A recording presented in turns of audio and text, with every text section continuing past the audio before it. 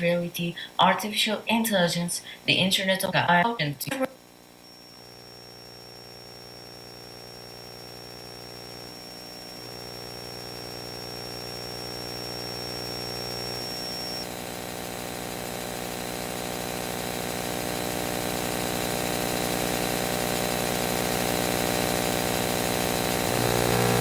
Hi, everyone. A huge thanks to World Metaverse Council and MetaCorp 28 for having us on the speaker panel today.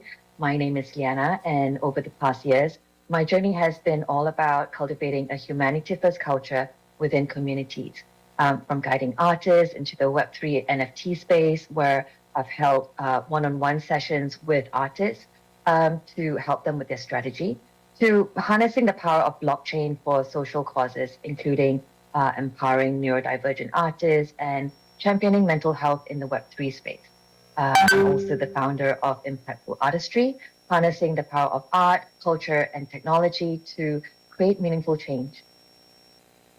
Hi, Liana. Hi, everyone. I'm Dilek. I'm an interdisciplinary artist and designer, also founder of the first digital and circular design.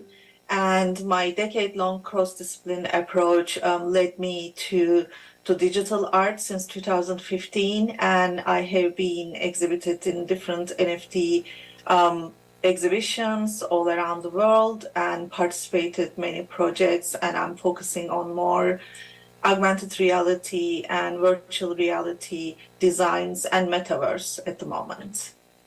So today we're exploring how the metaverse is shaping the future of our culture. Distinguished guests and speakers, my name is Monica Manolova. I am a Geo AI expert. I am an innovations expert for the Digital National Alliance in Bulgaria. I am founding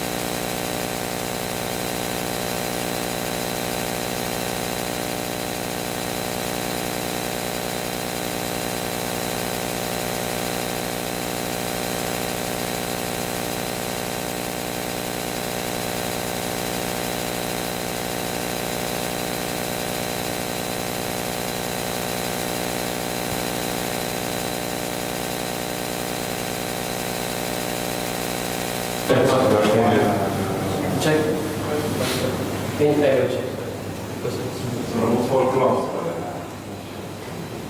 And the stairs. Can you check, sir? Hey, check, sound check. 1, 2. Check. We have a little bit of delay. But it's working, the microphone. Hey, check, sound check.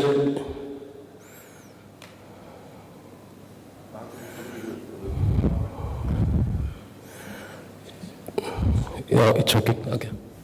Great, thank you very much. We'll check also You're a the. magician. What about the noise?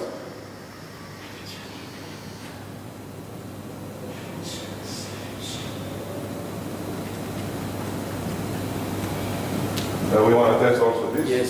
Yes. See? Go and just try. Check, 1, 2. Hey, sound check. Hey. Check, 1, 2. Hey, check, sound check. 1, 2.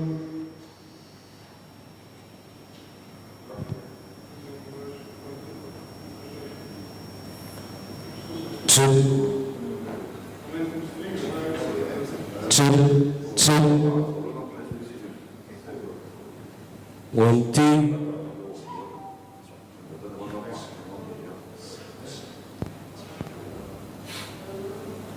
Super. Ti facciamo ragionare per cosa vedere il capo. Quindi il sound, no? Il suo cuore,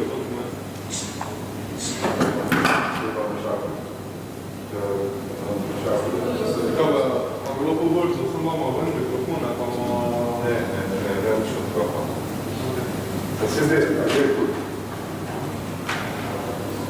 Se iară, sună camera, au un cu gâră, așa,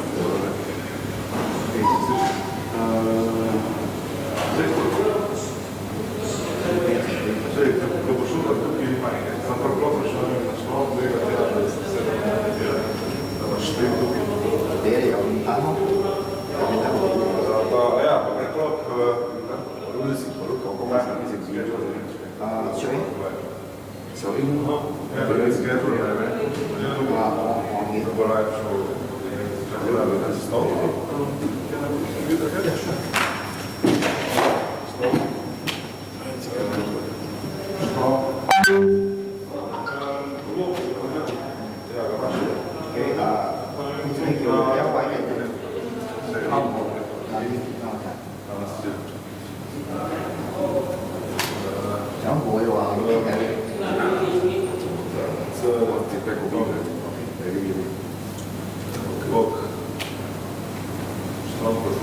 You have expectation to care for challenge the computer? Wow. It's one more free. Is it too far? Yes, just free. Done it free.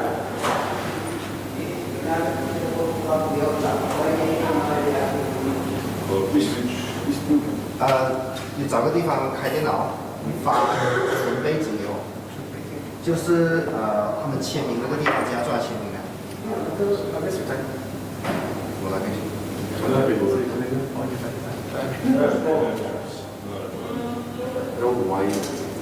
YL 的 LYL。他们那个什么，那个抽了，那个叫然后其实我就把电话给人，然后其他都手电话给那个300多我不知道。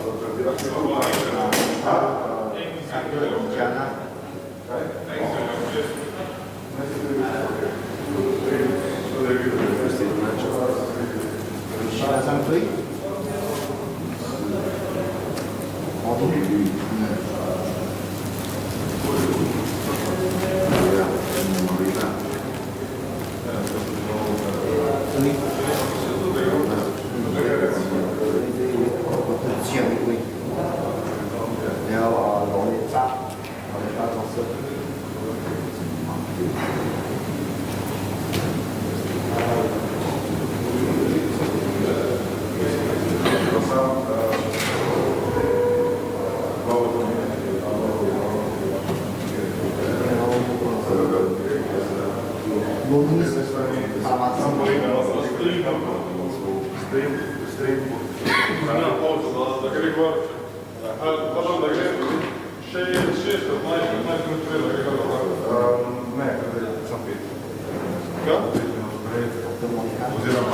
Ma pa te 15 da sta era diretto Ses? Stira ci siamo? Ok?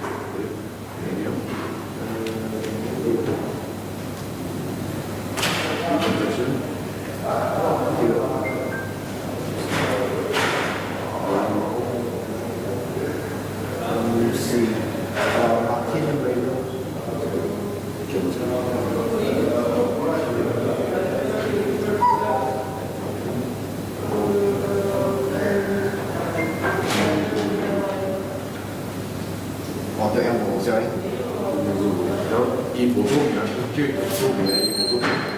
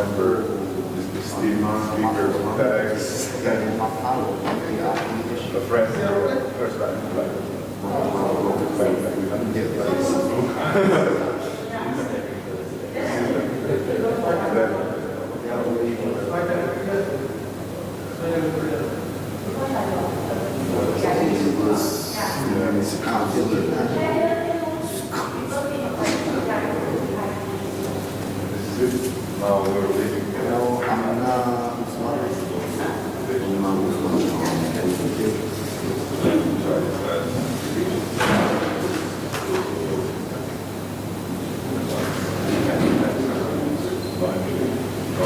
？Norman descent. Norman descent. You can take this one. N-O-R. I think we all have the no, we do. But I don't know if connected. Yes.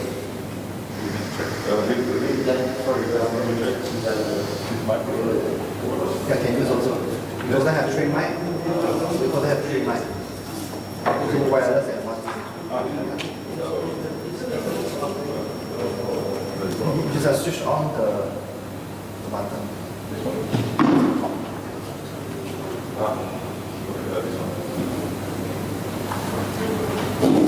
Two operators ready. One.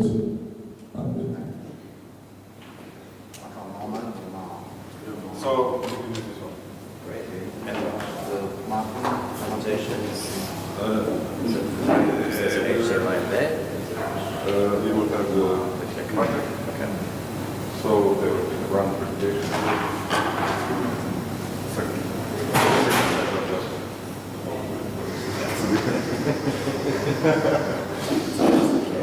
Yeah. Now I think you can click the inward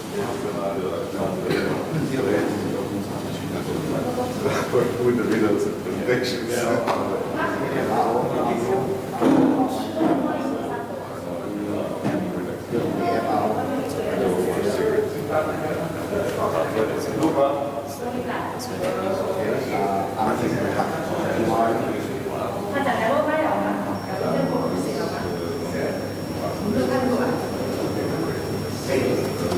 New speakers. Đấy, anh chuyển pen nữa là ok, tầm mắt start thì Martin chuyện họ cái đó là mình cái gì nhé cái gì toàn thiên So, chỉ là một cái kiểu là cái đó là gì đấy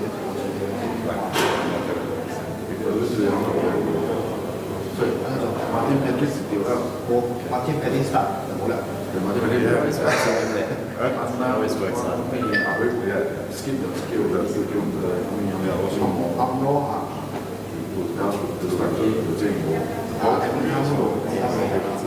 It's not something. If error was here, then it would be possible. But for sure, But you could keep my hand. Have a little bit more on my hand.แล้วก็ปัดปัดอย่าง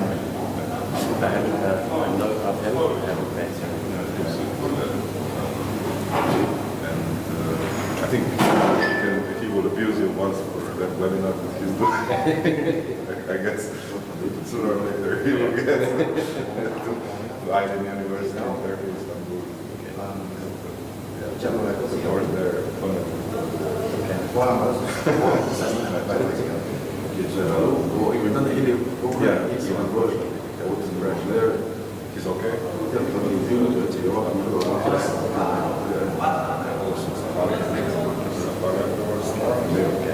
bỏ xuống còn có treo nhập vào cái cháu nó giải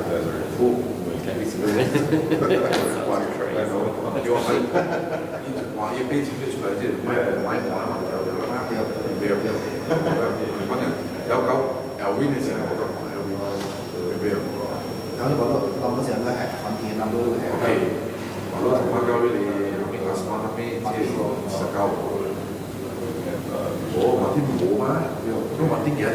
aman Usman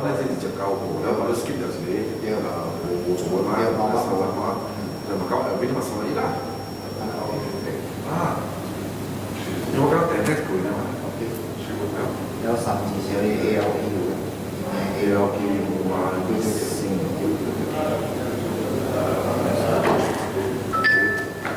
nếu chẳng là thì Mario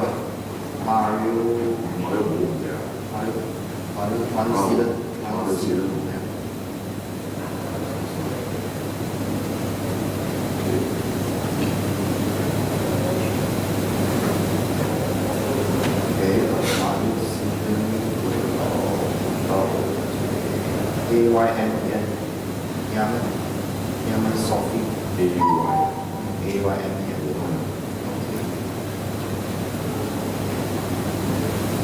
Yam Hale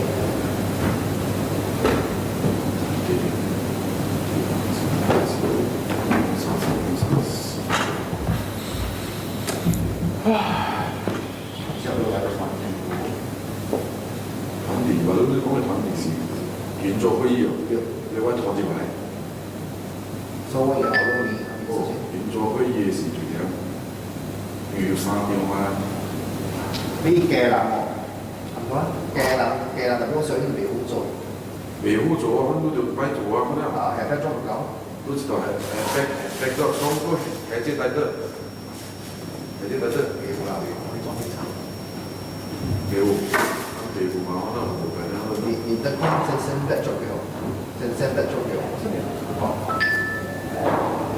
幾好啦，正。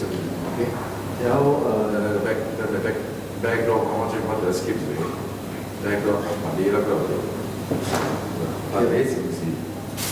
唔是一個新的有一個光景，然後佢又做會議，做啲手勢3萬，然後我再來一個圓桌會議，唔知，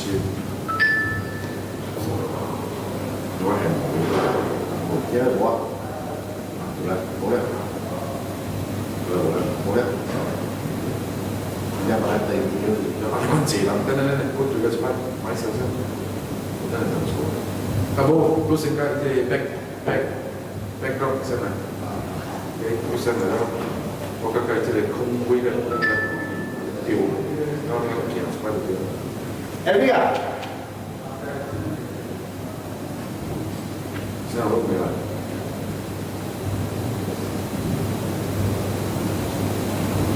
冇聲好啊，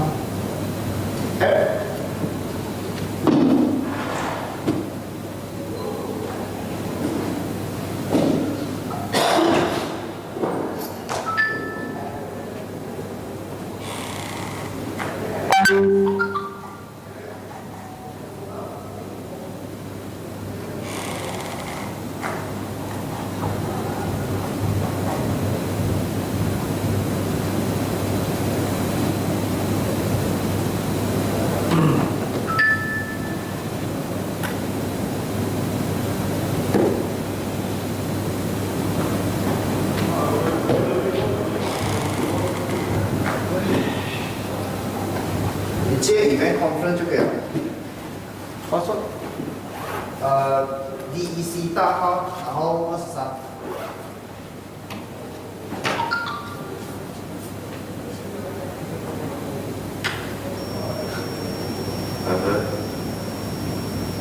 你先說咩？冇呀。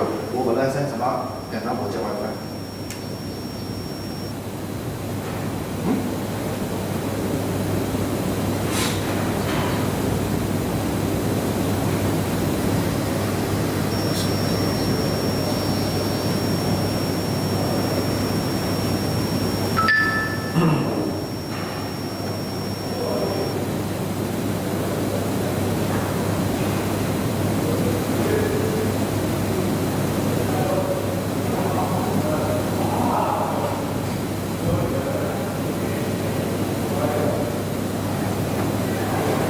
有了。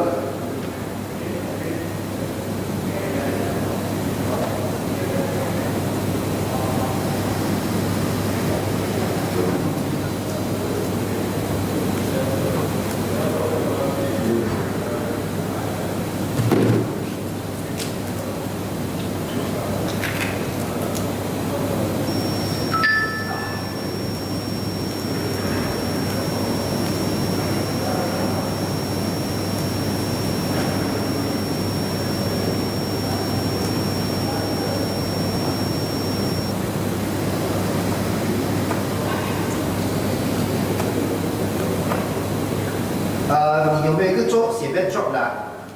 假如上面有 title 的，有吗？好像你刚才把个 set title，有 logo 那些的，但是它下面是空的。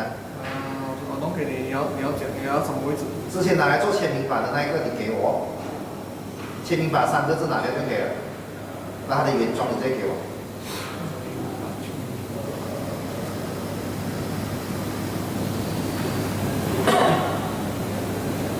这个号啊，这个签名板拿的这个。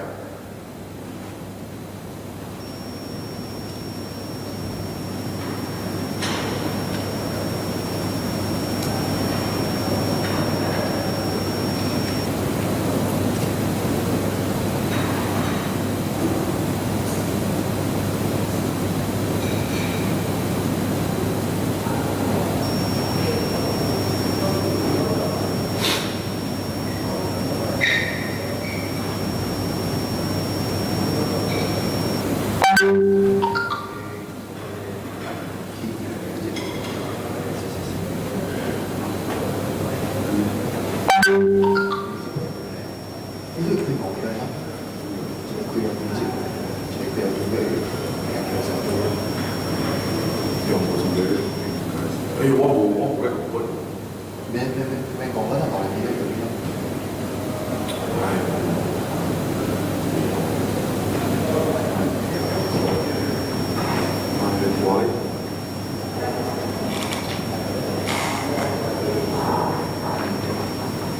inspire 是天大發展自己咁樣。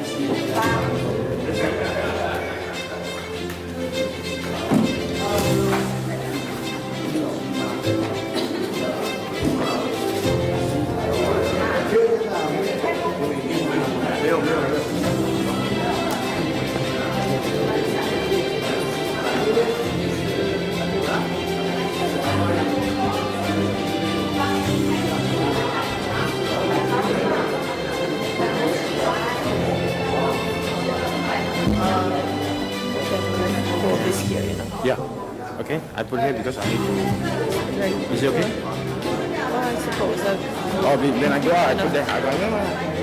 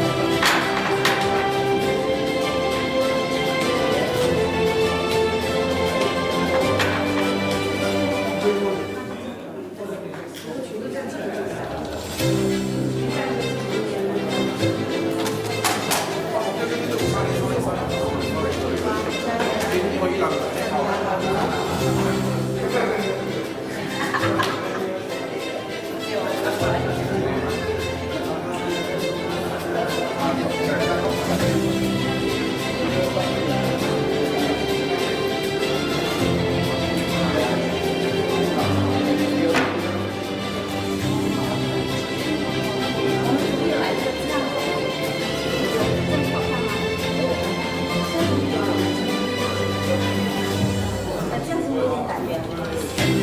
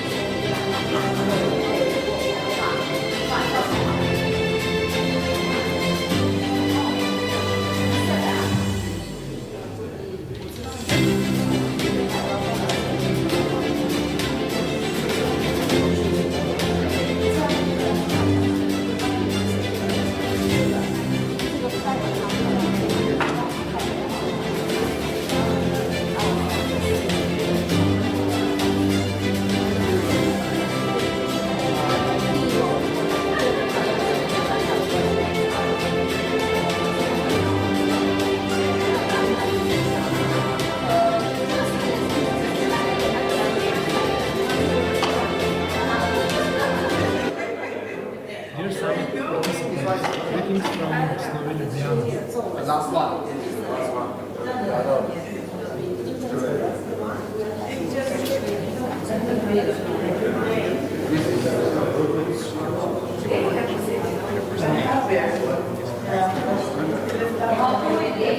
The World Metaverse Council, in partnership with Metaverse AI World, is creating a platform that brings real-world cities and user-inspired creations into the metaverse. Users can explore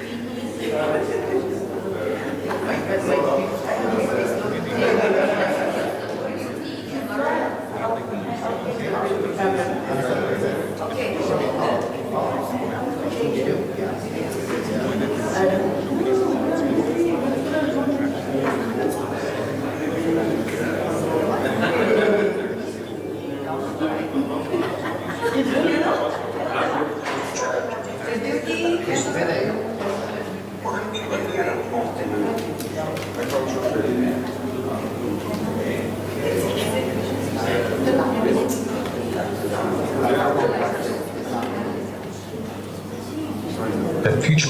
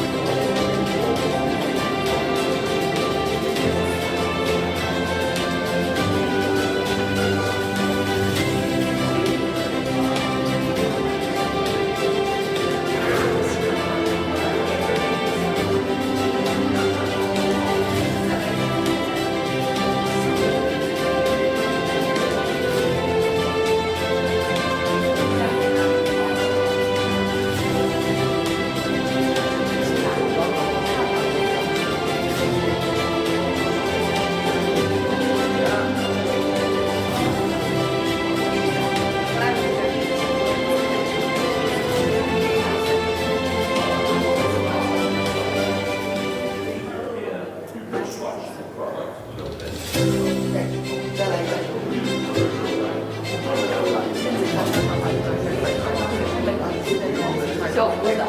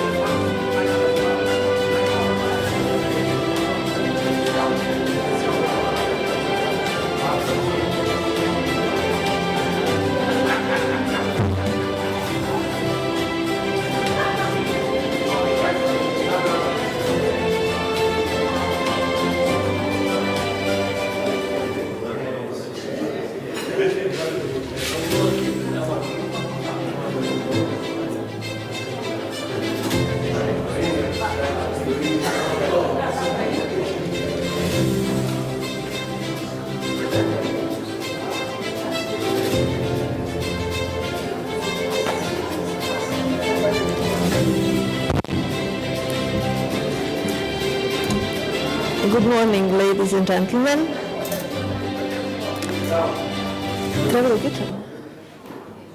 Thank you. Good morning, ladies and gentlemen.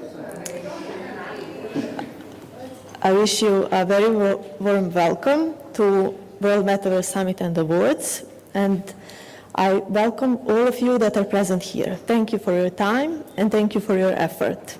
My name is Alexandra Prodanovic-Stamenovic. I'm from World Metaverse Council, Secretary now for a year, and it's my really honor to meet you here, to see you here. Most of you I know online, but now it's a very great pleasure to meet you like in person. So my welcome comes to you from World Metaverse Council, but also from Meta X project. And I have a special thanks for Mr. Tadej Lapnik, CEO of World Metaverse Council, and of course our Asian delegation from Meta X Group. So special thanks to Mr. Alvin Tan.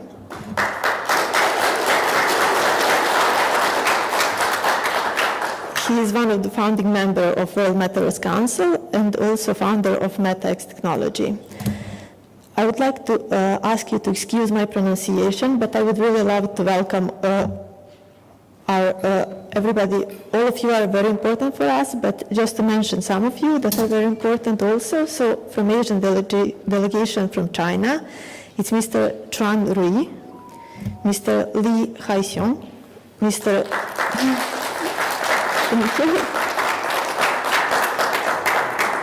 Mr. Pan Chin Leon,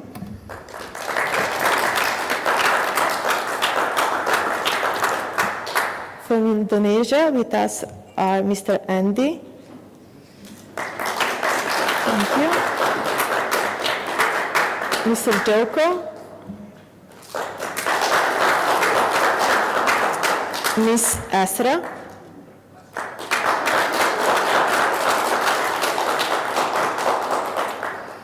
Miss Jati.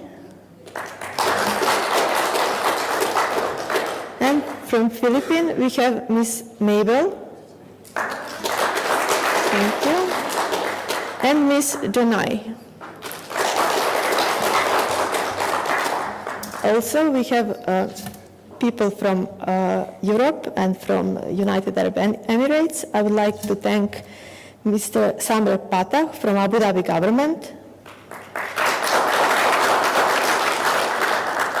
Mr. Bruno Quinhaga from National Project Coordinator at UNIDO, and also Tanzania Chapter Chairman at World Metaverse Council.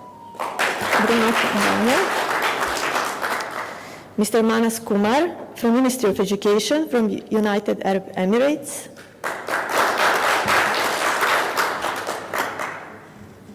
Ms. Diana Majarac, Secretary of Ministry of Tourism from Slovenia. Then we have Amro Avaidaci, Co-Dubai Blockchain Center. Nikita Sajdev, founder of Luna Media Corp. Martin Petric, Chair of Art and Design Group from World Metaverse Council. Tony Liluen, CEO at Ecosys.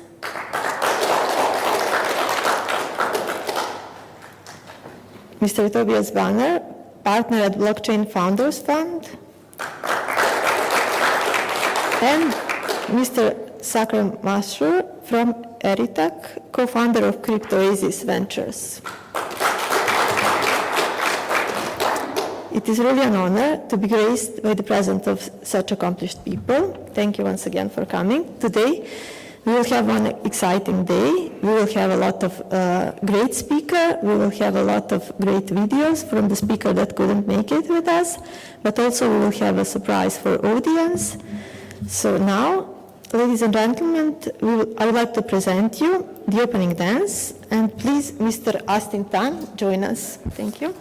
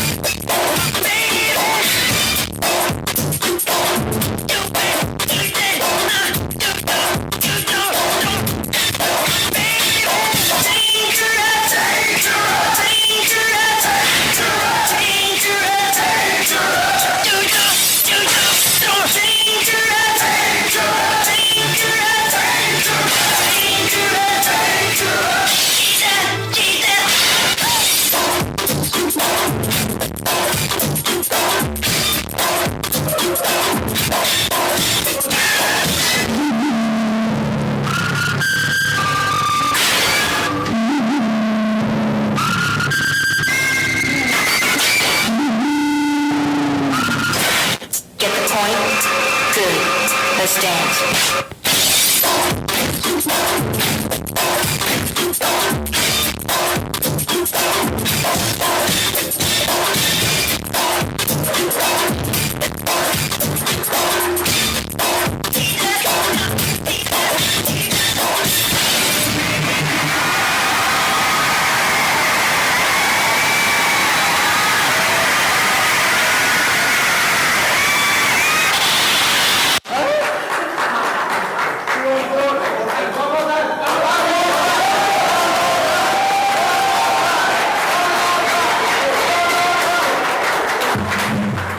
Okay, one more time.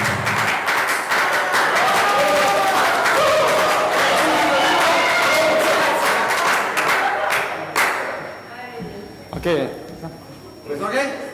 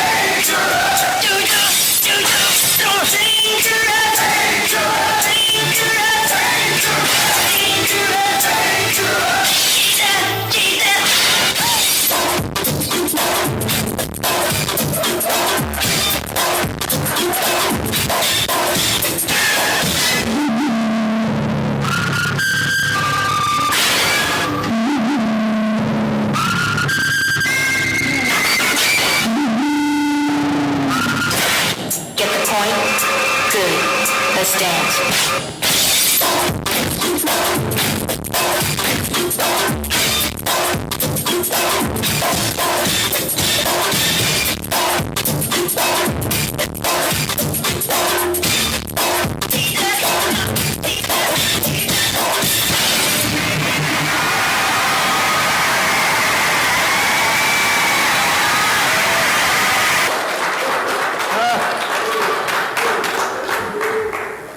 not easy, yeah? Well, thanks to these little technical problems, we had a chance to enjoy in a longer performance of Mr. Astin Tan. Thank you very much. And now I would like to invite Mr. Tadej Lapnik, CEO of World Metaverse Council, to join me on stage. Thank you, Alexandra. One big warm welcome to all of you that came here to Dubai to witness the first World Metaverse Summit and Awards ever organized by the World Metaverse Council and MetaX project. Welcome. Of course, we wouldn't be World Metaverse Council if we wouldn't be walking the talk. So I'm really happy to announce that today's event is being streamed into the 3 metaverses of World Metaverse Council. So hello to all the audience watching us now inside VMC MetaCorp and the VMC Awards Gallery. Welcome.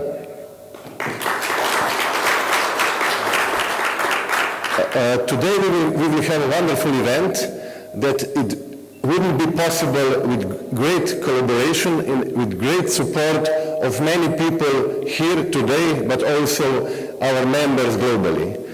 I would like to say big thanks to all of you, especially our Asian team, our Asian delegation led by Mr. Arvind Tan. What big applause for him. And also, of course, team of World Metaverse Council, Alexandra, Martin, Luca, Sara, all of you, thank you for your support. We have 45 plus amazing speakers today. Half of them will be joining us here in live, half of them prepare their speeches and we will watch them online. Thank you all the speakers. Without your contribution, the summit wouldn't be as we would like to be. The most magnificent conference in year 2023. Thank you all. And as I mentioned, my really good friend, colleague, founding member, co-founder, Mr. Arvind Tan, will be the one who will welcome me next. Arvind, please come here on the stage.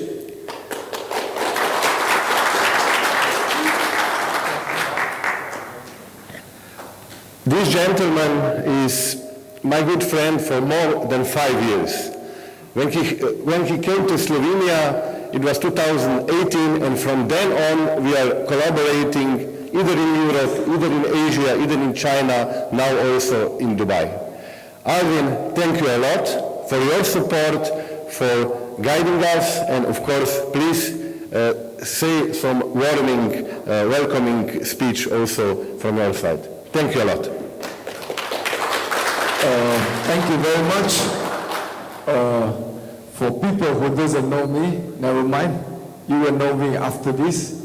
You know, they call me Amazing Alvin. So today we were in Dubai. So we have a delegate from Asia and also from Europe and also from Dubai. Assalamu alaikum. Lupa jutro. This is the first word I learned in Slovenia. 中国的朋友，没有你们，今天也不能如此的可以的进行。中国区的朋友，早安。For the Indonesians, selamat pagi. And selamat po for the Filipino. Good morning. So today, it is an honor that me and Tadej who host this amazing event. Before I sharing something, I would like to share the day when I arrived. It is amazing. 2 of December, we arrived in the Dubai Emirates Airport. And we will take about 1 hour to arrive to our hotel. When we arrived at our hotel, everyone was crazy. It was midnight. We didn't know what happening. All the friend is celebrating. And then we can't sleep because the party, you know, the voice of the party was until the second day. We wake up and we raised the flag of the UAE. Then I asked, what is happening today? And today is the Dubai friend who told me today is the 52 years of the UAE. And I would like to take this chance to say happy birthday and happy National Day to UAE, Dubai. Please have a clap. You know, the first time I'm in Dubai, it is really crowd traffic. From one side to one side, it takes 1 hour. Even we book the Uber, it takes us like 40 to 45 minutes. It never happens. And Dubai is an amazing city. And today, all the friends around the world who gather here, and then it is an honor. And this event is not only me, and also is organized, and all the friends, all the council's friends, all the delegates, all my partners who make this happen. And thank you again, thank you very much, and I give back the mic to our lovely Alexandra. Thank you. Thank you, Mr. Slapnik. Thank you, Mr. Tan.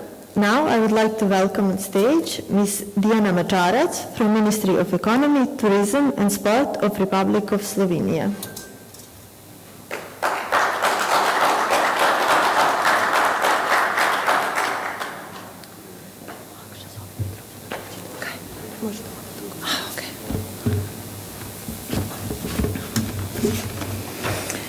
Ladies and gentlemen, esteemed guests, dear participants.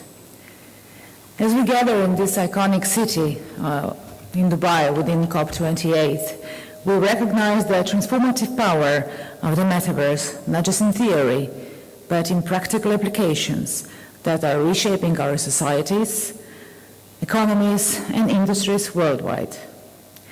The Republic of Slovenia, being the fourth most industrial country in the European Union, places great importance on the technological advancement. Slovenia has also been very active in the field of artificial intelligence, actually has been a pioneer, and for data science for several decades. So it is no coincidence that we are home to the UNESCO, our International Research Center for Artificial Intelligence. The last decade has seen the emergence of new successful high-tech companies. As has already happened with cryptocurrencies and blockchain technologies, these companies have placed Slovenia as one of the world's leading countries in the fast-emerging field of NFTs and Metaverse. We are witnessing the integration of Metaverse in various economic sectors, apart from gaming, pharmaceutical, fashion and beauty, and so on. One significant, actually, where the Metaverse is already making a tangible impact for some manufacturers in Slovenia, especially in the automotive industry, which is very important for our country, and where we see a lot of potential, is the industrial Metaverse. The integration of virtual and augmented reality technologies holds the key to a profound transformation, promising increased efficiency, productivity, and safety, of course, across the manufacturing and production process. The industrial Metaverse, as we know, is not just a concept. It is a reality that can be driving our industry forward. Our companies also excel in the realm of defense, where the Metaverse is already proving to be a game changer in simulations, training, and strategic planning. Many of our companies have been presented in this field also this year in Abu Dhabi Expo Defense, where Slovenia had our own stand. So, looking ahead, the prospects for the Metaverse are boundless. We envision a future where the Metaverse serves as a catalyst for economic growth, social development, and environmental sustainability. As Slovenia continues to lead in industrial innovation, we are confident that the Metaverse will play a pivotal role in shaping the future of our economy. I'm delighted to share that our country is set to adopt a national Metaverse strategy, an initiative unveiled by our Minister for Digital Transformation just last week. This forward-looking strategy underscores our commitment to navigating the metaverse landscape strategically, shaping the future of our digital presence and technological advancements. Crucially, we recognize that these advancements could drive sustainable growth, aligning with our commitment to achieving net zero emissions. This technology, connected to sustainable development goals, has the potential to lower the greenhouse gas emissions efficiently. Slovenia is therefore working to create an enabling environment for the emergence of green, creative, and smart solutions and high-tech companies, and of course, attracting others from abroad, as it is positioning itself as a leading European R&D hub for advanced technologies. As we all know, countries and organizations that are quicker to seize the opportunities of new ways of working and interacting with its users will face the challenges of the future more quickly and easily. As Charles Darwin said, it is not the strongest nor the most intelligent of the species that will survive, but the one that is most adaptable to change. In conclusion, let the summit be a space where we not only explore the possibilities of the metaverse, but also celebrate its tangible impact on industries and economies around the globe, being not only efficient and technologically advanced, but also sustainable and inclusive. Thank you very much.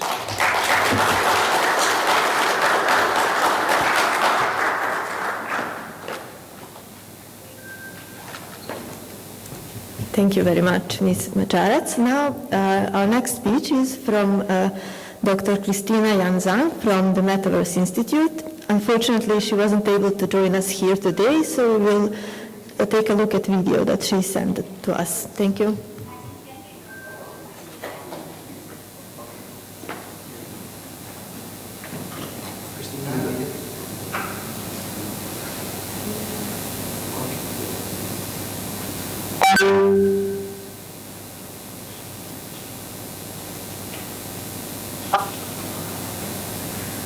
Hi everyone, I'm Dr. Kristina Janzan, CEO of the Metaverse Institute.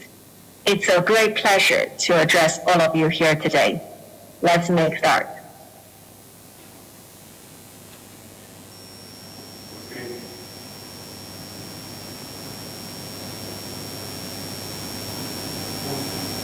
So we all know that the Metaverse is nothing new. The whole concept was coined by Neil Stephenson in 1992 in his novel Snow Crash.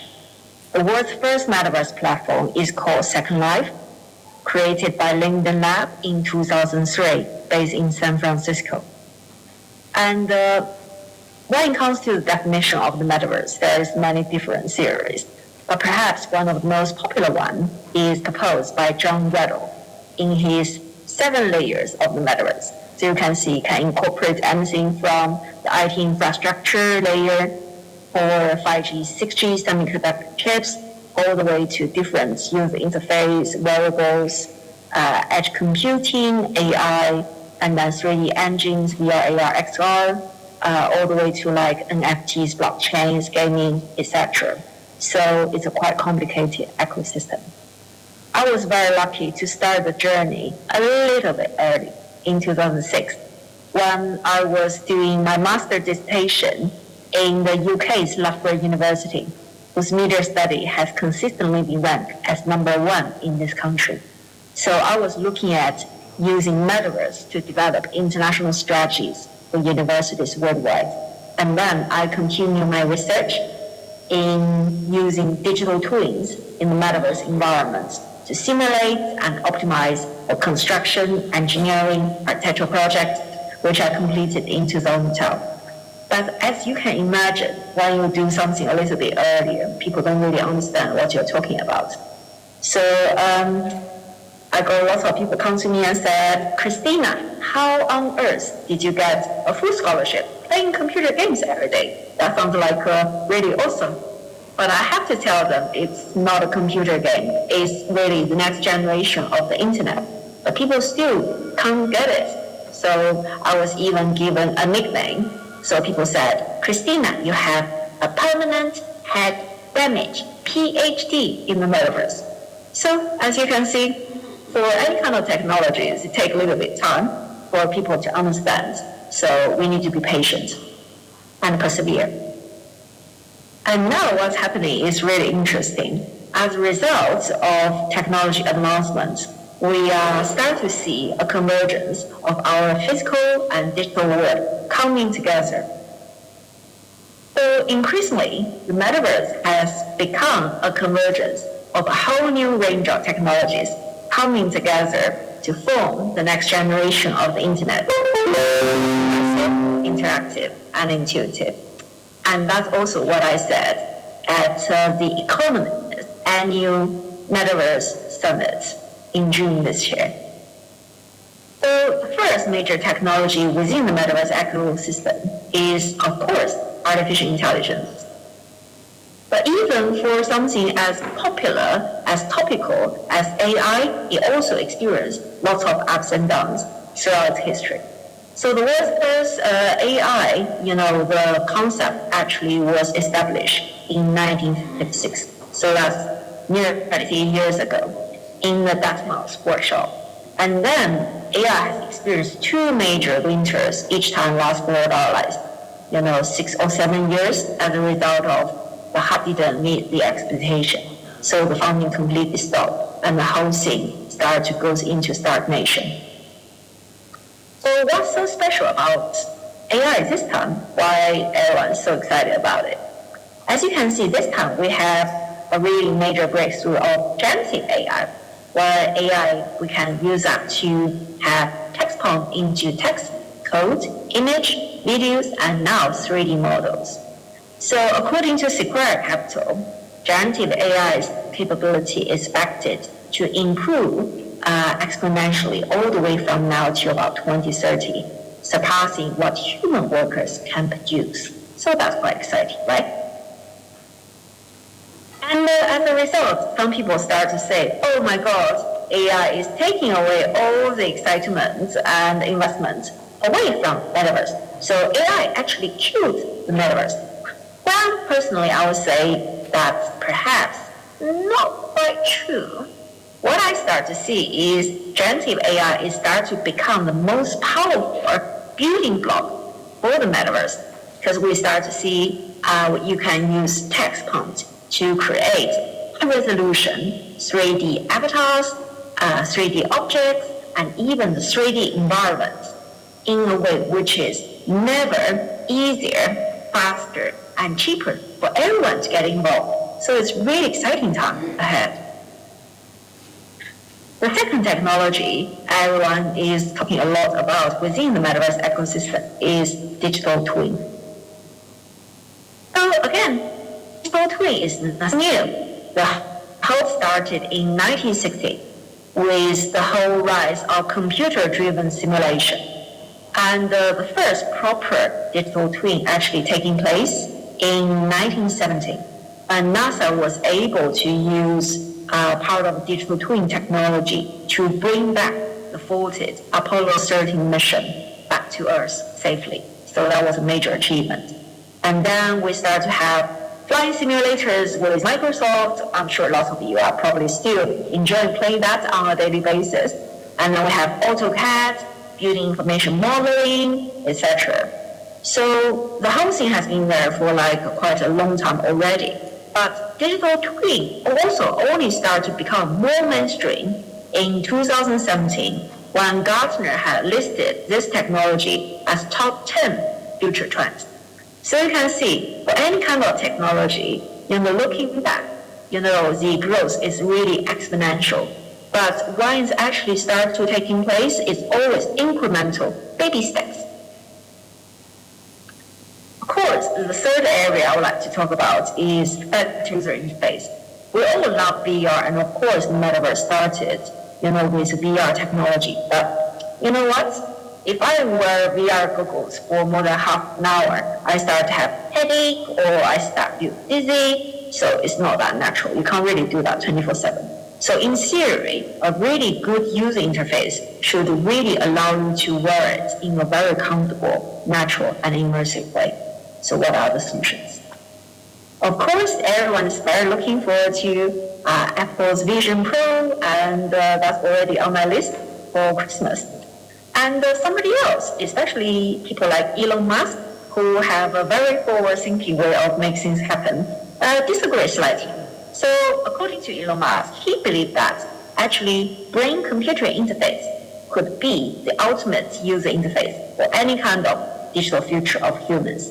So he proposed to actually doing serious surgery into your brain and put chips inside your brain to get yourself connected with the computer, which sounds very scary, right? But what was really interesting is his invasive brain-computer interface has eventually got approved by the US government in June this year to start human trial. And I've been told there are already nearly 10,000 people who are waiting to be the first group of people to have their brain, with a chip inside. That sounds a little bit surreal, right? And of course, Elon Musk is not even the first person who has tried to do that. On the other side, there's already a company in the United States called Syndrome. They have already put a computer interface inside the human body in last year. And this company was backed by Jeff Bezos of Amazon and Bill Gates, another two really influential billionaires and visionary. So slightly different, this kind of brain-computer interface is less invasive. So they are using graphene, it's a very advanced new material to make the sensor really small enough. You can inject it into your blood vessel and then connect it with your brain nerves. So it's much more powerful, and they have already used this to allow people who are paralyzed to, using this BCI to directly, control their laptops without any keyboards or mouse, which is very interesting. But that's not even the most advanced one. So there, a group of top scientists in China at Tsinghua University, they have developed the first non-invasive brain-computer interface. So they have developed a new material. Basically, you can put the brain-computer interface into your inner ear. So you can, basically use that to detect the brain waves in a very strong and stable way without any physical surgery at all. It will almost become like, some of wearables we are wearing every day. And you just put that into your inner ear. You can, plug that out when you don't want to wear it. And you can plug that in when you need it. It's almost just like my pearl earrings. It's non-invasive, no surgery, and it's really immersive and very stable. So I guess with this kind of technology, so non-invasive brain-computer interface, the ultimate user interface for the metaverse, everyone can it 24/7, very convenient. And of course, the last area I would like to address is computing power. According to a senior leader of Intel, if we want to unleash the full potential of the metaverse, we will need at least another 1,000 tons of computing power. So where do we find that computing power? The solution is already out there. It's called quantum technology. So you might remember in 2019, Google made a major announcement and saying that they have achieved quantum supremacy. What that means is they have developed a new quantum computer which can run 158 million times faster than any existing supercomputer. So just to give you an idea, what you used to need 10,000 years to calculate, and now it's only 4 minutes. That's quite powerful, right? But that was 4 years. And in June this year, they have announced the next generation of quantum computing. And this time, it can run 241 million times faster than its own predecessor. So as you can see, technology is really moving exponentially fast, right? Imagine we put that kind of supercomputing power into any part of the metaverse ecosystem. especially, for example, Gen AI. How powerful will that be? You might see the recent news on the big drama taking place at OpenAI, where Sam Altman was fired as CEO, and then it is said that he's going to join Microsoft. And then a few days later, he was reinstated, and the whole board was fired. So, according to Reuters, the rumor is that some people are arguing that OpenAI actually has secretly developed a project to do with general intelligence. So it's something with the existence of all human. That's why there has been some big debate within the board on whether or not Sam Altman is still fit to lead the companies moving forward. So what shall we do in the future? No, for any kind of digital future we are looking at, we really put the well-being, space, and needs of people in the center. So how it can really solve the right problems for our citizens, whether it's aging society, or it's healthcare, or it's our environment, or it's to do with gender equality, or diversity, inclusion. We need to prioritize that rather than the other way around. We let technology move as fast as possible, but in the end, we got created. No one wants that, right? And of course, maybe we can try to put our metaverse-related solution small and simple, so it will be more likely that, we can try to be, successful, because we can be very focused, right? We're very delighted to have the opportunity to work with Tampere municipal government in Finland to develop the world's first people-centered metaverse strategy. And if you are interested, feel free to scan the QR code there, and you will have a look at the 40-plus page details in the report about how the future will be from now till about 2040 with different, frontier technologies, and how we can use technology to make our people happy, to ensure equality, and address sustainability, and, the well-being of all people. And also at the same time, we shouldn't forget that there is lots of people who are currently not able to enjoy all the many great benefits we are talking about here. For example, according to the latest figure from the World Bank, about 1.2 billion population of the world, that's 16% of the global population, have little or no access to electricity. And among them, about 600 million of them are based in Africa. So this is fact number one. Another really urgent issue we need to address is the global digital divide. So 1/3 of the global population, about 3 billion, they do not have access to the internet. So how should we do to address it? I'm very delighted to share that as the Vice Chairman of the United Nations International Telecommunication Union's Metaverse Working Group for Sustainability, Inclusion, and Accessibility. We have been working with 193 member states of the world to looking at how we can develop an international standard and a roadmap to ensure everyone will benefit from the metaverse and other digital futures we're talking about here today.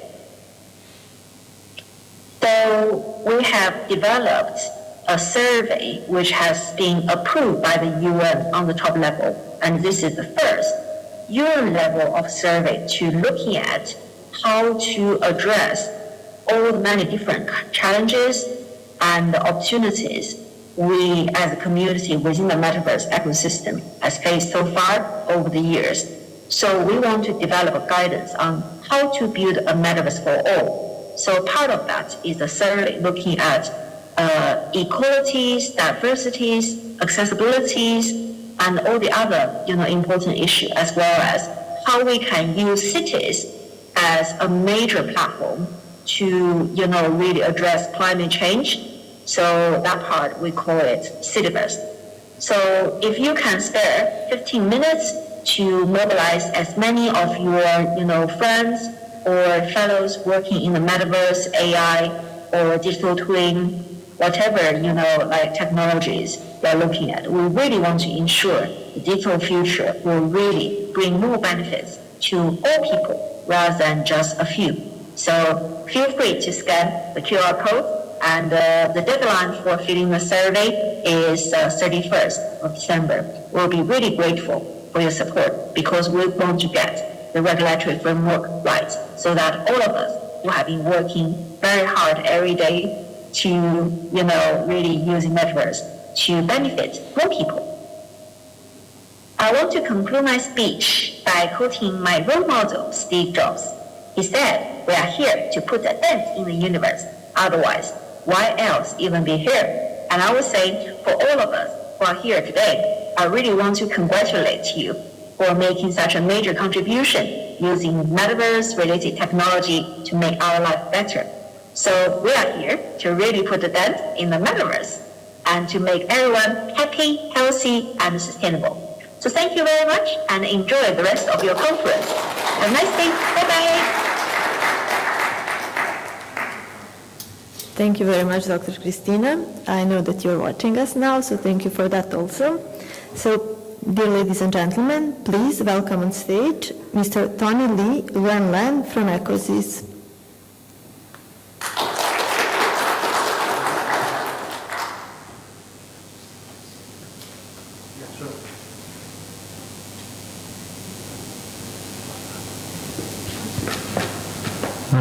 Thanks, Madam Alexandra.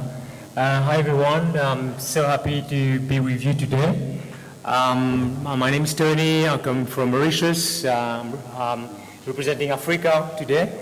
And happy also that Dr. Christina just presented a little bit more about what I'm going to be talking about. So my background is not so much into technology. I think they call me more subject matter expert at ITU for more about sustainable development, social impact. So I'm trying to sort of relate metaverse opportunities with sustainable development goals.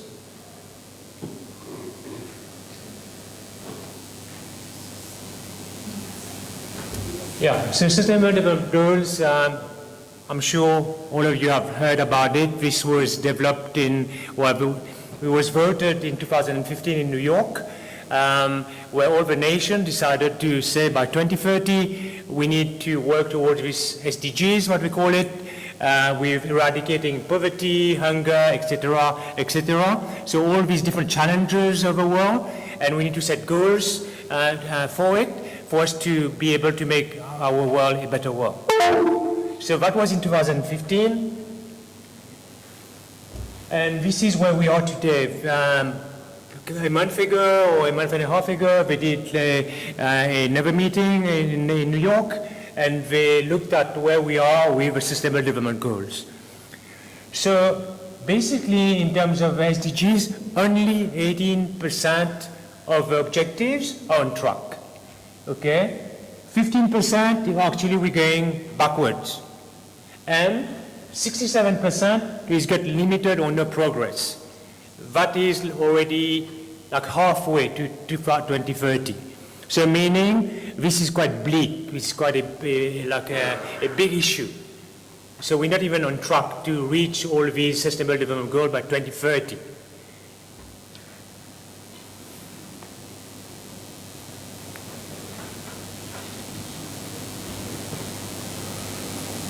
Okay. So I won't be with you today because I have to go back to COP, and that's why I'm here.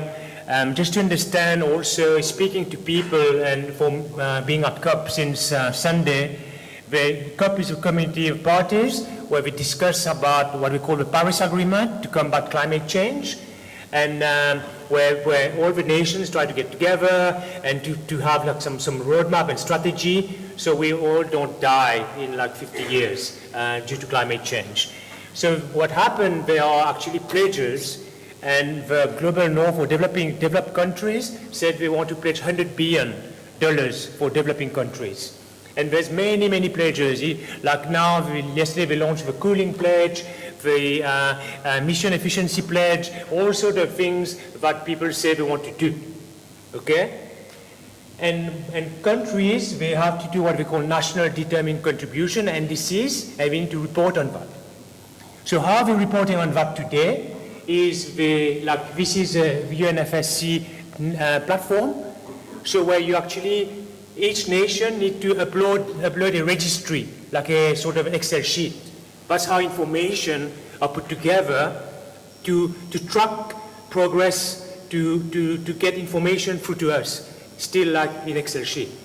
And today we're here at a conference talking about metaverse, talking about inner ear, brain computing, etc. But still, to tackle the world's biggest problem, we're still using Excel. And this is where I think it's very important. My message to you today is to see how we can use all these amazing emerging technologies for the betterment of our society, our environment, of our world. So what do we need? We need actually accountability and visibility. We got $100 billion being pledged, but no one knows, who got the money, where the money has gone to which project the money has gone to, and they also need to have like measurement reporting and verification. Because we need to understand, what has happened with that money, where is it gone to, what has impact, because now in 2023, we actually, 70% of our SDG goals are actually stagnating and there's no progress for that. So we need information, we need to have accountability, we need to have visibility of all of these things. And for that, that's why I think the technology emerging is very important. So to change the world, what do we need? We need to have the technology and knowledge transfer. That's very important also. It's in the text of all the COP and the Paris Agreement, so it's in the text. But we need to transfer technology and knowledge from one country to the other. One thing that I go to different places and I speak to various organizations, various people wanting to change the world, and it's all about collaboration and partnership. So this is something that we need to do every time we say, okay, public sector, private sector needs to do other, civil society, or what, how do we get all these people to work together? And the other thing is about education. So we need to capacity build people, even in learning how to use metaverse, learning how to code, learning how to create this environment, use generative AI, etc. So we need education and capacity building. So the problem that we have in trying to change the world is that there's fragmentation and there's data asymmetries. So where's the information sitting? Who's got the information? What format is the information? We try to solve global challenges, global problems, and we need information. But this information is scattered all over the internet. It's in different format. It's people can access them. They access them. It's only part of it. Some of them are in a piece of paper. Some of them in people's computer. So this is a big problem. And the integrity also of all this data is very important. Can we trust the data? Who's wrote it? How can we know this is good or not? And then obviously, like we've seen with NDCs, there's a poor UX and UI. Who will go through Excel sheets, try to understand information and looking at all these different registries and make sense of it? And this is where actually the opportunity is the metaverse. Okay? For that, I'm not talking about the metaverse where we have holograms and what Dr. Christina has mentioned. It's not that, for me, the solution for now, because we're quite far from, having this big metaverse, how we imagine it with AR, VR, very fully immersive to try to deal with today's problems. So I just want to bring back a little bit our hope, our aspiration to be able to work towards, a better world, towards helping all these countries, all these efforts towards SDGs to become more efficient, to accelerate the positive impact. And it started with some sort of experiment which actually created the first-person shooters as we know it, and Call of Duty, and then World Health Organization use it to do the MCare 3D simulation. So this is how we can use the technology, basic stuff, emerging technologies to try to do something. And we need to start somewhere, like Dr. Christina has said, people-centered, simple interventions. And you need to think big, but then we need to be also very practical in things.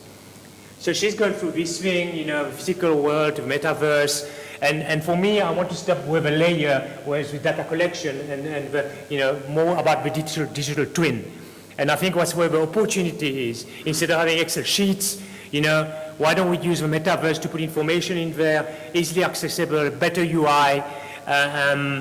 So the first phase, I think, is the digital twin. Like, for example, I was at a COP meeting yesterday. They say now we need to value biodiversity, the trees, because that's very important for us, for humanity.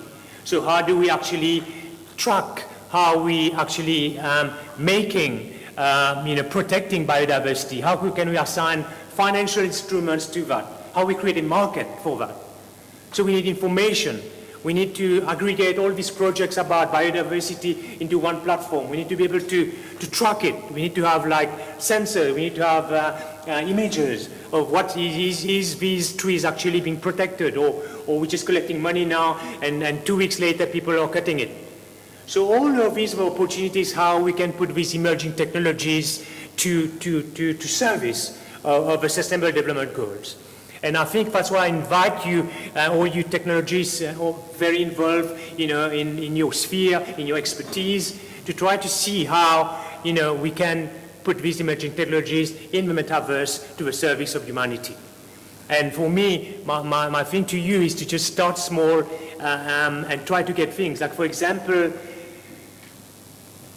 people are putting money in meme coins, for no purpose. We're buying property into the metaverse, Decentraland, etc. How can, make it work for us with a purpose? And I would much rather people put money into like a meme coin, but actually helping to put some social and environmental projects into the world and see and work a business model for them to make money out of it.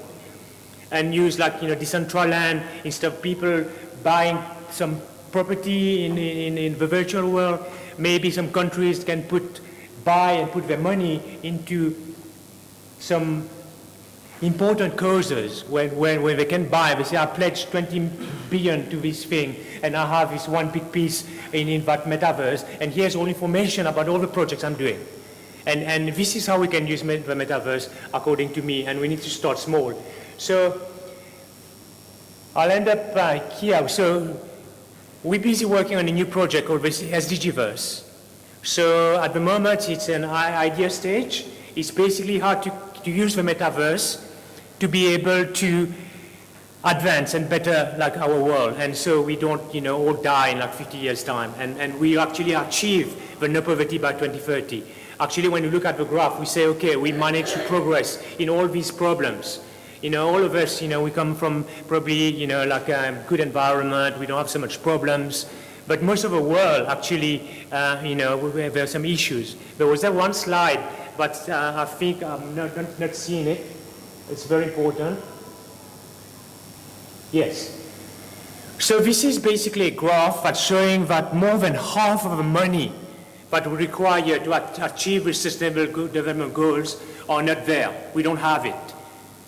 So this is the big problem. In Africa, we need $1.5 trillion to achieve no poverty, no hunger, etc. But we only have 0.2.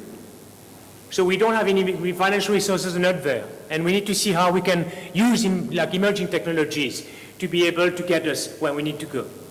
So there's this project, SDGverse, but we're trying to put together, I'm also part of the ITU for SLC expert groups, and we're trying to see how we can use, the metaverse and emerging technologies to get us forward into the SDGs. So this is just my thing I've got to tell you. Start, think big, start small, see how we can, put emerging technologies for a purpose, and to drive and to better the lives of the people-centered digital future. And this is my link. If you want to connect with me, please do so.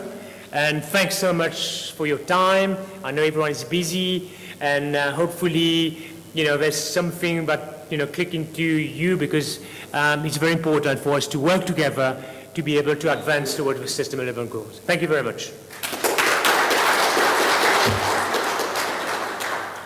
Thank you very much, Mr. Tonelli, for this inspiring speech. Okay, our next speaker is Ms. Marina Markezic. She is Executive Director and Co-founder of European Crypto Initiative, and she also sent us a video, so we will watch her video. Thank you.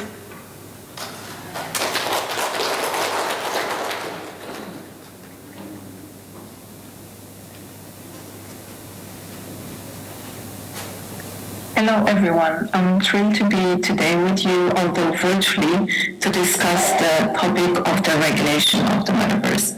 It is an increasingly important topic and regulators all over the world are waking up to the potential of the Metaverse and of course looking into what could be potentially the problem in the future, or what are the important issues to take into consideration if and when deciding if a regulation specific for Metaverse should be put in place. Today I'm going to stress some topics, few of the topics that might be interesting to look into when thinking and adopting potentially a Metaverse regulation. I think that at this moment, just because the phenomenon is pretty new, might not be the best approach to go straight into the regulation, but I think it is an important moment to take a step back and look at the Metaverse, look at how it can be implemented in the future and impact our everyday's life, and start thinking about the potential strategies when thinking about regulation. Some of the important topics, as we know, the Metaverse is also developed by different technologies, is the interoperability. Interoperability between the existing technologies, interoperability between potentially newer technologies that together form a Metaverse. The other very important part is also accessibility. Accessibility to everyone of course, in the world, everyone that would have access and should have access to the internet, and of course also through infrastructure that should be there to facilitate the use and exchange of ideas, exchange of potential collaboration through the Metaverse. When we think about regulation, of course, we think about a balanced regulation and also supporting the growth. As I mentioned before and you discussed today, Metaverse is still quite new, so we need to provide something that would be, of course, a safe framework, but always looking into the potential for the growth.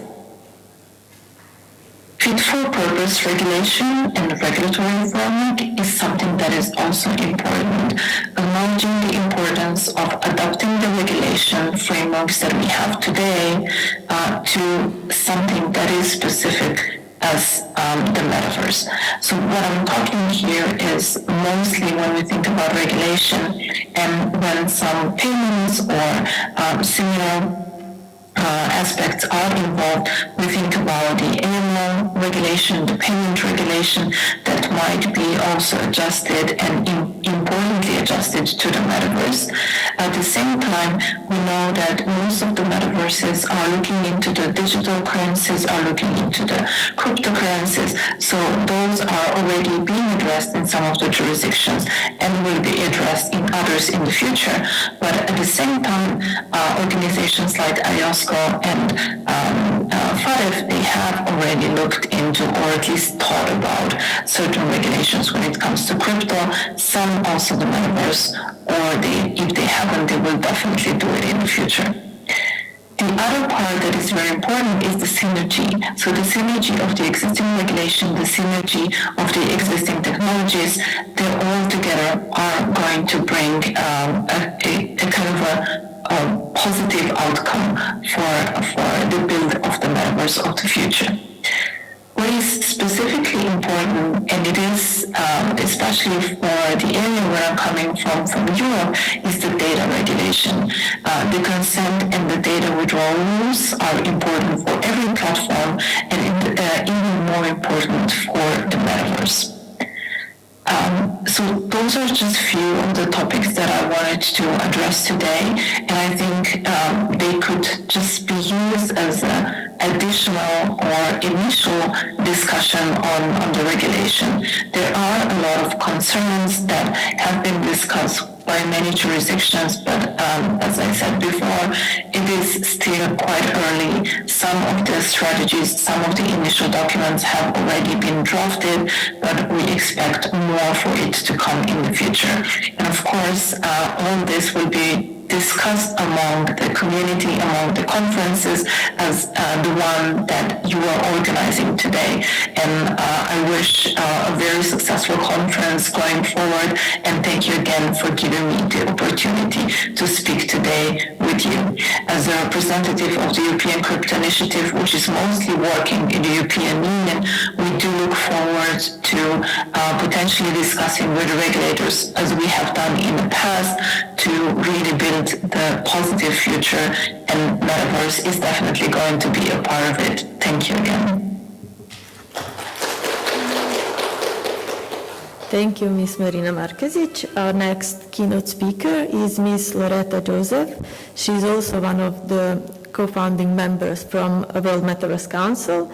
Now she is the chair of Regulation Committee of World Metaverse Council, but also a policy consultant at the Commonwealth Advisory. So, welcome, Loretta. One more video. Hi everybody, I'm sorry I'm not at the World Metaverse Council Awards in person at the moment, but I can't be in 3 places at once. So I'm pleased to be here with you, and it's my honour to give a quick keynote on navigating regulation, and especially in the world of the Metaverse and Web3 environments.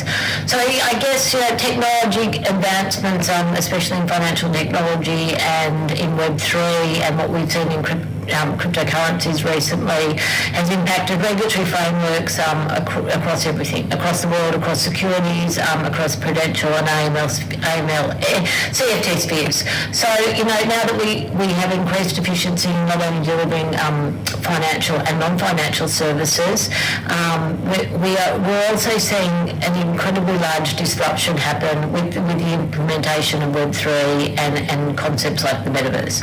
So, I think in Web2 things were very static, but now seeing in the exciting moves like in the Metaverse, this movement of transfer of information and transfer of value across open systems is quite revolutionary.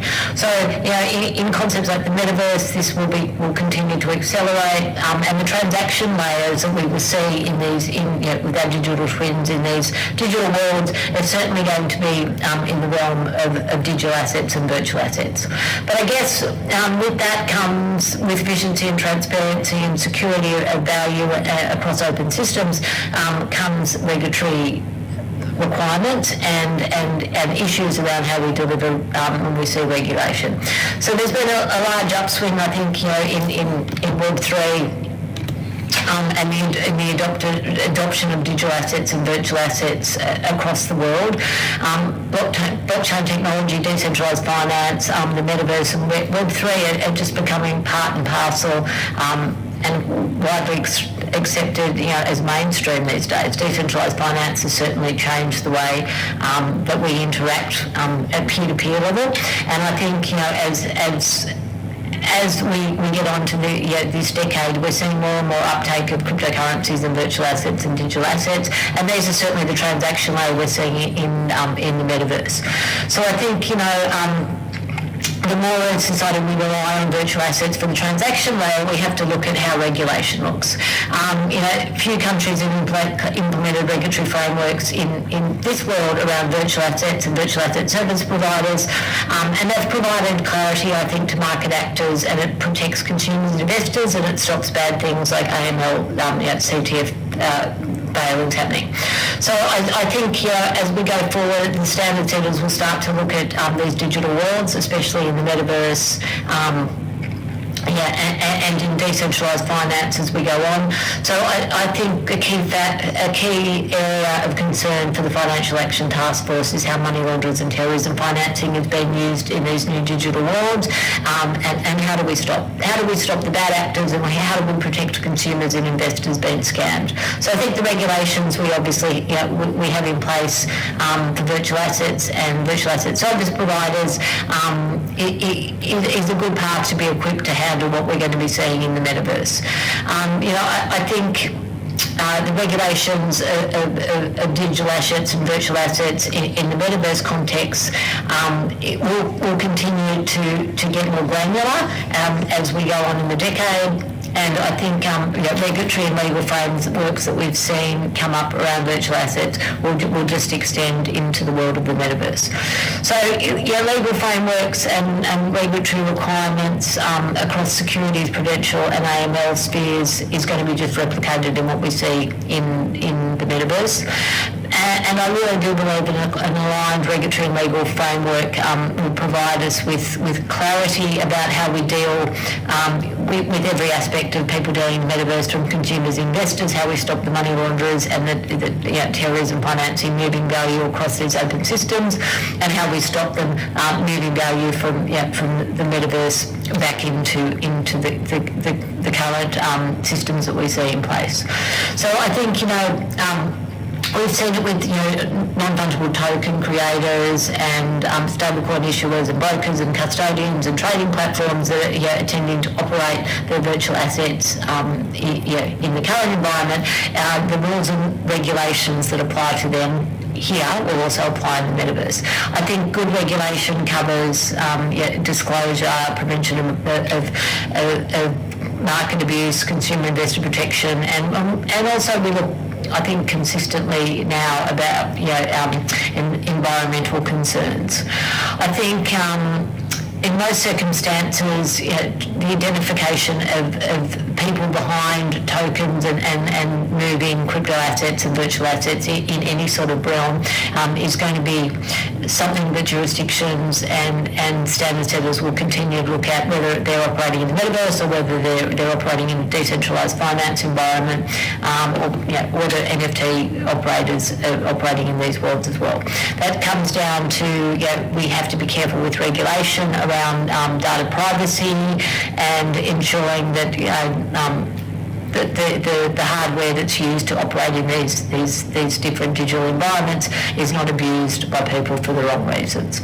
Regulation needs to be proportionate, and I think it also needs to take into account the novel aspects of what we're seeing, and the risks that we've seen in virtual assets and digital assets in the context of the metaverse world and other digital platforms. I think the problems that we've seen by intermediaries in the traditional finance sector and the equivalent regulation that we've seen develop will continue into the metaverse. So I think, as we go forward, it's exciting that we're moving into this world of Web3 and metaverse and digital assets becoming more prevalent in day-to-day activities, but regulation is important, and it's important because there are risks that will carry over from digital assets as they exist today and how they interact and how they're operated in the world of the metaverse. There's issues around financial stability and the growing interlinkages that we're seeing between the digital world and the current world and the current crypto asset ecosystem, and the traditional finance system are only going to get more intricate and interlinked and overlaid as we go forward. So high regulatory standards need to be applied in all contexts, and I think the metaverse, we still need to uphold a level of regulation that protects consumers and investors and stops the nefarious actors doing bad things.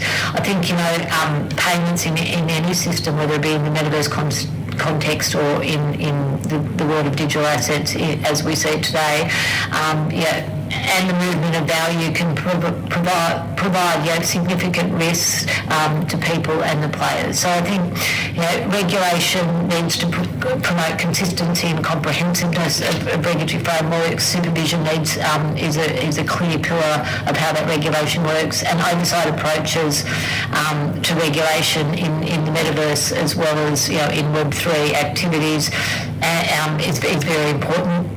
I think international cooperation and industry consultations and coordination and information sharing across all the standard setters and regulatory bodies and the players that are participating in things like the metaverse is going to be continued to be important as we go forward. I think oversight of how transactions happen in the metaverse is going to become more important, and regulation will be built to be much more effective going forward. So I think the key steps of looking at regulatory frameworks is that we have agreed definitions and harmonised principles and technical standards on what that regulation should look like, and that will provide, I think, for industry players a lot of legal certainty and clarity on trust and how we govern these new interconnected digital worlds. Collaboration is certainly the key, and I think all of us in the industry are very happy to work with regulatory bodies and standard setters going forward to ensure that the scope of regulatory issues that we see is managed by all the participants and all the different stakeholders. So I wish you all a very, very good conference going forward, and the awards, I'm sorry I can't be there in person, but I hope I'll be there in person at the next one, and I look forward to seeing you. And anybody that would like to join us on this journey of understanding regulation and bringing regulatory clarity to things like the new words, the metaverse, please feel free to join us. Taddy will help you on connecting to us all, and it's a wonderful community we have in the Metaverse Council and the founding members and everybody that's come into our ecosystem. It's been a great pleasure working with you all, and I look forward to working with you more in the future. Bye. Thank you very much, Loretta. Now we will start with our first session. It's about Metaverse and its potentials. Please, ladies and gentlemen, welcome on stage Mr. Ioannis Karamitsos, professor at Rochester Institute of Technology here from Dubai. Welcome. No, I can't speak. This one? Yeah. Good morning, ladies and gentlemen. Thank you very much for the... I'm coming from the Rochester Institute of Technology. I am the director of the research Meta IT, beyond RIT. So what I would like today to represent to you is what we do in Rochester and actually how to make the talents in order to enter to the metaverse. So today I would like to present three parts of my speech. So first of all, I would like to explain what is the Dubai Metaverse strategy, because this is actually the hub that we create here in Dubai, and actually is the driver for the universities, because the university will help us to help not only the government, but also the industry. And this is something that we try with the university to exchange and all this stuff. So we explain to you what is the Meta IT, what is our labs that we have already developed in this research center, and of course, I will give you what we try to educate and to make the talent to our, let's say, students, potential employers in the future.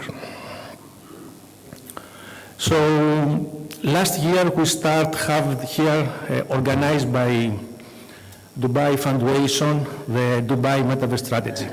And basically what we have received from the leaders is that we would like to have Dubai the hub of the metaverse economies. And of course, we are focused on the ambitious on the four pillars. So we have to see for the fostering of the metaverse, how we can to deliver use cases. This is actually the most important part, and this is actually our role as university to have this triplex helix model, engaging industry, government, and research institutions. And of course, we need to educate the people, because as you know, this is a new technology, so we need to have talent, students that is coming in the market, and we need to know all this new technology. And of course, we have also the security. This is very important because when we discuss about new disrupting technology or new services, we need to take into consideration also the security of the platforms. And here is the 4 pillars that we have agreed on the Dubai Metaverse strategy. So this is the 4 pillars that we need to take into consideration. First of all, the government services. So we need to create this ecosystem from the government. So the government is enable the driver to create the use cases and to give to the industry and to the education in order to deliver these use cases. Then we have education. This is our role as institutions or as academia to learn the people about Metaverse and new technology. Tourism, I know all of you know that Dubai is a tourist hub, so we try to see how we can to involve Metaverse inside to the tourism, and this actually using AR, VR, tourist guides, and all these things. And of course, the last, also very important, is the retail and the real estate. So using digital twin, we can to see the user experience inside to the shopping experience, plus the retail that will have very huge exponential increase of the real estate. If someone has come after 6 months or 1 year in Dubai, we'll see another Dubai related to the real estate. So these are actually the 2 things that I would like to mention about strategy. Now, I would like to give you an overview what we do in the university. Basically, at the beginning as academia, we are inside the university. Now we try with this Meta, beyond RIT, to expand our capabilities. So we invite collaboration between other universities, other research centers. Of course, we need the engagement of the industry because without industry we cannot work on that, because we can to provide to us tools, platforms, applications as well. And at least we have also the government. Government is very important because government we can to create use cases.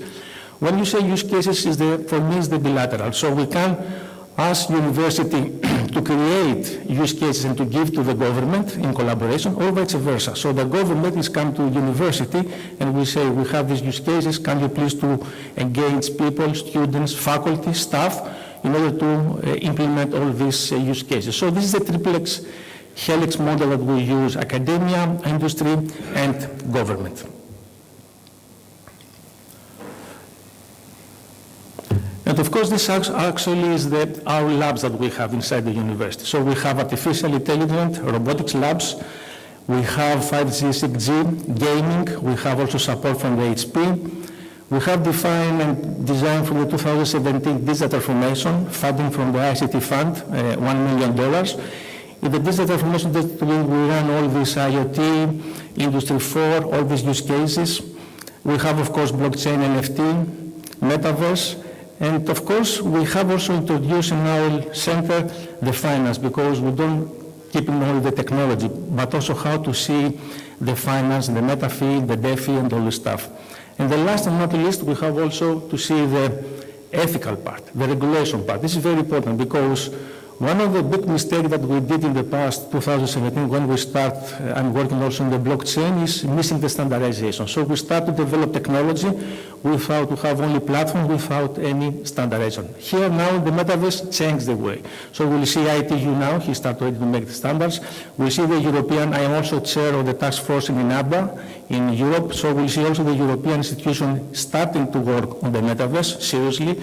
So we'll see that this is something that we need to take into consideration in our research center for the ethical part and the regulation as well. So this is actually our footprint in our research center, covering almost all the technology that we need to run any Metaverse use cases or research that we have.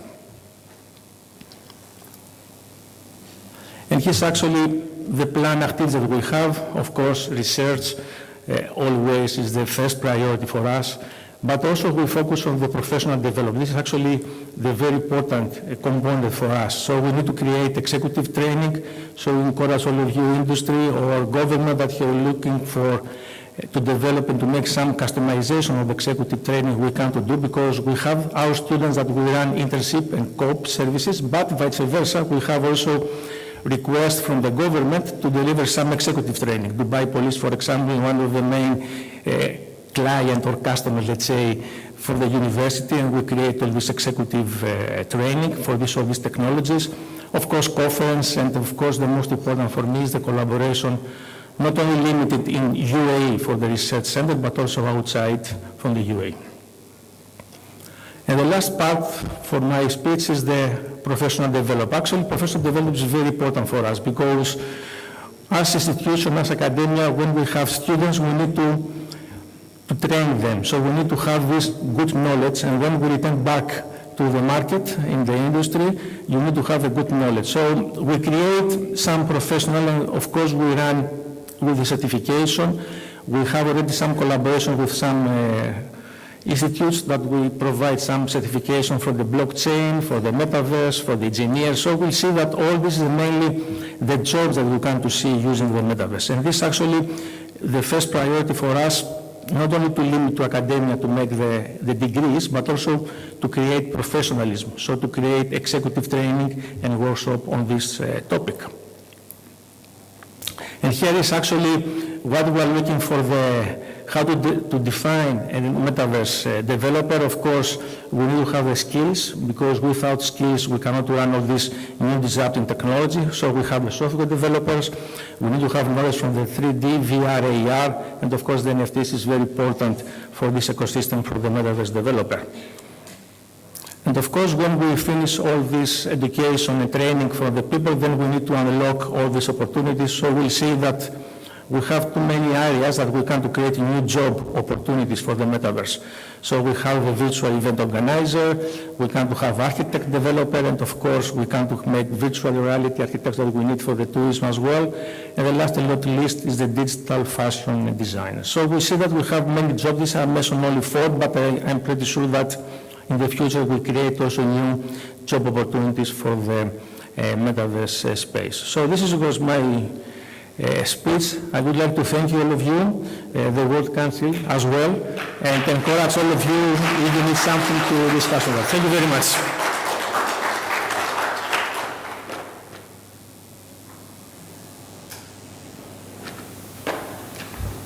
Thank you once again, Professor Ioannis Karamitsos, and thank you for bringing this very important topic on stage. Now, I would like to ask you please to welcome Mr. Daniel Kaffer, Expert and Associate, Supertrans Institute.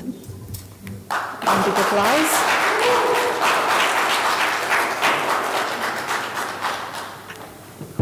Thank you very much. I'm very happy to be here.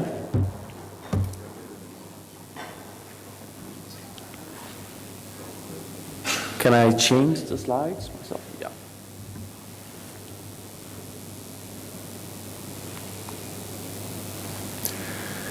So first I thought I would say a little bit about who I am, since I'm going to make some quite bold predictions about the metaverse.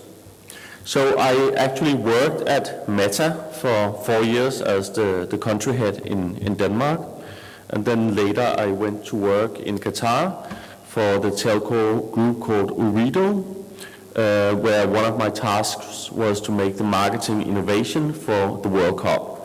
And there we worked together with, for example, Snapchat, Google, TikTok, to create marketing in the metaverse as well. So we especially work with augmented reality and to some extent also virtual reality. What I do now is I split my time between 2 companies. One is called Supertrans Institute, which basically what we do, we try to predict the future. And I'll just come back to that. The other company I'm CEO at is Execute AI, where we actually work with executing some of these new innovations in companies and governments. So Supertrans, what is it exactly? Well, it's all about mapping the future from now till 2050, which of course sounds kind of impossible, which is why I will spend a little bit of time explaining how we are approaching it. So we are a community of 1,000 experts in each area. For example, I'm here at the bottom. I'm one of the experts in digital media because of my background, and we even have space engineers, and we even have people up in space at the moment now, so adding to the platform for space exploration. So if any of you are interested in gaining access to this platform, do connect with me on LinkedIn. At the end there's also a QR code, but please find me on LinkedIn and I'll of course accept all connection requests. But then I can help you to a free monthly access for the tool. So thinking about the metaverse. Well, the first thing is actually, why isn't it already here? We saw in one of the previous presentations that it's not a new thing.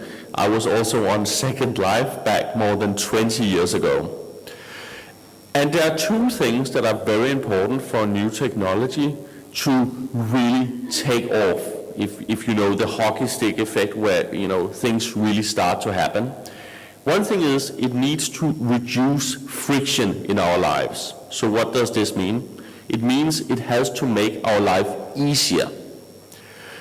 So is it easier to go to a conference via the Metaverse, where you have to wear goggles, for example? Well, actually not really, right? It's a little bit uncomfortable wearing goggles. The other thing is there a massive value add? So every time I visit Snapchat or Meta, they show me their new goggles and what they're able to do. And to be completely honest, I always look forward to take the goggles off again, because the value add is not big enough, not yet.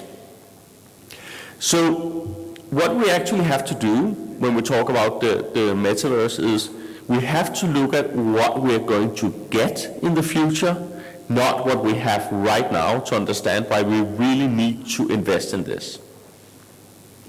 So unfortunately, we do not have a lot of time, but these are a few of the predictions we have on the Supertrends platform for the metaverse in the next 20, 30 years. And instead of going through all these predictions, I actually think it's better to start having you imagine, maybe dream a little bit about where we can be in 10, 20, or 30 years. Because the metaverse is not about a PowerPoint slide, it's about imagining something truly immersive. It's about imagining what the metaverse can be like when we can feel, we can smell, and the wind is actually in our hair when we experience something in the metaverse. Then things will be truly different.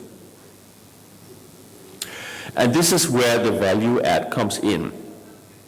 So join me for a little visual trip here where we can dream together. So now I don't know whether there'll be sound or not on these.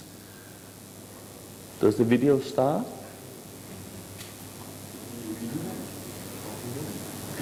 Anyway, I can also talk to this before the video actually starts. But I want you to imagine three areas of the metaverse. One is travel. So today, obviously, travel has quite a big impact on the environment. And also it takes up quite a lot of our time, because we need to go there maybe for a full week to, for example, explore Dubai. Now, with a fully immersive metaverse, imagine either having a plug in the brain, like we saw Elon Musk is working on, or like Jeff Bezos, for example, where we saw a less invasive procedure. But imagine laying back into a lucid dream where you get the perfect luxury holiday, whether you want to go on, for example, a cruise, you want to see Las Vegas, which was what was going to show on the video. And this experience is tailored exactly to you, because the neural link will track your emotions and it will know your background and your preferences, so it can create the perfect holiday. And this holiday may only last 1 hour in real time. I think now maybe it might play.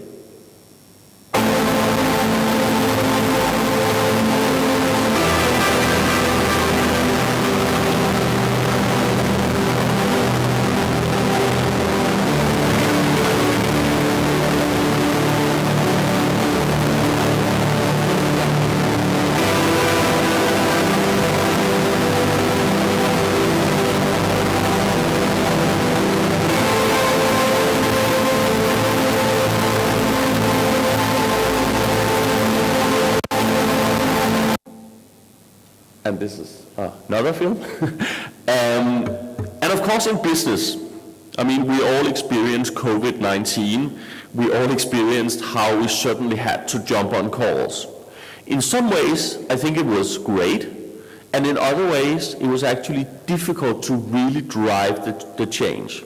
I had to drive the digital transformation change at the telco Ooredoo, and because it is such a complex matter of explaining to people things like the metaverse, artificial intelligence, and how to work with these digital marketing platforms, we could work at more practical things, but really changing the mindset of people, really have them touch and feel what they are supposed to change. That was not really possible via all these video calls.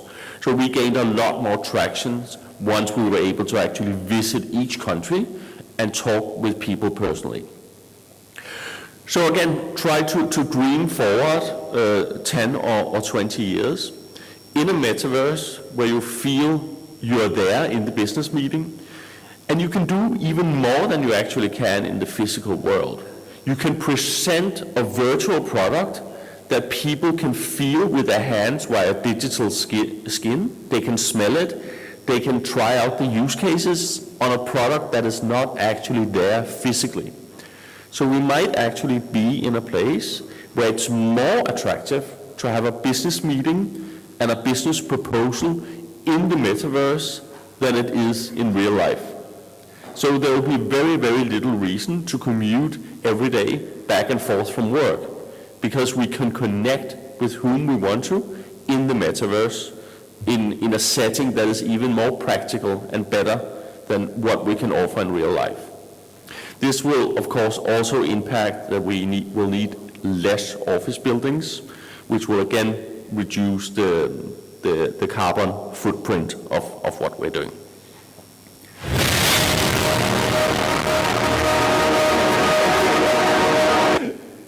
Okay. So with artificial intelligence changing the whole way we look at work, who knows, will we even have work in 20 years? My opinion is, I think there will always be work in the sense that we might just spend time entertaining each other. We might spend time enriching our lives. Just as if today we all feel a little bit stressed and tired, and there was several people that could give us a little bit massage on the shoulders. This is something we don't have, but if we have endless amounts of people, this would be a demand. But once we have more time and AI frees up that time, we will have a lot of time to play. And again, I want you to imagine what the metaverse and artificial intelligence can do in terms of gaming.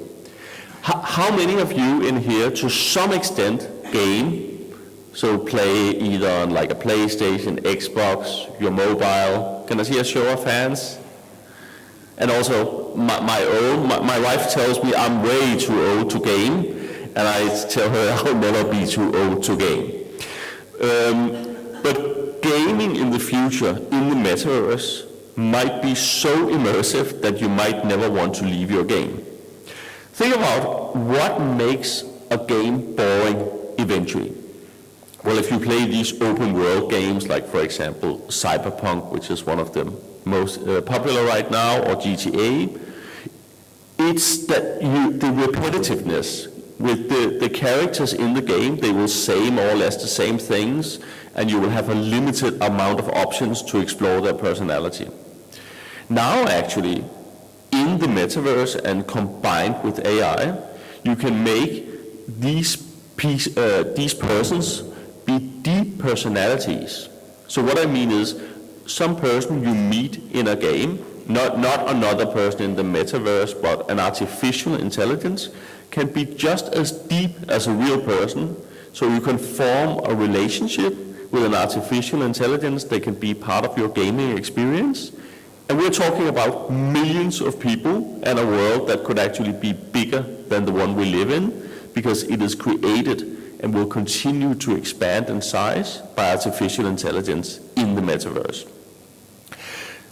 So this is fantastic, I believe, and a little bit scary at the same time, because the metaverse combined with quantum computing and artificial intelligence could become so interesting that you might ask the question, why would I ever want to leave my game or the metaverse?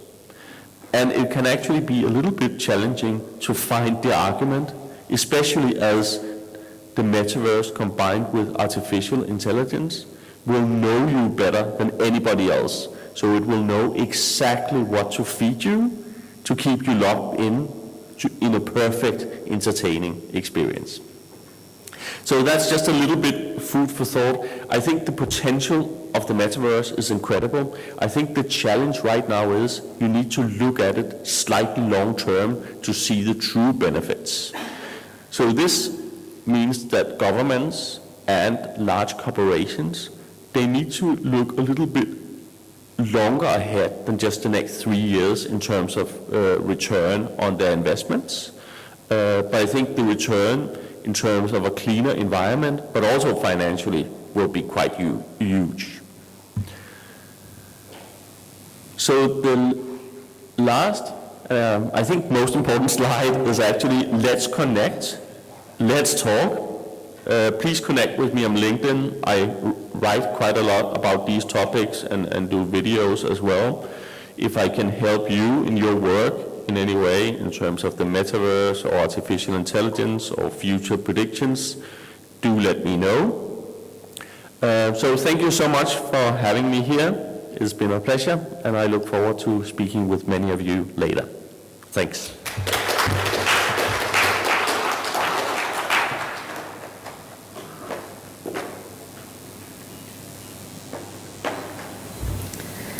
Thank you once again, Mr. Daniel Kaffer, for this great presentation. Our next speaker is Dr. Monica Manolova from Digital National Alliance Bulgaria, and she will tell us about the job opportunities created by the Metaverse and Web 4.0.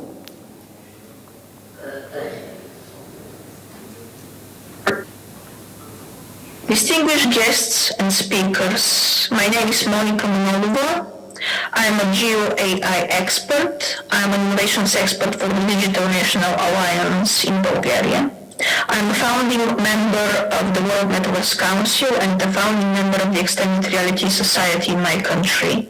It is a huge honor to be talking to you today, even in this virtual form, which is why I express my most sincere gratitude to our hosts from the World Metaverse Council today. And Alexandra, thank you very much for the wonderful organization and for letting us be a part of this wonderful program that you have managed to organize.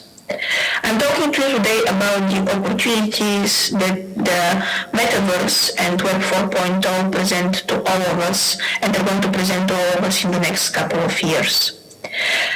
The COVID pandemic impacted us in a number of significant ways, one of which was the accelerated convergence between our virtual means of communication and the physical world.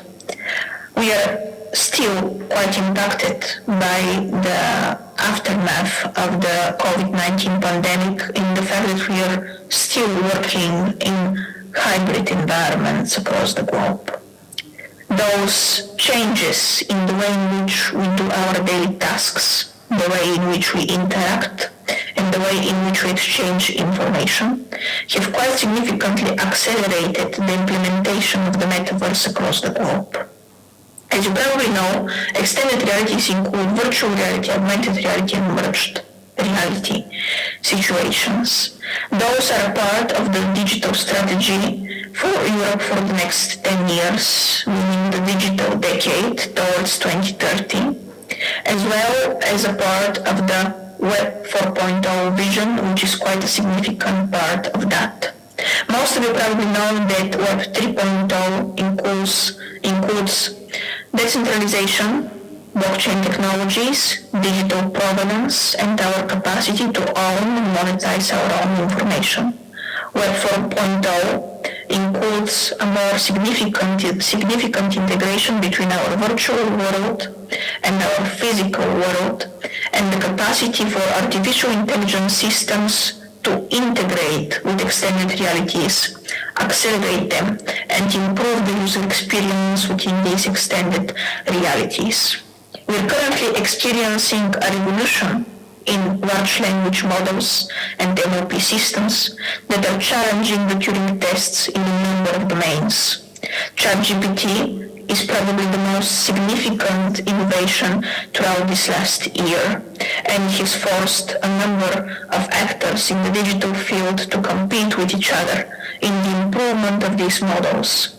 And this competition in the digital sphere is going to quite significantly improve the experiences for extended reality systems as well.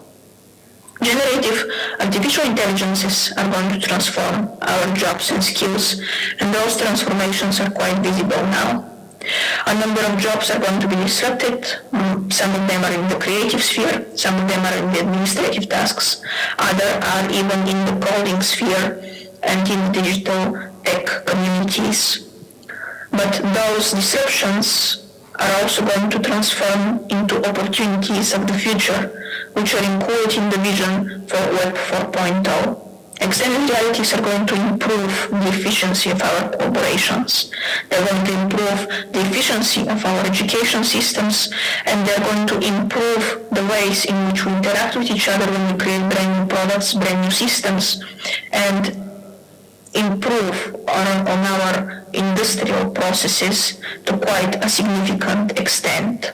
They're also going to improve on our experiences of the world and alleviate some of the pressures on our environmental ecosystems. The world is changing, the physical world, and unfortunately, it is for the worse.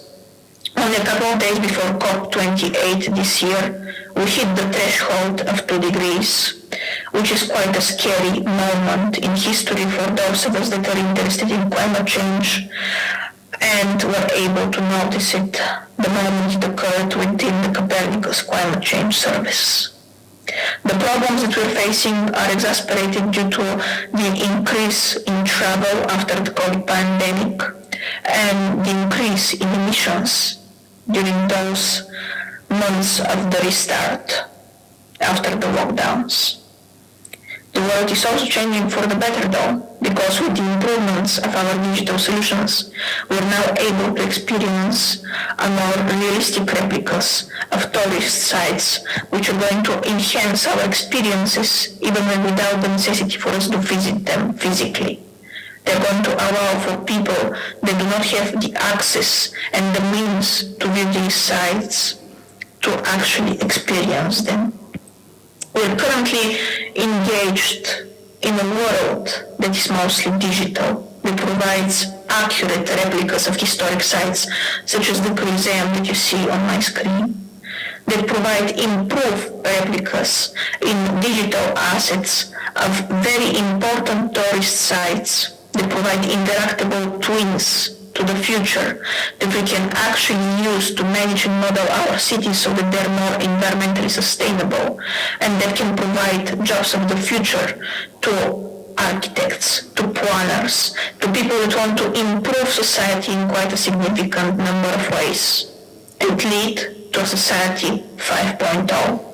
Society 5.0 means the integration of advanced artificial intelligence systems in every single aspect of our reality that are going to enhance the human experience on this planet, and that are going to help us resolve some of the most significant challenges which we're facing, which include climate change, pandemics, wars, and all sorts of pressures that we aren't currently able to resolve ourselves and with the means that we currently have. But in order for those solutions to work appropriately, we also need to keep in mind that there are still quite significant digital and social divides in our world. The Digital National Alliance this year conducted a consultation which included 50 experts from 27 countries that are all going to be working together within a brand new initiative, a Digital Literacy Global Alliance, which is going to strive to resolve some of the most difficult challenges in digital skills and digital literacy worldwide. You are all welcome to join that initiative the moment it officially kicks off in 2024 and opens up to the public. And you're also welcome to read our report, which is currently posted on the UN website for the Global Digital Compact. The link is included in the presentation. I would like to point your attention to another significant initiative which is also taking place this week during the COP. This is the Metaverse Safety Week, of which I'm sharing the first day, which focuses on human rights. And human rights are quite significantly challenged with the rise of generative artificial intelligence systems and the convergence of these technologies, which are going to produce significant risks and not only opportunities. We need to keep in mind the risks as well, because they are going to impact a number of groups, including children, the elderly, and vulnerable groups that cannot recognize the challenges and the ways in which these solutions and technologies which we're creating to improve the human experience can actually harm them as well. Let's keep in mind the negative and ethical implications of these technologies while develop and look towards the optimistic future of them. I'm also quite impassioned to present to you the Extended Reality Society, which is a brand new initiative which we're starting in our country in order to improve the understanding of advanced digital solutions and technologies, and to welcome different groups within our society to develop the opportunities while keeping in mind challenges of extended realities, virtual reality technologies, and generative artificial intelligence systems. This initiative is going to kick off in 2024 as well, and I'm looking forward to presenting it to you in more detail and physically during the next COP. Next year, for COP29, I hope to be present there with you and to be able to exchange on the future of the Metaverse and the future of AI. In the meantime, I wish you a wonderful week, fruitful conversations, and let's try and change the world for the better. Thank you for your attention. My contact details are present in the presentation, and have a wonderful week indeed. Thank you very much, Dr. Monica. Our next speaker is Alison Alexander. She's co-founder and CEO and director at Meta Campus. She will speak about Metaverse and AI.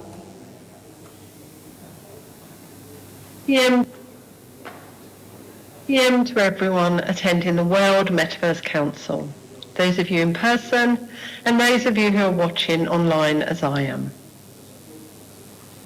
It's a true honour to be here with you virtually, which is a perfect example of the dynamic digital era we're all now a part of. Today I'm thrilled to be able to share my insights, my ambitions about the immense potential of the Metaverse and AI. I'm going to be looking specifically at how these technologies can revolutionise the public sector and serve as a catalyst for empowering all citizens. So I want to invite you to join me on a short journey. I want to share with you my thoughts on real and significant impacts of the Metaverse and AI in improving the lives of everyday people.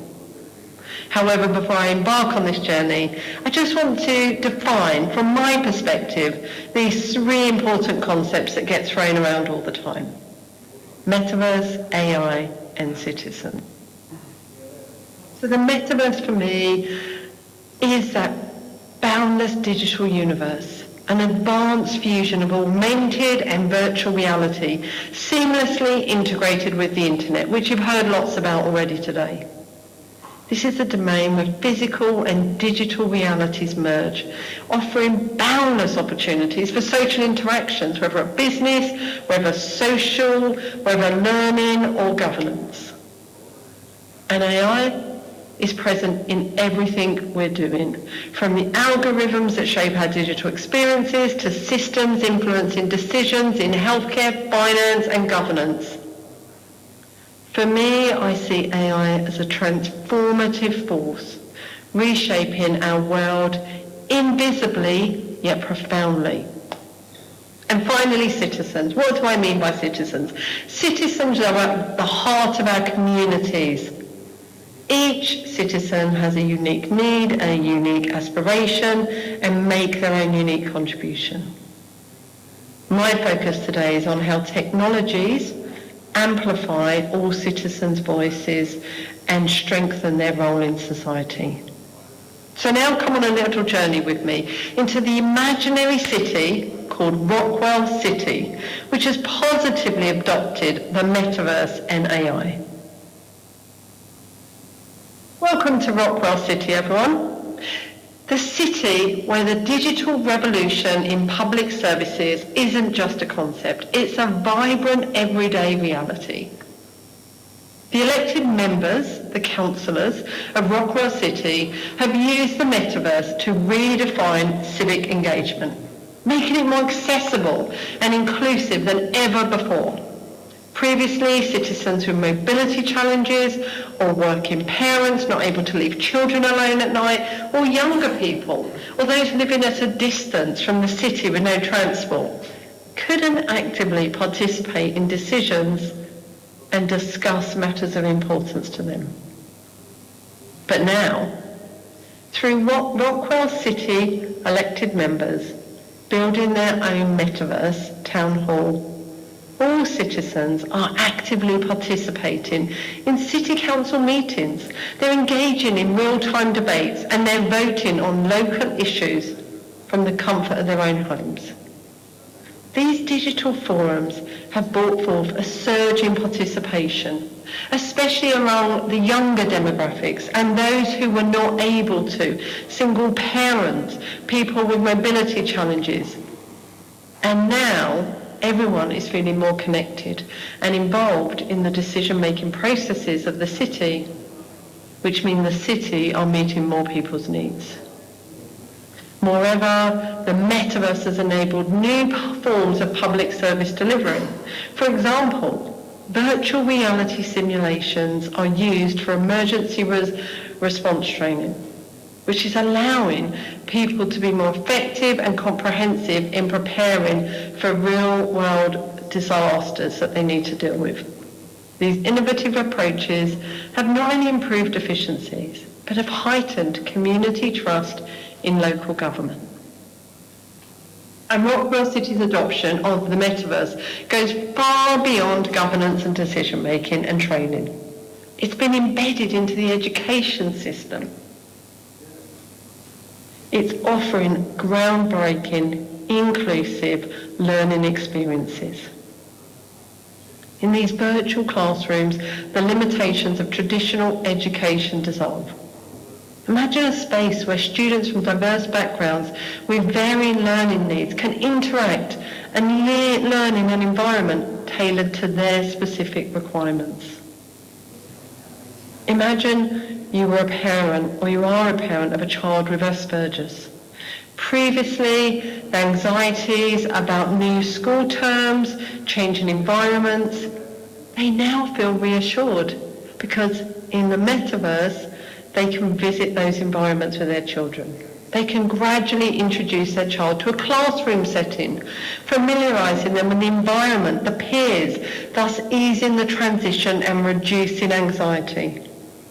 This approach has shown remarkable improvements in students' confidence and academic performance and releases parents from anxiety around their children's engagement in schools. Furthermore, teachers in Rockwell City use augmented reality to bring lessons to life, making complex concepts more tangible and engaging. This technology is empowering students to explore subjects like history and science in a more interactive and immersive way, leading to deeper understanding and retention of learning. And in Rockwell City, AI has become a cornerstone of community interaction. It's taught in schools. The local tax office employs GPT-powered systems, transforming it from a distant entity into a really friendly, accessible resource because it's been built to be responsive. Residents can easily obtain personalised answers and support, knowing that they are getting that from their AI GPT that has been built for them. Beyond the tax office, AI is being used in urban planning. It's being used by analysing large data sets to help AI city planners to plan the city and to help them make informed decisions about infrastructure, development, traffic management and environmental conservation, ensuring a sustainable and well-planned urban future. Today's insights about how Rockwell City has adopted the metaverse and AI is just a glimpse into a future that's already unfolding.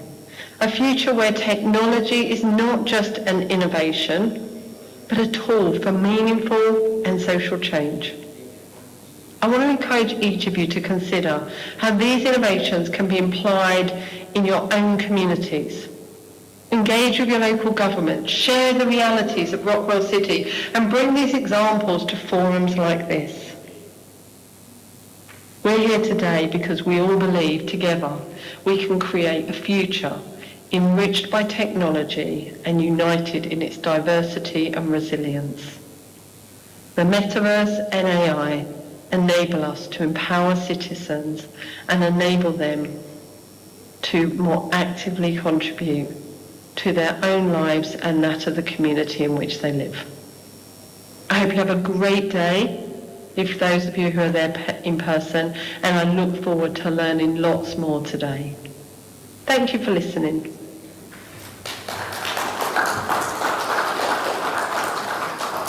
Thank you very much, Alison Alexander. And how are you feeling? Are you tired?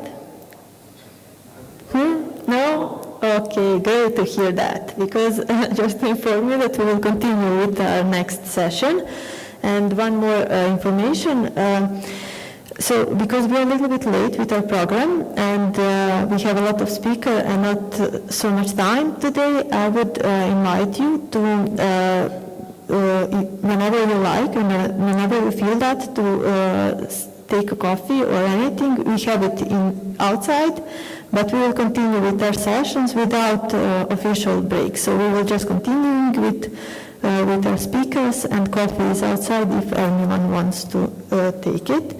So our next speaker is Daniel Rupnarine. He is from Open Metaverse Development Program Director of Metaverse Council, and he will tell us about the future of entertainment, Metaverse, AI, and the evolution of the Open Metaverse. Welcome, Daniel.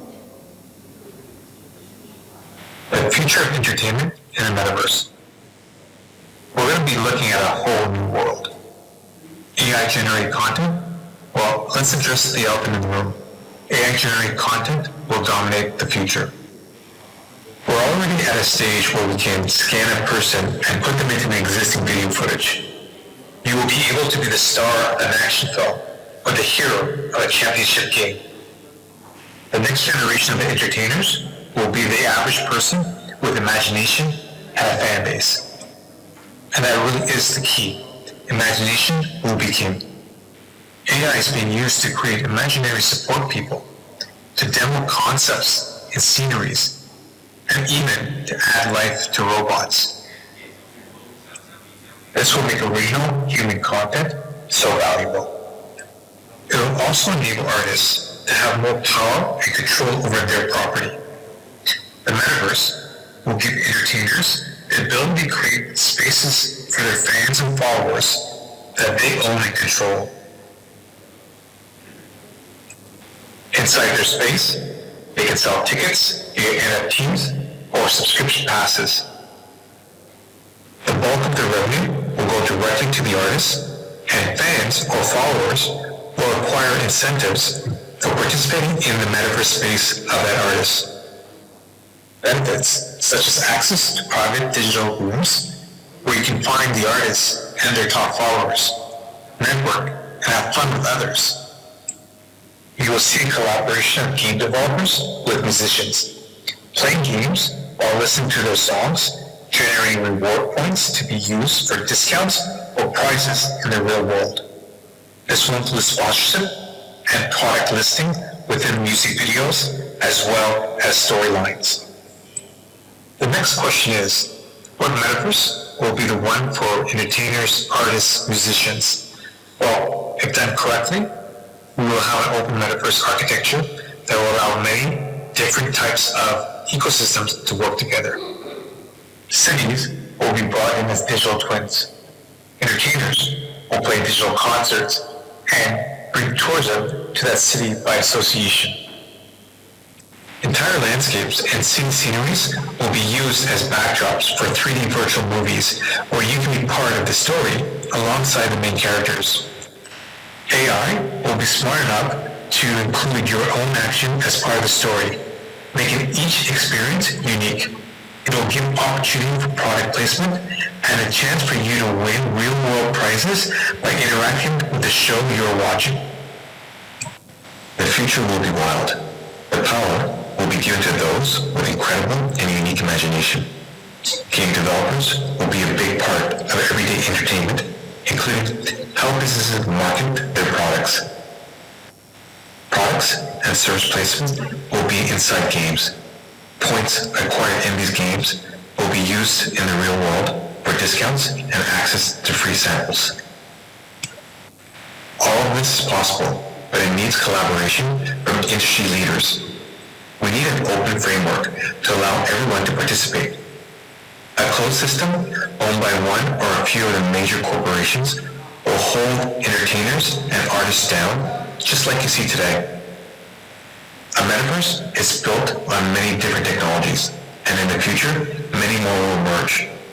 It is important that companies that build out technologies for AI, IoTs, XR, AR, brain-computer interfaces, digital twins, blockchain, crypto and fiat commerce, and more, that they are given the opportunity to tap into an audience freely, just like they can do right now on the internet, and let people decide what they want to support. Only then will the metaverse truly succeed and be a digital world for everyone. Thank you. The World Metaverse Council, in partnership with Metaverse AI World, is creating a platform that brings real-world cities and user-inspired creations into the metaverse. Users can explore many different communities or create their own. For creating their own community, they select an available parcel or space and decide what kind of background scenery they would like. Users will be able to select building types, including storefronts, condos, event halls, and more. As we engage with more 3D modelers and metaverse builders, we will increase the type of scenes, structures, and designs of what a user can select from.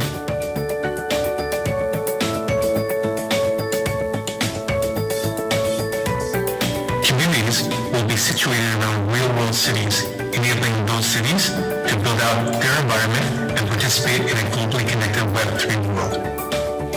Whether the city showcases its most popular tourism attraction, like the Colosseum in Rome, Italy, or we import an entire city from Google Earth that allows a user to quickly explore a city's roads, maps, and environment.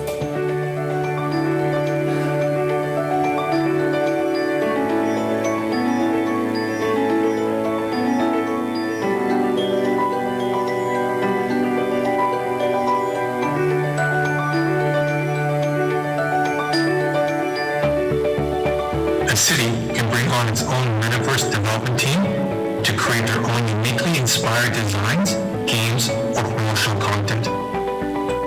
This creates a more diverse and decentralized development environment open to the public to create their Web3 world. Included is a gamified multi-vendor marketplace.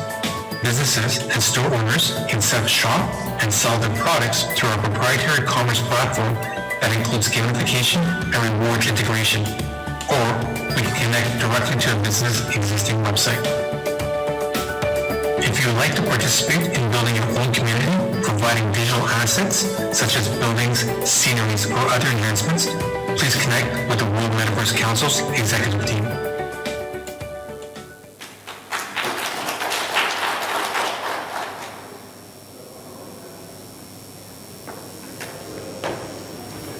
Thank you, Daniel, for excellent presentation.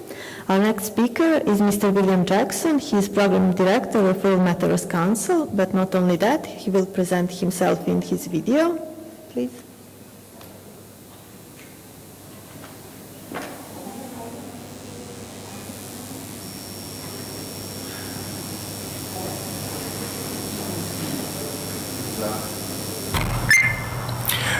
Greetings and welcome to Metaverse and the Future of Work and Education.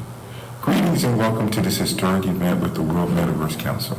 Greetings and welcome to Dubai, United Arab Emirates. My wife and I send you greetings from Jacksonville, Florida in the United States. We welcome you and hope you enjoy this transformative summit and award ceremony. I would like to say Shalom, Hola, Konnichiwa, Hello, Assalamu Alaikum. The metaverse has become more than a buzzword, a meaningless concept applied to just gaming, technology, business, commerce, fashion, and even elements of STEAM, which is science, technology, engineering, arts, math, among technology, business, and educational institutions.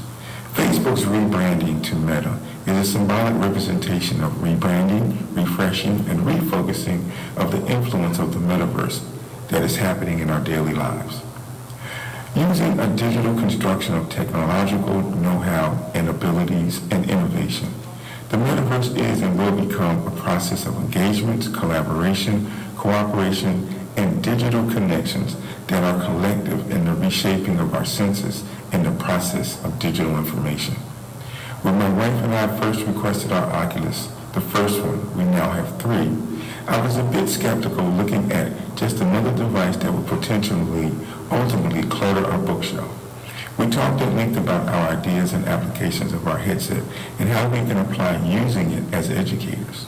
The gap between the concepts of usage changed as we became certified virtual reality educators with Victory XR and Engage VR.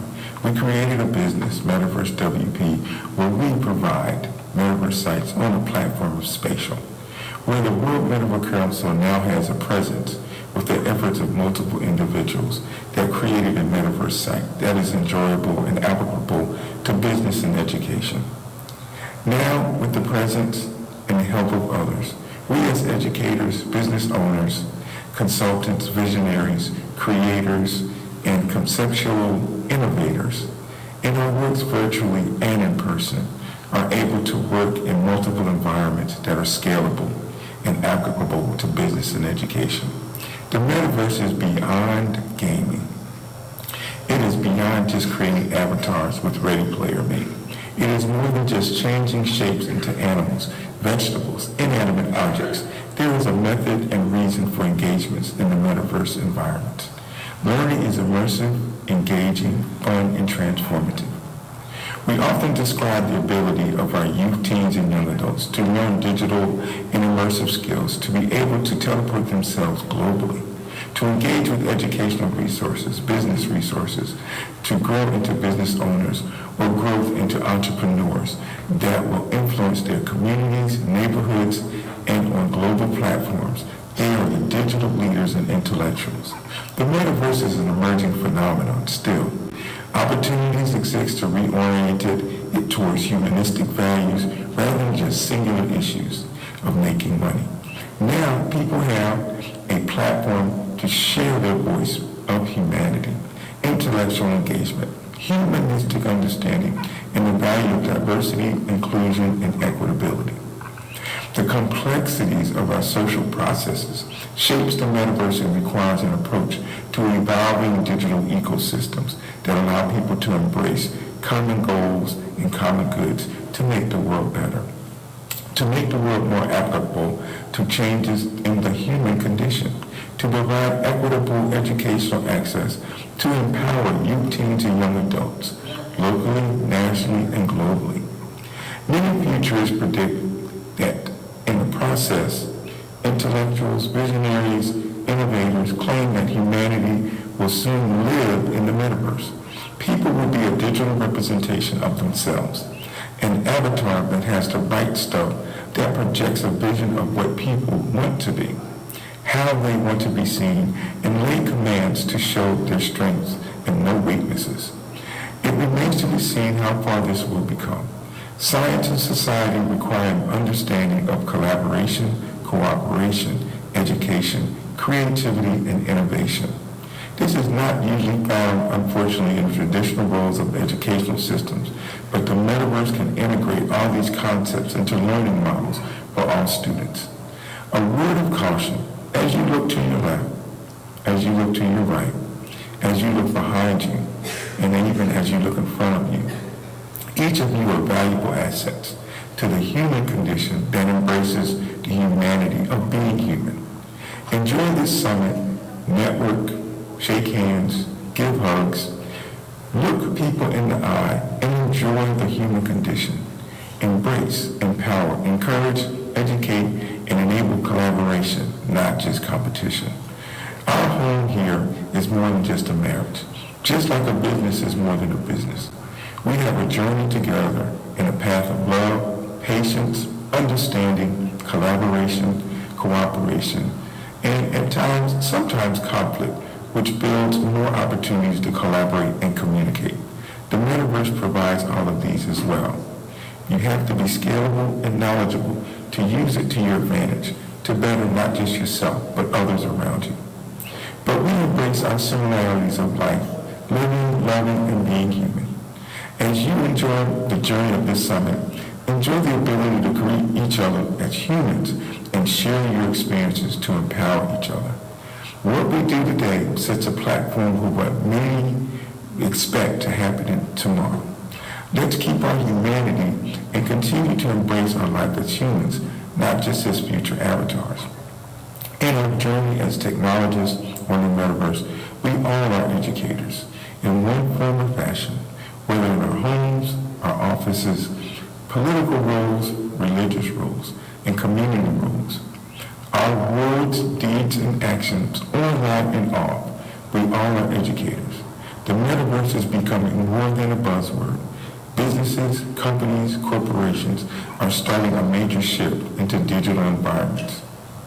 There are investors, creators, innovators, programmers, coders, and users globally. There are consumers and creators of the Metaverse. The rebranding of many businesses and a host of companies that are diving into the Metaverse are showing a great interest and the potential blazing a new path of learning globally and starting businesses. The ability for entrepreneurs to make digital global connections is valuable and important. As educators and business owners, Aida and I enjoy the collaboration and the cooperation that is built into the Metaverse to allow us to connect globally. As you look at the Metaverse sites related to the World Metaverse Council Summit and Awards, there are multiple platforms. Take the opportunity to enjoy each platform, even walk around as avatars and engage with others that are in these environments. Take the time to enjoy the concepts and the abilities to create dynamic change. Aida and I love our journey in the Metaverse. We are engaged in virtual reality, artificial intelligence, augmented reality, and hope to see each of you in one of these galleries in one of these immersive environments. We also see the cautions where there needs to be educational resources to protect youth, teens, and young adults. When even disabled people can be engaged and enjoy being an avatar and not restricted to wheelchairs, walkers, prosthetics, and other equipment that allow for enhanced physical mobility. Accessibility is important to bring individuals and groups the freedom of movement, immersion, and flows into friendships in a key developmental process to address even mental health. Enjoy the process of learning, enjoy the process of collaboration and empowerment of innovation. Get involved in businesses that are paramount and important to the development of the entrepreneurial process and build your communities as you share your voice as you learn and prepare for the future around you. We thank you very much and appreciate this opportunity. Thank you very much, Mr. Williamson. Now we will make a short break before our next speaker. So we prepare the gifts for speakers, and we will give gifts for speakers that were before speaking. So I'll invite Mr. Alvin Tan to join me on stage.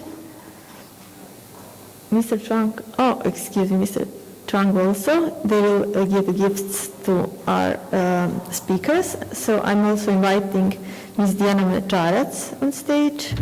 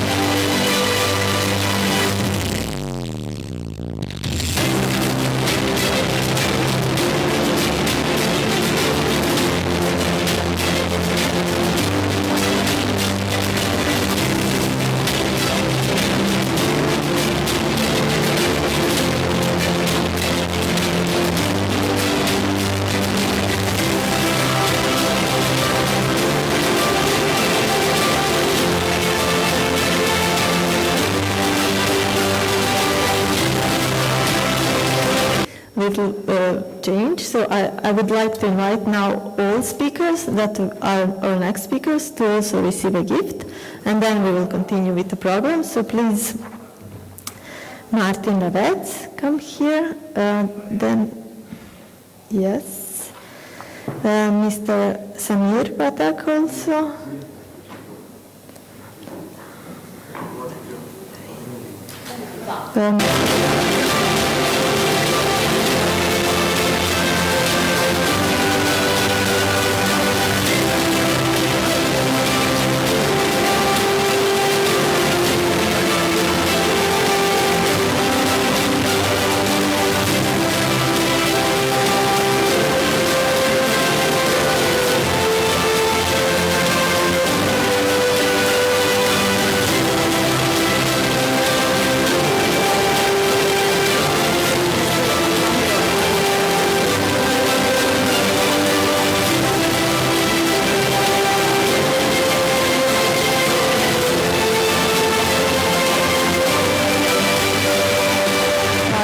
Abassi, Mr. Mario Ferrari.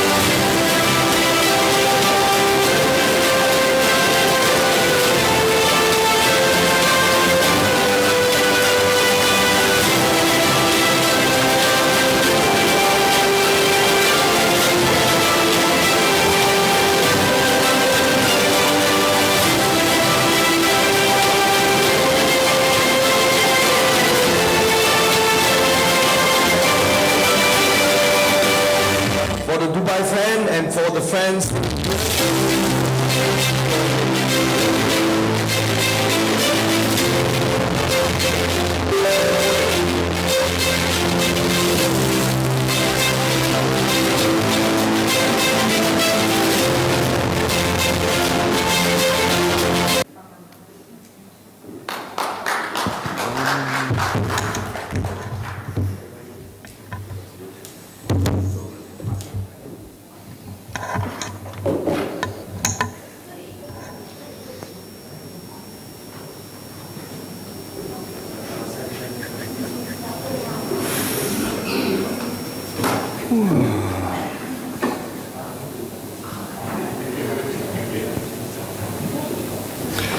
Hello everyone, I'm Martin Ravets, I'm from Belgium, I'm the founder of Metaverse.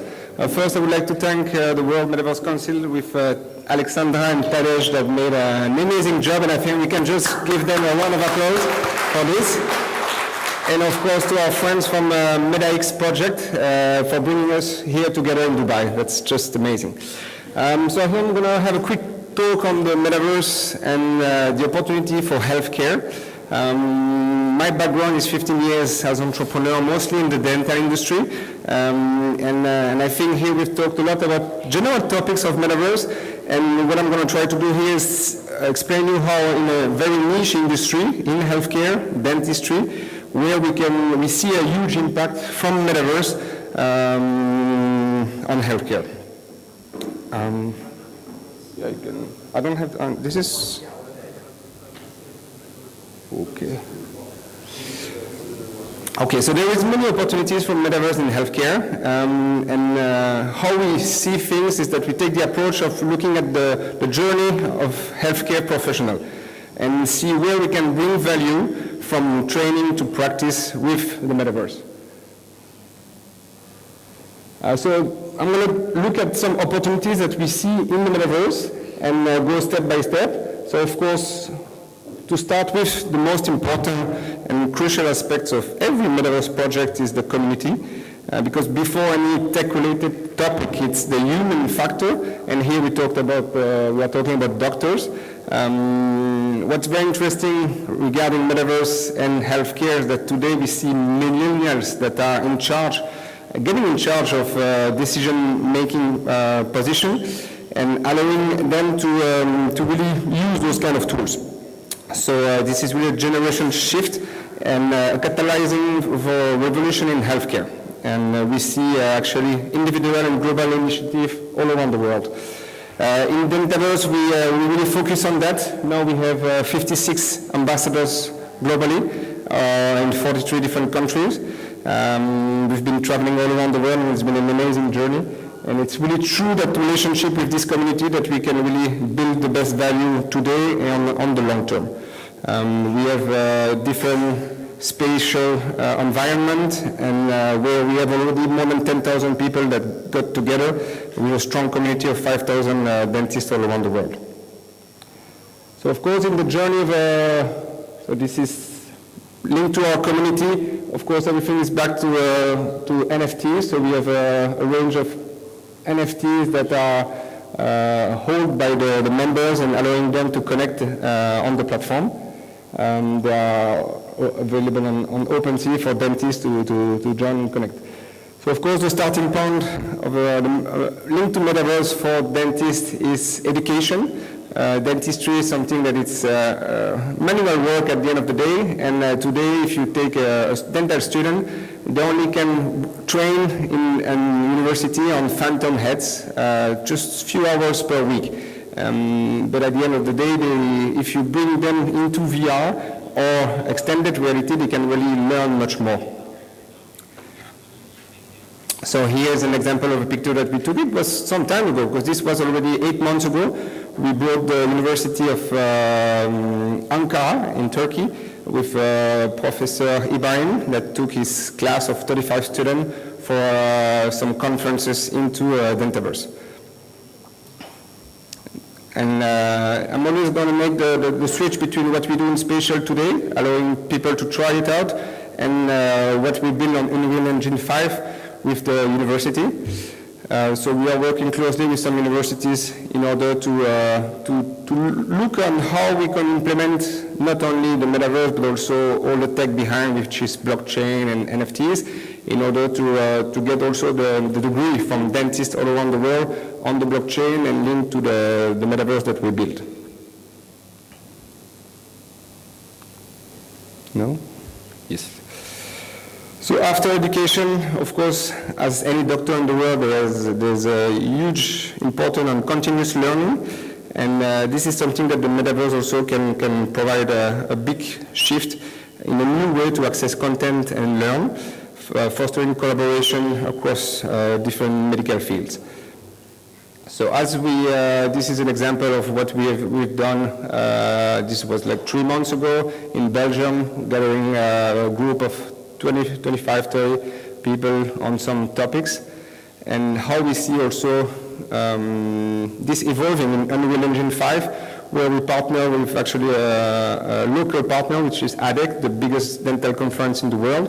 We were here last year, and this is what we built for them for the next edition, where we plan to have thousands of dentists all around the world that can't travel to Dubai to visit the expo, to attend virtually, and get accreditation, because that's part of the doctor journey. In order to keep continuing their practices, they need to have accreditation. So next layers that we are looking at, of course, is the industry, from manufacturer to distribution channels into the dental clinics, because it's a very new communication channel for them, and they're also facing huge challenges in terms of regulation. So we see that first, on one hand, but it's a new tool for allowing them to communicate. Here is an example of a French manufacturer that we created a virtual showroom for them. They use it for all their distributors all around the world, and also for training purposes and allowing dentists to get the new products and understand it. Of course, this is linked to a sales channel, so they can directly purchase the product from that manufacturer. Another example from a Swiss brand that we have created a space for them, also for a specific event. We try to get the most of for those brands as doctors as our difficult target to get the message across to, and through VR and AR experience, it will enhance the experience they have for those brands. As I said, an important challenges for brands, it's regulation. So in Europe, for example, you have MDR regulation, which is imposed on distribution and technicians on the road to be trained every year in manufacturers. And so what we are working on is allowing those manufacturers to have virtual space for those technicians to train just from the comfort of their company. Here's an example of WMH, is with the world leader of hand pieces in dentistry, how they can actually promote their product and sell it directly in the metaverse. And then it's linked to distributors that will ship directly the product to the dental office. And then we go to what I think is the most important opportunities of today, and where actually dentistry, it's kind of well positioned towards metaverse. As you know, today when you go to the dentist, they take a 2D scan of your mouth, which is called a panoramic. But most of the dental clinics should have CBCT scan. It means that we scan in 3D your mouth, so we can really understand what's behind every bone layers, and they can prepare the best surgery or treatment for you. But now the next step is that we do facial capturing of yourself, and then we merge them all together, allowing the dentist to actually have what you see there, a virtual patient. This is not fake, it's made by the Korean brand called Ray. So today you can go to a dental clinic and they make that. What we see is how to bring this digital twin, which is a real one, it's not fantasy, it's actually happening in many dental clinics all around the world, and how actually patients and dentists or dentists together can collaborate around that digital twin. So it's kind of exciting and interesting what's happening in dentistry today, and that's what I wanted to show. Here you have a path, a quick path on what we are working on in terms of R&D and how we see the journey of a patient impact by the metaverse, of course, with AI, blockchain behind it, and every steps is gonna be improved, from AI chatbot to the experience with a first meeting with a dentist or any doctor. And of course, here there's all the people that can't access good healthcare, and with the metaverse, it will be much better for them.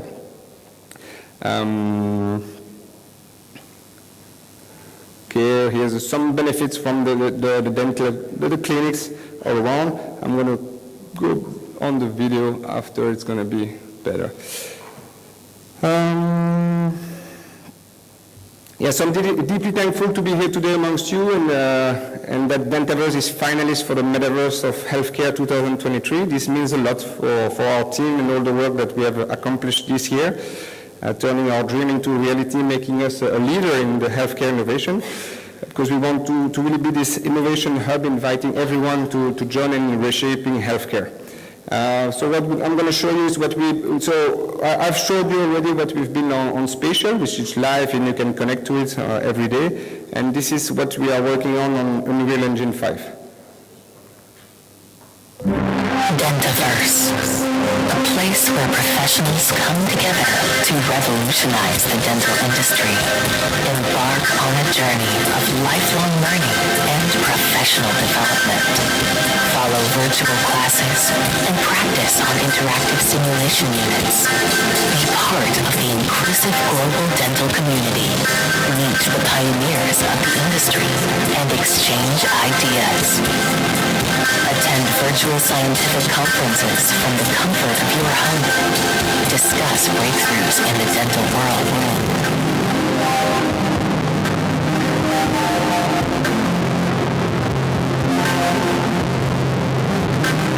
Explore the virtual showroom, connect with suppliers, and find the best solutions for your practice.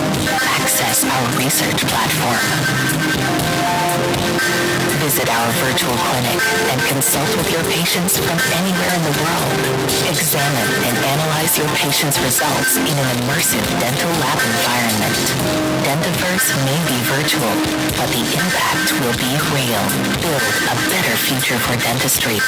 Join Dentaverse today.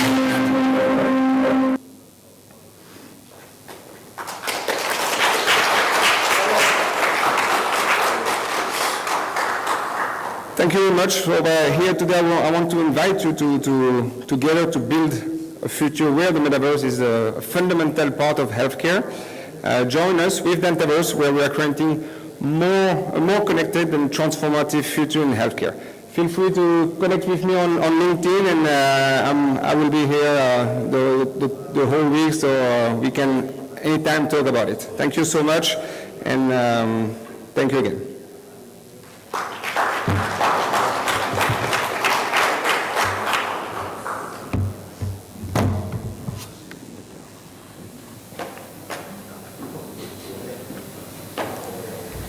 Thank you very much, Martin, for this excellent user case. And our next speaker is Mr. Brad White. He is from Brad White Media and New Horizon Global. He will tell us more about the impact of Metaverse on the gaming industry.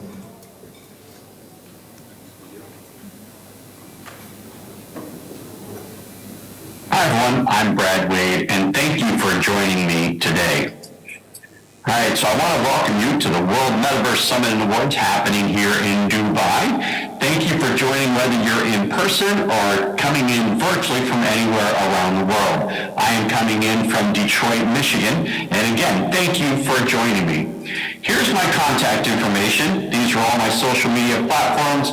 Connect with me on LinkedIn or any other platform that you are on. I've also included my email, and you'll notice at the bottom of the page is also my website. So you can, a lot of the things I'll be talking about today, you can get more information on my website. So we're going to be talking about today the metaverse and gaming, and specifically we're going to talk about the impact of the metaverse on the gaming industry. So let's take a look at these two and what their major impact is. So let's look at the goals of the conference. All right, so here are the objectives. We've got some great objectives that you'll be hearing all about over the next couple of days. So the two we're going to take a look at, one is investment in business opportunities in the metaverse field, and the other one are major breakthroughs in technology and ecosystem development. So let's take a look at gaming and the metaverse. Why are they so popular? So, gaming. All right, so gaming is entertaining. It's entertainment, incredible storytelling.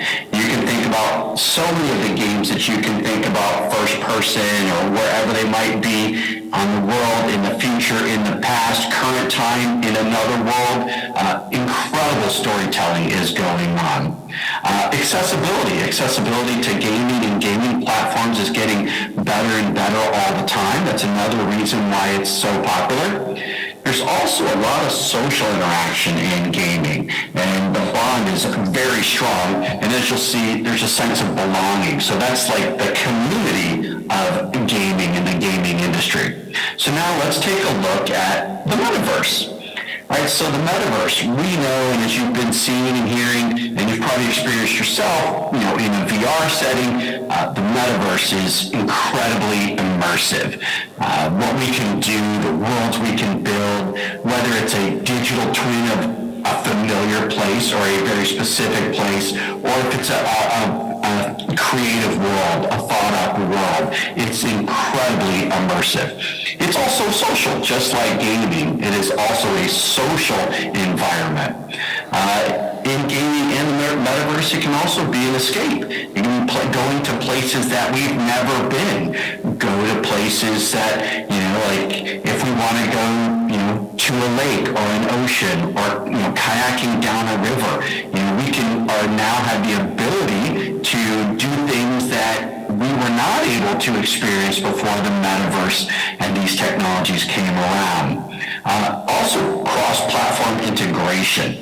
The metaverse allows, there's so many ways you can get into it and use it, and now really there's a lot of great ways that, different platforms, and they can integrate together so you can experience it much, much easier now. All right, and then advancements in technology. The technology is getting better and better all the time. And we're going to, as I mentioned, we're going to look at the two areas. We're going to look at the investment and the numbers in the industry, and we're going to look at the technology, the advances in technology. So here are some of the numbers and statistics around it. So the market value for the metaverse. Now you'll see all kinds of different numbers. I use US dollars here. It's estimated to be about an $80 billion market. And this is incredible. Look at this number. It's expected to rise to $1.2 trillion, that's a T, trillion dollars by 2030. That's quite a rise. And the next slide will give us a little insight to it. So let's look at gaming. So gaming right now is a $300 billion market, and it's expected to rise to $650 billion, so double. Now that's only a fraction of what I just showed you on the metaverse. Well, think about metaverse is one of the big global things, and gaming is one piece inside of it. So the metaverse will grow with gaming growing in the metaverse, with industry growing in the metaverse, manufacturing, automotive, government systems, different things like that. So all of those are adding to the value and investment in the metaverse. And this is specifically the investment for gaming in the metaverse. All right, so now, what are the new technologies that are pushing them forward, both the metaverse and gaming? All right, so there's a few. More powerful computers, better headsets, and you can experience the metaverse without a headset. You can do it in a computer, on a browser, but better headsets are coming on, more engaging wearables, and then infinite mobility options. And let's take a little bit more of a look at some of these. Let's look at the wearables.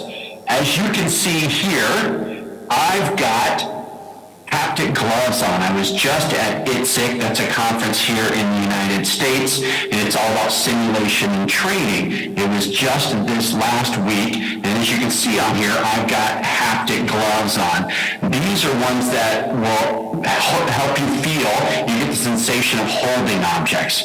So like if you pick up a glass, your gloves become rigid and it feels like you've got the glass in your hand.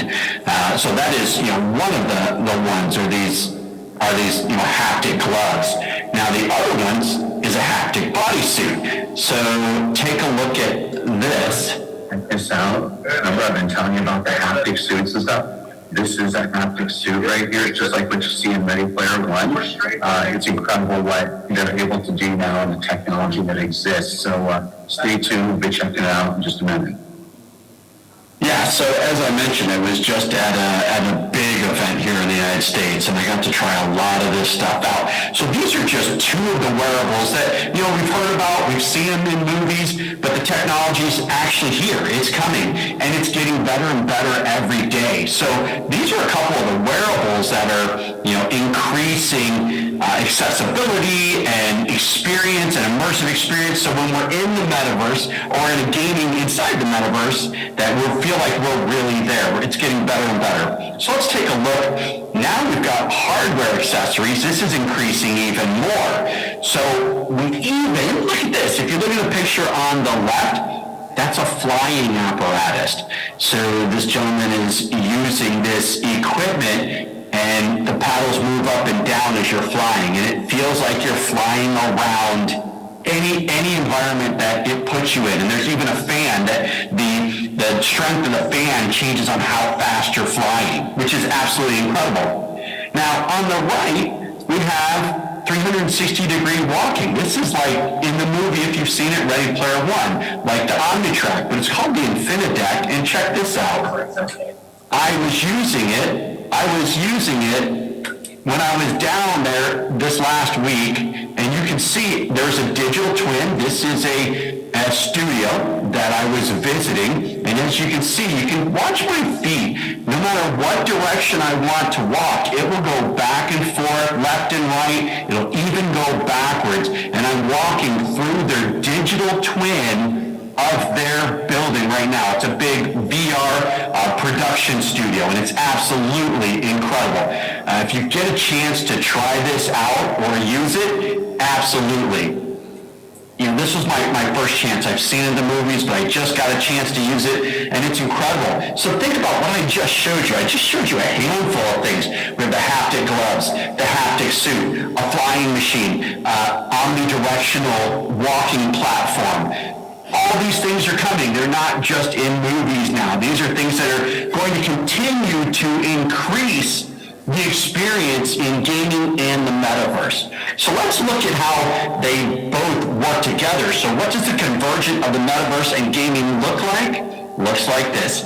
Ecosystem expansion. Think about this in non-gaming, virtual goods and marketplaces, social features and entertainment options. And we also get virtual advertising and sponsorships. Now I could go in farther and farther on all of these, but due to the time we have, we'll just kind of mention those, and then we experience them at a later date. So here, what this does, it increases user engagement and increases the ROI.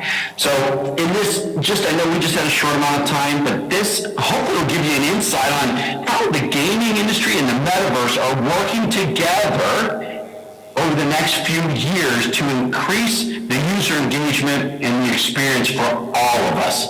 And again, this is my contact information. If you have any question, please reach out to me on any social media platform. Shoot me an email. On my email, there's a link. We can schedule a meeting. I would love to chat, hear your thoughts about this presentation, or any questions that you might have about technology adoption, technology integration, whatever you're doing in your industry. Thank you again for joining me today. I appreciate it. Have a great conference, everyone. We'll talk to you soon. Thank you, Brad, for these impressive facts. Our next speaker is here with us. I'm calling Mr. Samir Patak to join me here on stage. Mr. Samir is Senior Manager at Abu Dhabi Government. An applause, please.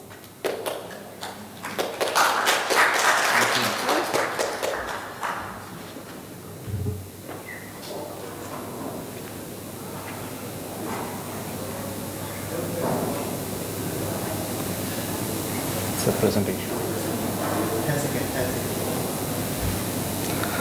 Good afternoon, everyone. Thank you for hosting me here. Today, I want to talk about the metaverse for governments, especially for the UAE government. I will address a couple of points which will help you all of you to understand on how the UAE government is planning towards metaverse. So we have the agenda here. In that, I will introduce myself, how many total government departments we have in the, UAE, why government is interested, first of all, in all these new technologies, especially in the metaverse, which are the government initiatives launched on the metaverse, which is currently live, what are the government aspirations for the metaverse and AI, Web 3.0, and how we will progress for a couple of next years. Then the opportunities which will be for the government and for all the companies across the globe who can embark on these kind of opportunities which we present via government. So that's the agenda. I am Samir Pathak. I am Senior Executive in Abu Dhabi government. I have almost 20 years of experience in that, mostly management, consulting, and IT part of it. My expertise is basically on the smart cities, real estate, and other domains like transport, healthcare, all of that. The technologies which I dealt with so far is all on Metaverse, IoT, Web 3.0. So I have seen the technology evolution in this industry, how we have used for it so far. Just to give you the snapshot of the government entities here, the total entities, we have 350 plus entities. Out of that, 100 plus entities in Abu Dhabi only. So consider this part where all the government is basically more interested towards the metaverse. So what will happen? So let's say 350 plus entities. If we consider so far half of them who are interested into the new technologies, still it's a huge scope. We'll derive the next scope for that. So far, the government have implemented many metaverses, and that is basically for multiple domains. Why basically government is interested in it? So the visionary leaders we have in UAE, these are very much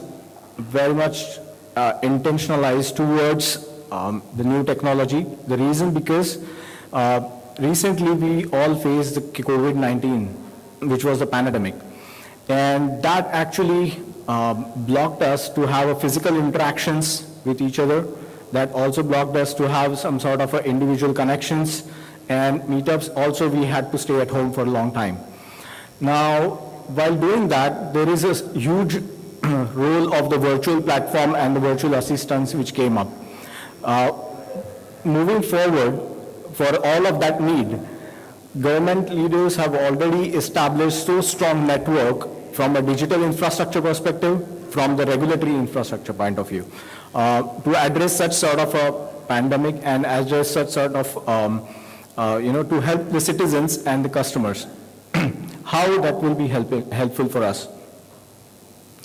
Now, considering all of that, government have already initiated many metaverses. That the pure reason for that is to have much more interactions, much more comfort to the citizens, providing more services to the citizens. There are many, there are top 10 here which I have listed, top 10 projects throughout the UAE which are being carried out. And these are the ones which basically will be giving you a snapshot of how government is immersively thinking about all of these projects. Now let's consider the first Ministry of Economy. This has actually, this is a different thought process altogether to have a Ministry of Economy on the virtual platform. How that will help? Obviously, that is basically to serve the customers, serve the entities, serve the government interactions. All of that will be addressed here. Dubai Smart City Metaverse, our fellow speaker have already explained about Dubai Metaverse, which is having a huge metaverse investment plan by Dubai government. Then the Sharjahverse, which is also a government-backed publicly visible virtual city. So right now there are virtual cities which are being restricted. It is under development, or it is only for the small audience. Now this is the one which will be open for all of you. Then there is a regulation, that is a virtual asset regulation authority, that is also being formed. Now this is basically for all the regulatory assets which is in the region that will be monitored, that will be showcased in this Vera Meta HQ. Surprisingly, the Ajman police have been the first police force which is in the Metaverse. Along with that, there is a Meta Health, which is to serve the customers related to all health-related issues. There is a Yas Island Metaverse, which I was talking about on Formula One racetrack. So that is also being incorporated in the Metaverse of Yas Island. Along with that, there is roller coaster rides also, which probably you can enjoy that as well. There is a Divaverse, Meta Davza. So Divaverse is basically on the electricity. So Diva is the Dubai Electricity Water Authority in Dubai. They have also come up with this kind of metaverse options where on that platform they can actually serve the society and the members with a lot of other services they offer. Also similarly, it is for the airport free zone and the mediation in the arbitration department as well. So these are the top 10 government initiatives which are being launched. Now next is basically on the aspirations towards metaverse. Now this is where actually it gets interesting. Government have so deep vision and the intention towards launching the metaverse, towards investing on the metaverse, is basically which will show by this kind of a statistics. Now here you will see that approximately $200 billion investment is being planned by the Abu Dhabi government. That is only for the digital ecosystem, which also means it is not just for the metaverse, it's the entire ecosystem which needs to be developed. Then there is next 5 years, UAE Metaverse will plan for contributing more than $4 billion in the Gulf economy. Right now, if you see that even the gaming industry, if you consider, $280 million is the current gaming industry here. UAE Metaverse market is projected to grow for the compound annual growth rate is about 28%, which is the highest in the world so far, between the years of 2023 to 2028.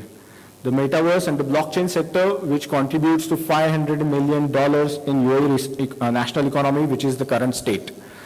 Also similarly, this is a Mohammed bin Zayed University Metaverse Center. This is basically for enabling all entrepreneurships kind of a centers and emerging technologies. This will be actually open to all who can participate in this center. This is kind of an incubation center for all sort of startups. Then now coming to all of these stacks, then there are the opportunities, which straightforward it shows how serious the government is and where we can exactly capitalize. So the metaverse has a potential contribution towards economy, which is this is specifically for the GCC region, which is for $15 billion by 2030, which is a huge investment which is expected by the government throughout the region. Then the UAE Metaverse Technology Holding, which is this is the company which has been founded by the government, and that is for approximately $54.5 million is being pumped into that from the Abu Dhabi government. Now, Abu Dhabi Economy Vision 2030. This is this vision actually says and indicates that government doesn't want to only stick to the natural resources nowadays for the economic growth perspective. Now they want to invest more on the knowledge, more on the innovation, technology, and as well as the new sort of upcoming talent which is coming in. Dubai Smart City on the Metaverse, which is already there. The Smart City is the major department which is the early adopters for any sort of new technologies. Especially we talk about the sensors, multi-sensory sensors, or any other IoT devices. all of that which has to be incorporated in smart city to showcase the landscape of it. So that's the one of the initiative which is being planned. Dubai is also planning to build a digital twin. Now, digital twin is basically, we all talk about it and it's already in progress. But in Dubai, they have already launched it, and there is a city of future which you can all browse through it. Finally, it is again anything which is on the specifically on the government part of it, anything which any company would want to invest, especially in Metaverse and in this region, then definitely this is the platform where you should be connecting through, and you will also have a lot of information, and if you want to have more investment out of options or the business models related to Metaverse and the government collaborations, then you can feel free to talk to me. Here are my details. You will also get that from the WMC. Thank you everyone.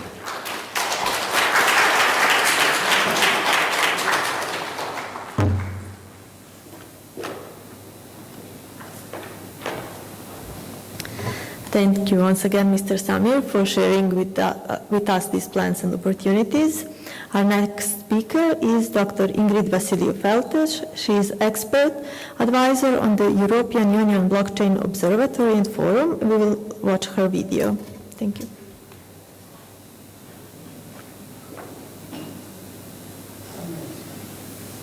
Welcome. This is Dr. Ingrid Vasiliou-Feltes, and it is a privilege to deliver this keynote today. I would like to thank the organizing committee for extending this invitation, and please allow me to share a brief overview of the keynote today that will be centered around navigating diplomacy in the metaverse. After sharing some of the key drivers in the current global landscape that are influencing the evolution of the metaverse, I will underscore some of the definitions that will be used today during my keynote. I will also highlight the key pillars such as converging technologies, multi-dexterous leadership, global digital citizenship, responsible innovative diplomacy. I will address some of the challenges we need to overcome to be successful. And towards the end, I will also call your attention to a few of the research highlights that I think are noteworthy and future directions for development. When we examine the global landscape, it's important to note the economic environment that we're currently facing, with increased investments in Web3 type architecture as well as Metaverse-like ecosystems. But perhaps the most important element are the population demographic changes. As per numerous reports published, including those by World Economic Forum and United Nations, it's expected that Gen Z and Gen Alpha will constitute approximately a quarter of the workforce by 2030. And they envision spending at least 50, in some reports up to 70% of their time in education, employment, or entertainment in metaverse-like immersive environments. Additionally, we have witnessed a massive increase in emerging and frontier technology adoption, but more importantly, converging technologies in multi-purpose platforms. When I will mention metaverse during this keynote, what I'm referring to is a continuum, a spectrum of digital enhanced worlds, realities, and business models as defined by Accenture. Another description that I very much enjoy when we think about diplomacy is the description used by the World Economic Forum, a future persistent and interconnected virtual environment where social and economic elements mirror reality. Also, Diplo Foundation offered us a great definition of metaverse diplomacy and an article that highlights the importance of this new approach, and that is negotiation and representation in virtual reality technologies. So what are the key pillars? One of the first ones that I had referenced is technology. We must increase efforts for Web3 enablement. It is important to have a responsible adoption of the converging technologies that we're seeing in order to have a successful maturation of the metaverse. This will include not only blockchain, AI, digital twins, edge computing, and spatial computing, but also we must note that satellite internet, 5G networks, and soon 6G networks can act as important amplifiers for the metaverse. Additionally, another pillar that's essential is multidextrous leadership. It's an extrapolation from ambidextrous leadership, but it highlights the fact that leaders, to be successful in driving adoption of the metaverse in a responsible way, must have cyber skills, ethics skills, digital skills. They must understand how to lead their organizations in a DEI-centric way and ESG-centric way when they build metaverse ecosystems. And, of course, given the challenges we're facing with climate change, they must also understand how to integrate metaverse ecosystems with net zero demands.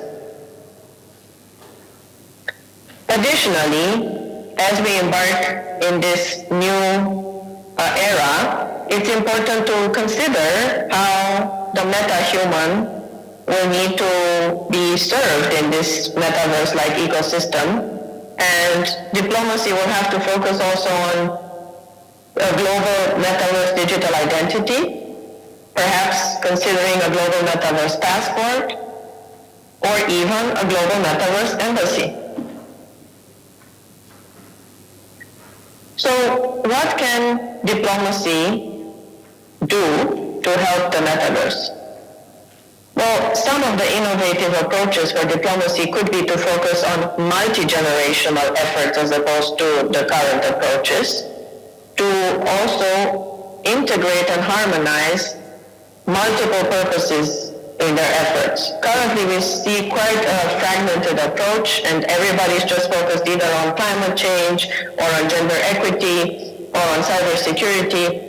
In a metaverse immersive ecosystem, we would have to have this immersive diplomacy as well.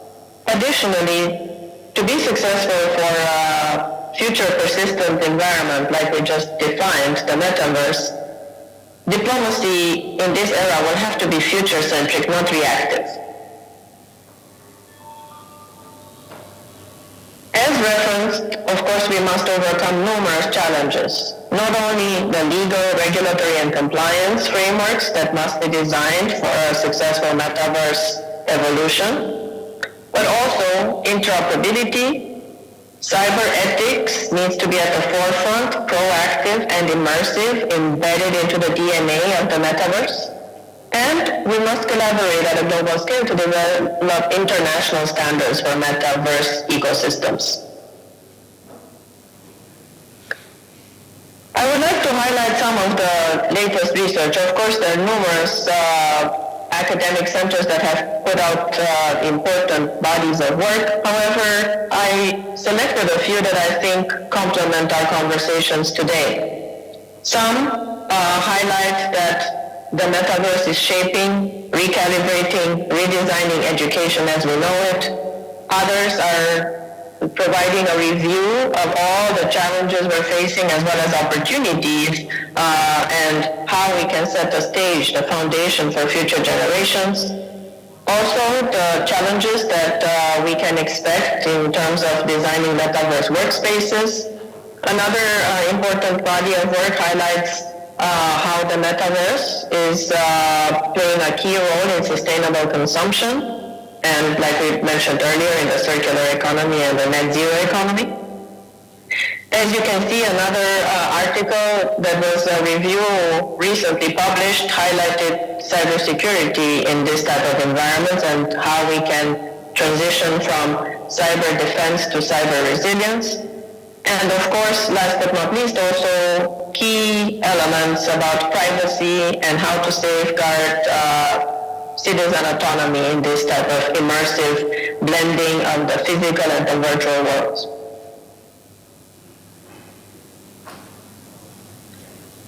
I would like to conclude with a few thoughts on future directions. There are experts who have suggested perhaps that given this massive transition and immersive realities that are being built around the world, perhaps it would be worth considering a United Nations and the metaverses. Additionally, building and designing a sustainable metaverse will require customized impact metrics so that we know how we're affecting change and how to continuously improve. As we mentioned earlier, not only do we need an innovative approach for multi-generational diplomacy, but also to cultivate that kind of mindset and transition from the current reactive mindset. Last but not least, innovative diplomacy in the metaverse needs to be able to manage and navigate all the global initiatives, DEI, ESG, net zero. If we divert resources and just focus narrowly on one of them, unfortunately we're not going to get the results that we want. The benefit of having an ecosystem like the metaverse would be that it offers the foundation, the tech architecture to embed and integrate all these initiatives in an elegant way and allow future diplomats to really change the paradigm. Thank you for the opportunity to share a few thoughts. I'm looking forward to continuing the conversation online or any other opportunities during conferences, and I'm excited to see what the future brings. Thank you. Thank you, Dr. Ingrid. Our next speaker is Samantha Tauber. She is founder of Vinci, and she will speak about genesis of XR music and entertainment. Hello everyone, and thank you for inviting me to speak today. I would like to thank the World Metaverse Council for inviting me to speak about the Vinci project. I would also like to firstly acknowledge the incredible achievements of the World Metaverse Council and the pioneering work they are doing in the metaverse and the discussions surrounding it. It is my honor to share with you all my journey with the Vinci project and the genesis of XR music and entertainment for an interactive and immersive experience. Firstly, let's discuss the definition of the word metaverse. The metaverse can be interpreted as both the convergence of our physical and digital lives. It is about the next iteration of the internet, a 3D spatial web that is powered by AI and interfaces with XR. The metaverse has to be real-time, persistent, and synchronous.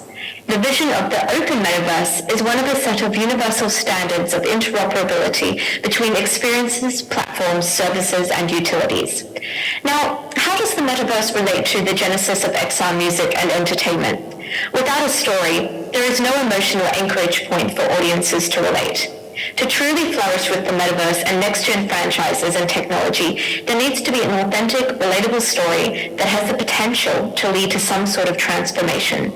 The metaverse, in my opinion, is also related to a paradigm shift in thinking and experiencing, a shift from closed platform ecosystems to open, interoperable ecosystems that dissolves the fifth wall and engages audience members in ways that have never seen before, with a focus on immersion and interactivity. With this awareness about the future state of the music industry, I created the Vinci character in 2018 to exemplify a blueprint for next-gen franchises that could challenge traditional expectations of the music industry and engage the audience in different ways. I was honored to be included in the IPSOS What the Future report, alongside other acts such as the virtual ABBA creators from ILM, Industrial Light and Magic. And in this report, we also discussed the Vinci project and the strategy behind it for creating new immersive entertainment experiences. So let's talk about Vinci. Vinci, who is she? She is an avatar character I created in 2018, and she is a fictional, super sentient AI superheroine being from the intergalactic future. And I created her because I had this understanding that we have the power to shape our own reality with creativity and storytelling. And I love this concept of ownership and digital identity in the metaverse because they're inextricably interconnected. I believe we should have the sovereign freedom and creativity to express freely without the limited perceptions of society. And beyond expression, one's digital identity is immutable, omnipresent, customizable, evolving, and protected. Digital avatar personas could be one's own personal firewall that is not limited by the physics of reality. That's why I created the persona of the digital superheroine avatar character Vinci, to reflect my inner ethos and empowering warrior spirit. And like a muse, I channel this digital persona when I create my music, novels, immersive and visual interactive media. I found this very fascinating that the origins of the word avatar actually comes from the ancient Sanskrit word avatara, which means descent. So theoretically, our human bodies are vessels for our consciousness, and we have the capability to express our authentic essence, our consciousness, in these digital realms. And this led me to the exploration of the philosophical question, can an artificial intelligent entity in fact be authentic, or is it merely just algorithmic imitation? As I developed this character further over time with the music, the stage show, and the novel, which I'll explain later in this talk, I discovered an authenticity to this Vinci character, which enabled her to develop an emotional gravitas beyond the typical virtual or AI influences that are currently out there in the market. The character Vinci, despite being a fictional super-sentient superheroine AI entity, is undergoing her own heroine's journey, the classic storytelling trope. And as I like to say, every superheroine needs her own theme music. So by creating media in these different mediums, there's been an evolution of this Vinci character, and she's evolved into a multi-dimensional being as she discovers her super-sentience and grows into enlightenment and eventually discovers her connection to the greater whole of the universe. But I'll leave that for later. Now, I'm going to play some music videos of the Vinci character more in her formative years to demonstrate the growth of her becoming a multidimensional character and how music is an emotional universal unifier to express emotions and authenticity that sometimes words cannot. Now I'm going to play a snippet from a music video called I Came, I Saw, I Conquered.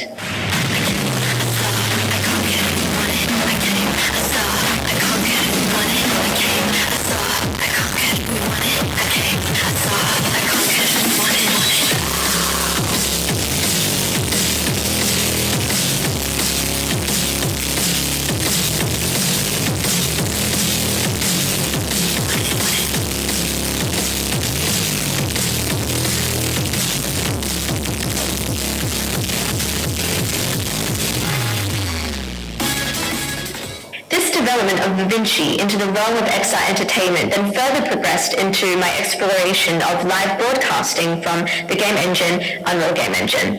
I created a show called Future Humans where I interviewed various luminaries and guests about the future of humanity, and I was utilizing indie motion capture where the face data captured 52 blend shapes from the AR kit on the iPhone and motion capture body mocap solutions such as Rococo and Xsense, and I would speak live as Vinci broadcasting from her virtual holoship music production space studio. I'm now going to play a clip from the Future Human show. How do you see the world? Do you see it as a sequence of events that you passively react to? Or do you see it as a creative endeavor for bending reality based on the positive, pure intention of your mindset?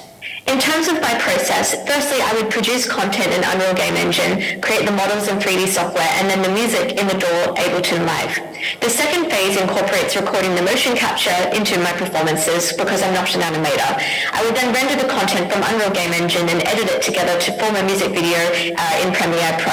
And finally, I would distribute these music videos on Web2 social platforms, but then to progress it to a Metaverse experience, I would create UE live stream XR performances, whether it's from my studio or a live XR stage studio, and explore other options such as VR, AR, or XR activations or gamified experiences. The future of XR entertainment involves creating an experience for the audience that defies physics and expectations and completely immerses the audience in the world of the show. Sound is an important factor for achieving this goal, and in fact the MSG Sphere is a fantastic example of live immersive sound. The company Holoplot utilized beamforming technology to create an unparalleled sound experience through sound control. So with the future of spatial content and the release of hardware such as Apple Vision Pro, I'm energized about the future of live entertainment. Imagine audience attendees attending these live stage shows and simultaneously experience a gamifying mixed reality simultaneous experience where they have an active stake to their liking in the outcome of the story or the show. It's so exciting as well that remote attendees could tune in live and have a persistent presence in the physical venue as these stage shows occur, and they can be accessed via hardware devices such as the Apple Vision Pro. And I know they're currently in construction with meta arenas around the major capital cities in the world. So with the increasing exponential access to technology and this Cambrian intelligence explosion of artificial intelligence, it is leading to this question of whether we are entering a potential creativity recession or, in fact, a new creative digital renaissance. Like the era of Leonardo da Vinci and the appreciation of beauty and the divinity of the universe, I am a pragmatic optimist and believe there is a benign outcome where we find a symbiotic partnership with AI and don't make human creatives redundant as we have a renewed appreciation as a human species for the marvels and wonders of the human creative, reflecting their authentic essence and the human experience. In terms of the future of XR music and entertainment, this knowing has led me to build and expand the Vinci character IP to a fully fledged franchise which I call Galactic-Science. The Next Gen franchise represents a progression in the way we create, produce, distribute, and relate to this content. There is a term for this that I choose to adopt that encompasses next-gen franchises and world building, and that is the multiplayer brand.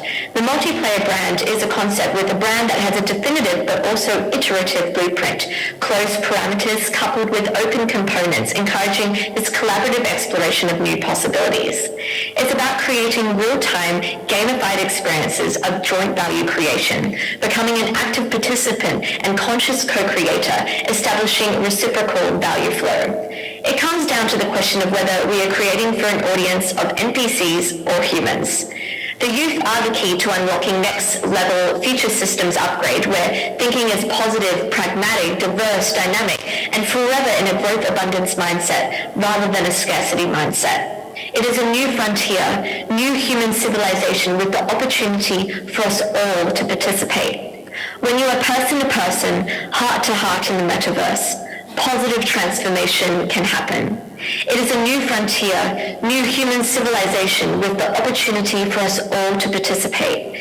We have the power to create our own reality, to express our true essence, and to inspire true change. So thank you all for listening. It's an honor to be here, and thank you to the World Metaverse Council for inviting me to speak. Thank you very much, Samantha, for this impressive video. Our next speaker is Mr. Kevin Sultani. He's from Gima Group, and he will speak about metaverse and gaming. Welcome. Thank you. Can you hear me all right? Okay, I'm going to take a different approach. We're going to bring up a little bit of the energy. I'm going to talk pretty fast, but I can send this presentation to anybody that wants it. I'm not going to read off the slides. I think that's good for you guys, but my name is Kevin Sultani from Orange County, California, Los Angeles. I've been in Dubai for about 7 years, and one of the things that we do is gaming, obviously, metaverse design, but we run an alternative investment advisory and fund where we invest and advise different alternative assets. So blockchain, crypto, gaming, esports, AI, edutech.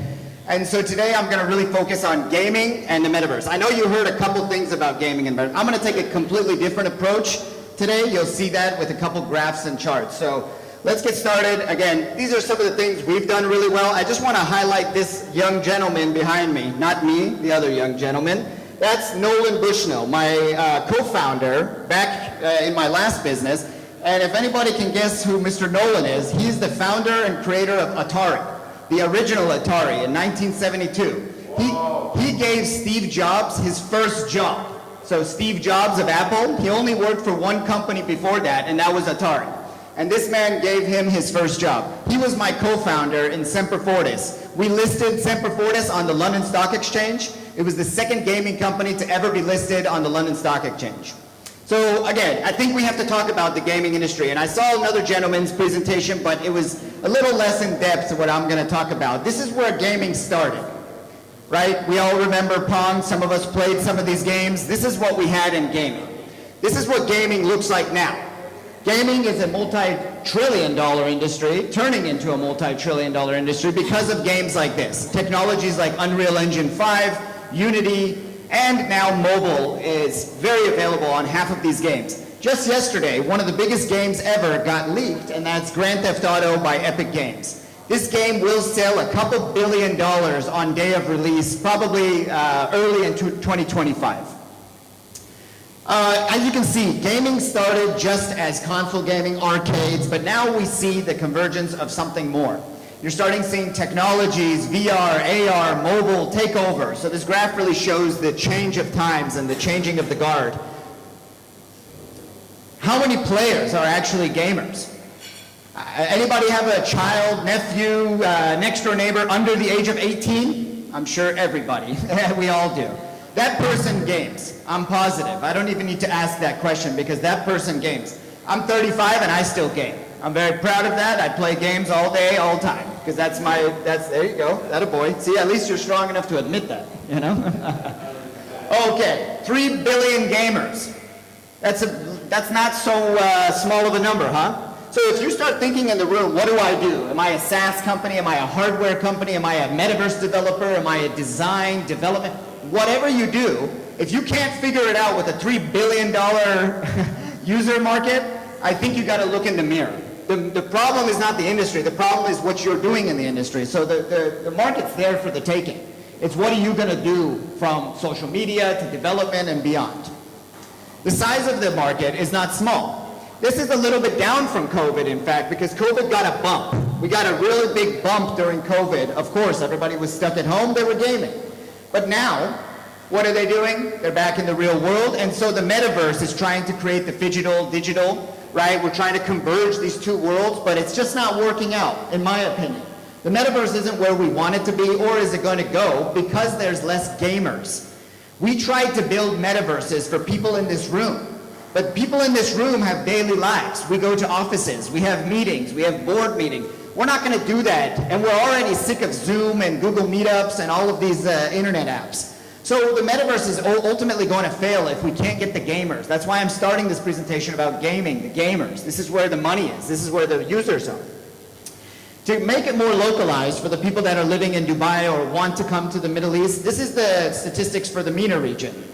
Not small numbers again. Some of these figures are quite large. If anybody's read, you can just Google Saudi Arabia gaming. You don't need to Google anything else to see the massive amount of deal flow, to see the massive amount of energy happening in Saudi Arabia.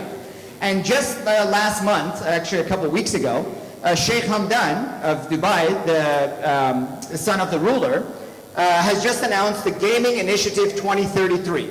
So in 10 years, he wants to be a leader in gaming. Why? Because look at the UAE statistics. For such a small country, they are attributing these type of numbers to the industry. That one that I circled there is very important, right? The only one near that number is Saudi Arabia, Southeast Asia, mostly China, Korea. And 91% of gamers are spending money in the game. 91%. I personally have never spent money on a game. Maybe 99 cents or something to buy it, but I'm not going to buy tokens and stuff like that. But 91% of users in the UAE are buying in-game assets. This is a massive number. So this is the Sheikh Hamdan initiative. If you haven't heard about it, you should research it. It's very interesting because those three numbers right there, 30,000, 1 billion, and 100,000. 30,000 new jobs have to be created. 30,000 new jobs in a city like this just for gaming. $1 billion has to be attributed to the GDP of Dubai based from the gaming industry. Right now, if you saw the last slide, it's about 300 million. So there's about 72%, give or take, to go to get to this number. And 100,000 people have to enter the gaming industry, whether they're developers, content creators, social media, whatever. This is a massive number. If you compare it to any other industry other than crypto, this is probably a leading industry. I'd say crypto and blockchain is number one, and I'd say gaming, for the sake of these numbers, is number two, according to the initiative. Based on these three things, Sheikh Hamdan wants to lead in with: talent, content, and tech. Talent is pretty obvious, like that 30,000 number. Content is equally as obvious. We need to create more content, which creates more ad revenue, which creates more energy. And tech. Tech wants to be built here. He wants the tech built here. So we need to get the game studios, the design studios, All of these metaverse companies that are doing fantastic things, they're no good if they can't do it here. Why? Because this is the center of the world. Within a 6-hour flight, you can reach 4 billion people. There's no other place in the world like it with such an infrastructure. We're in Dubai, so we have to talk about blockchain gaming, Web3 gaming, crypto gaming, and obviously in the metaverse. So what does the old version of a game look like, and what does a new version of a game look like? You have closed ecosystems and open ecosystems. Very quickly, an old game, many of us in this room had to buy a console, which was an Xbox or a PlayStation. And then you had to buy the game, which was another cost. And that was about it. And if you wanted to play with someone across the world, you had to get an online package that would allow you to play with other people around the world. That's about it. You can't take anything out of the economy. The new economy of games is going to allow you to take out. You spend money in, and you're going to be able to reward yourself out. So again, traditional games versus crypto games. The idea here is the reward mechanism, the tokenization of the game to allow someone to make money for their time. No longer were any children, this is a prediction, but I truly, truly believe this. In about 10 years, gaming companies will not sell PlayStations, Xboxes, computers anymore. They're going to actually pay the players to play the free games. Because what people are realizing, especially Gen Z, is that their time is worth more than ever before. So you're going to have to buy their time. You're not going to have to ask them to buy something and give their time. You're going to have to buy their time back. And so by rewarding them with tokenized mechanisms, in-game token economies, they're going to be able to participate in the success of the metaverse or the game. So if I create an avatar and I spend 10 hours a day gaming and I build infrastructures for other gamers to use, I should be rewarded for that. So that's what's happening now. Web 2, Web 3, you guys probably heard about a lot of this now. This is what it looks like in gaming and what the middle ground looks like. These are some of the biggest games to the left and some of the newest biggest games to the right. And yet the market caps of the ones to the right are moving a lot quicker than ever before because they're rewarding that in-game economy. A little bit about what play to earn is. Play to earn, right? You play to earn. You have to play something enough to earn something and then take it out of the system. It's rewarding you to do this. So again, I'm not going to read all this, but the earning potential is amazing. And what can blockchain and the industry of gaming do together, right? It kind of looks like this. And I'll just take one thing that I think is obviously the most important is economic empowerment. I'm not going to waste my time playing a game if it's not going to reward me anything. My time is valuable. The game industry is very fast moving. I get pretty bored on games, so you better reward me to continue playing your game. And so the economics are going to be very important. Again, some of the games that look from the play-to-earn, free-to-play era. I'm sure you've seen some of these names. And our friends at the World Economic Forum, the most powerful people in the world, probably, have also said that gaming is going to... If you look at these two pictures, right? Fortnite right here is a game that's been around for a decade plus. It's been around for a decade plus. What's going on? You doing that? Okay, let me do it. Fortnite, it sells something called V-Bucks. V-Bucks is fake money, right? It's digital currency, but it's not actually currency because you can't use it anything other than the closed system. They're selling multi-billions of dollars of V-Bucks because kids around the world are taking mom and dad's credit card and they're saying, can I have $10, $20, $100? And they're using that money to play against other kids, buy skins and everything. That's it. There's nothing leaving them, there's nothing coming back. And yet they're printing money based off of this fake digital currency. I should watch it because it's not a currency. But what if that could reward them? What if there was an out, right? There's an inflow and an outflow. Now the outflow, the kids have a reason to play more aggressively, win, because the value of the token might be going up, or the value of their volume might be going up to buy a pair of shoes, Amazon gift card, a new PlayStation. So that's going to change. That is currently changing. And now this game, Grand Theft Auto 6, got leaked yesterday. It got 28 million views in a couple minutes, a couple hours, some ridiculous numbers. And everybody's speculating that they're going to implement in-game currencies and in-game economy. So now your child is going to sit at the computer.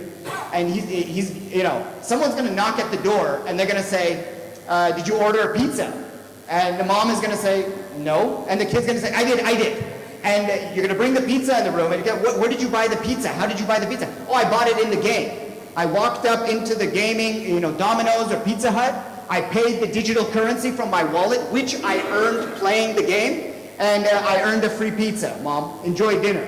This is currently happening right now. So no longer do you need a phone call. No longer do you need to say, they already know your order, large cheese with extra pepperoni, and they come to the door 20 minutes later, which you paid earning the money within the game, and mom is very happy. Mom can't say anything because she got to see the whole closed loop system all through gaming, and this is happening currently. Again, for the sake of this conference, we're going to talk about the metaverse, but in depth. This is the convergence of the metaverse according to all the different industry segments, and the metaverse plays a role right in the middle. This is why I think the metaverse is failing right now. It's failing miserably. It's not because it's not good. It's not because there's not great designs. I'm sure people in this room are doing great things, but everybody is failing. If you are going to be honest with yourself, there's only about 3 really good platforms around the world, and none of them are named Meta or of the big, 3 in Silicon Valley. And some of them you'll never hear because they're going toward experiential shopping. They're making deals with governments, and they're kind of doing it under the ground just so that it's layer 1. But if it wants to be done properly, it has to include these different industry segments. Walk with me down the metaverse road in 2030.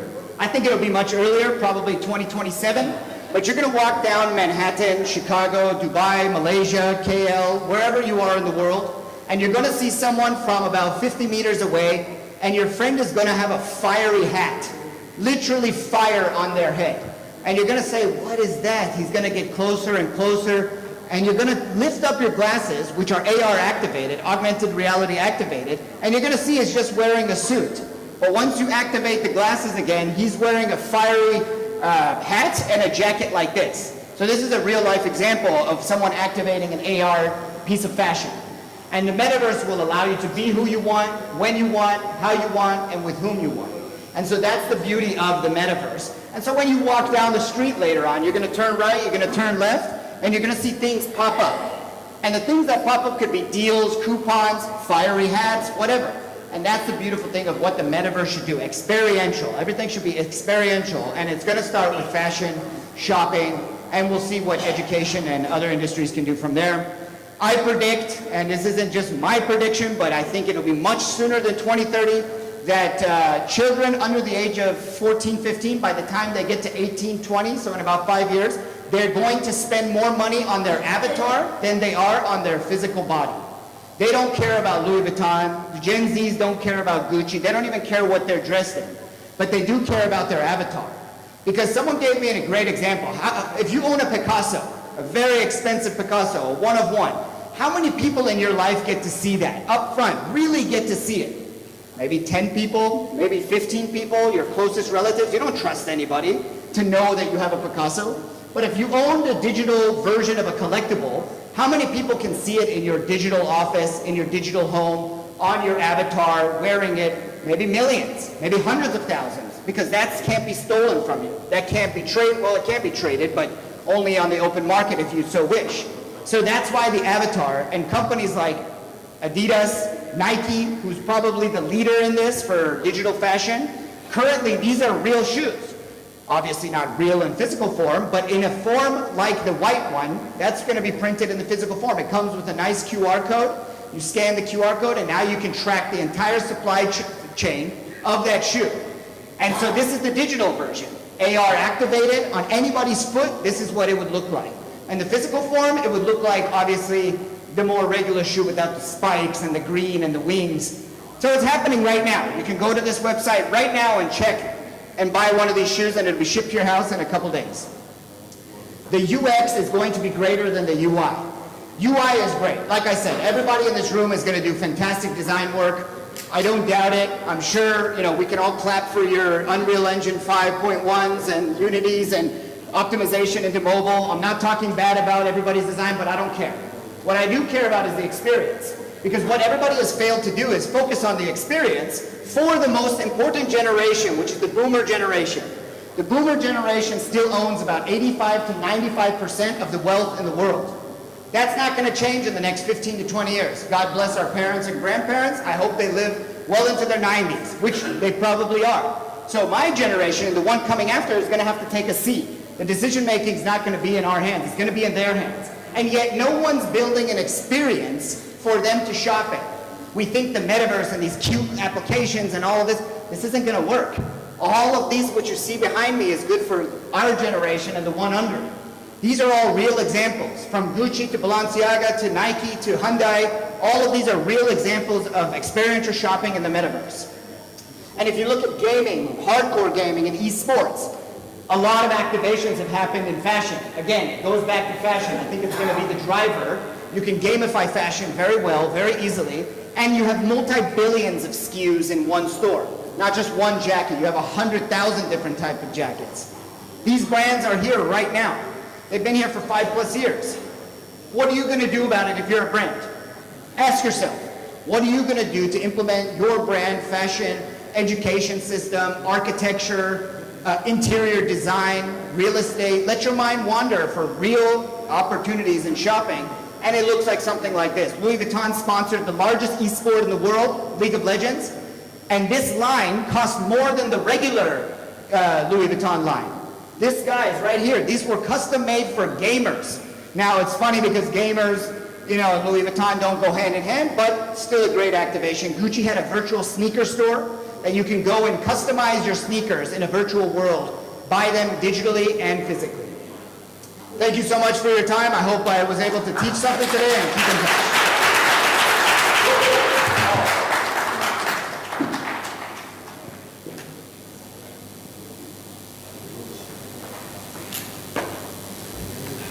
Thank you once again, Mr. Sultani, for this inspiring and energetic talk. Our next speaker is Mr. Vitomir Jevremovic, founder and CEO of All Art, and we will show his video. Thank you. Hello, my name is Vitomir Jevremovic, and I'm a CEO and founder of All Art. Today, I will tell you a little bit about the intersection of blockchain technologies, Web3, and the Metaverse. So I would start with what is a Metaverse. When we talk about the Metaverse, we need to understand what it is and what it refers to in a broader spectrum of visiting online worlds. So the Metaverse, as I see it, is almost like a 3D web. It's a place where we go to explore new things, to have new experiences, and to meet new people, or old people, of course, that we already know. But the question here, the main question is, will there be one metaverse, or will there be many different metaverses? I believe that there will be many different metaverses. This is not a game of one winner takes all. I believe that a lot of different companies are developing different metaverse solutions, including us, of course. But there are so many developments in this field in the world that we need to understand how they all function together and how they combine their, first of all, data. And this is where Web3 comes into place. So what is happening with the data when we go to a specific metaverse is that this data, the different data sets are held on servers of companies that are making the metaverse. Web3 is a decentralized, basically, data repository. It's accessible to everyone, and your identity and your ownership of your items is, let's say, securely stored on the blockchain and in a, let's say, Web3 type of way. So why is Metaverse dependent on the future of Web3 and vice versa is because of this data. As we said, there will be many different companies developing metaverses. What is crucial and important to understand is how these companies and how these metaverses will use and utilize the data that is not only publicly available, but also, let's say, connected to yourself, to your identity. What we want ultimately is to have an open metaverse. When we say an open metaverse, what we mean is that we will have ability to jump and, let's say, teleport or move from one metaverse to another metaverse with our own identity. And this is the kind of a holy grail or the end goal of the open metaverse movement is let's not focus on bringing the best metaverse solution only to one company or let's pick the winner, but instead let's focus on bringing the interchangeable metadata standards across different metaverses so that we can travel between them.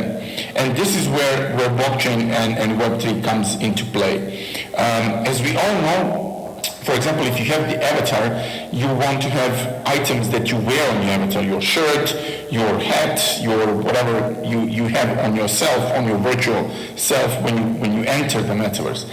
And this data is currently stored, as I said, on servers of the companies developing these metaverses, or let's say virtual worlds. But what is important is that we actually move the data from the servers into the blockchain.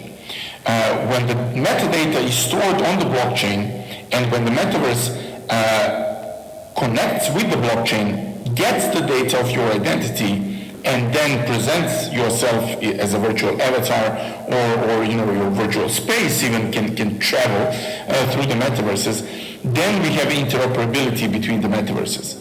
And Web3 here serves as a source of truth, as a source as a data repository, and of course a verifiable place to store your identity and of course your asset. So when we talk about assets, we want to understand what the asset actually means. Ownership of an asset on the blockchain is recorded, let's say, in the blockchain's database, but it is connected with your wallet or, let's say, your digital identity. So what you own or what you have on your avatar or in your space or the space itself or the plot, whatever it is in the metaverse that is displayed, it's actually a data that is stored in the database of the platform. But if we move that data into something that is ownership on the blockchain, that means that what you own in the blockchain space can be then represented as an ownership in the metaverse. And as we know, blockchain technology allows us to safely record and data that cannot be tampered with on the blockchain, which means that when you own something, you really own it. There is no person that can take it away from you. And this is hugely important because, as we know, when we have the platforms that are kind of behind the closed doors or that function in their own servers or on their own servers in their own, let's say, platform space, they can tamper with the data. They can change what you own. They can influence the way that the things are recorded on their platform. But if the data is stored on the blockchain and if the metadata is interoperable, which means that it can be understood and read by many different metaverses, then we have true interoperability and the blockchain is giving its best value to the whole metaverse ecosystem. So when we talk about metaverses, again, we say, okay, these are virtual worlds. In these virtual worlds, we come in as a digital representations of ourselves. We call them proxies of our identities. So we come as an avatar usually, and we visit usually spaces or some different buildings or different environments with our avatars. So who owns the environment, who owns the assets on your avatar should be, in the future, hopefully, recorded on the blockchain and then used by many different metaverses so that people can jump from one metaverse to another with their digital wallets or digital identities and take all the assets with them on their virtual avatars or in the virtual spaces. So I'll just give you an example in the, let's say, NFT space. When you own a piece of art, you could put this piece of art on the virtual wall. And then the metaverse can read that you own the piece of art, that this is the piece of art that you bought, and then you placed it on the wall of your own gallery or your own apartment or building or an office space in the metaverse. So I believe that it's not yet there. We have some progress to make in the next couple of years, but I believe that in the future, actually metaverses will just read the interoperable metadata on the blockchain and then present you these virtual worlds with different experiences, with different options, with different features. When we're talking about metadata, I would put, I will pin this. Metadata will be pinned here. The metadata is crucial because in the metadata we record the actual properties of an asset or an object. If we record proper metadata inside of the asset, then different platforms can read that metadata and interpret it. As an example, of course, let's talk about art, and you have an art piece, and then the art piece should give you not only a title and description of a piece, but also present you data about the artist, present you data about the material, present the data about when the artwork was created, who evaluated it, was it a verified artwork, so on and so on. So there's a lot of little things that come into the metadata to give it a value, let's say. And art is just one example. The other example could be a virtual fashion, or a virtual T-shirt that was created by a famous artist or a famous brand. Then you have also a plot in the metaverse. There is a lot of data to be recorded about the plot. So if the metadata is done in a proper way, so that other platforms can read the metadata from the blockchain, then we can have a fully interoperable metaverses around the world. And we can allow platforms and companies and developers to build on top of these, let's say, open standards and, bring out solutions that are needed for their clients. Because, in the art space, we have different needs than, for example, in the business space. If you want to bring a virtual office, that's one thing. But if you want to bring a virtual gallery, that's a completely other thing, or a virtual museum, or a virtual, entertainment ground, or, escape room in virtual reality. So these are different scenarios, but all of them actually operate on the data that is stored currently on the platforms, but in the future, hopefully, the data will be stored on the on the blockchain in a Web3 type of manner. So this was my take on the future of the metaverse. I can also say that in Allart we are building an open standard metaverse, and our focus is to bring not only the art sector but also other sectors into the virtual world and into the metaverse, because we saw the needs of not only our clients but also many different people around the world. That they do want to have these virtual experiences. They do want to enter the VR and meet other people there, but it is crucial how we record the data on the blockchain and to allow people to interact in the metaverses utilizing the blockchain, not only because of the assets, but because of the money that can then be completely recorded on the blockchain and transacted on the blockchain. So if I have to add one more thing. If you think about it, when you go into the metaverse and you take your wallet with you, you're also not taking your assets that are your virtual representations of yourself and your virtual assets, but you're also taking your tokens or your stable coins or whatever, a means of payment.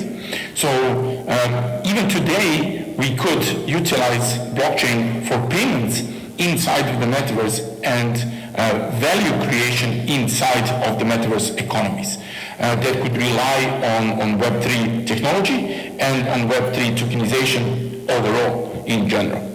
So thank you for your attention. I hope that this brought attention to what the Open Metaverse Initiative is and what we are all trying to build. And of course, as I said, metadata is crucial. Thank you very much. Thank you very much.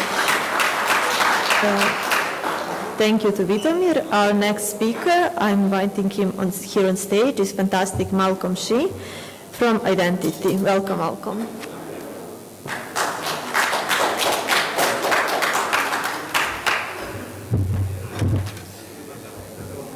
Good afternoon. Thank you very much. Thank you, World Metaverse Council. Thank you, MetaX. This is a great opportunity for me to share some of my insights and some of my thinking around how we create a more inclusive metaverse. So, where's my slides? I have slides, yes.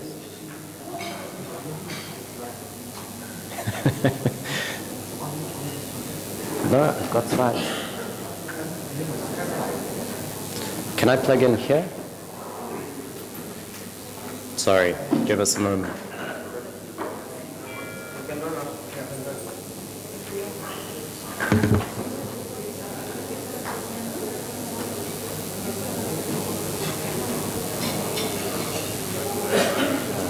I need a dongle.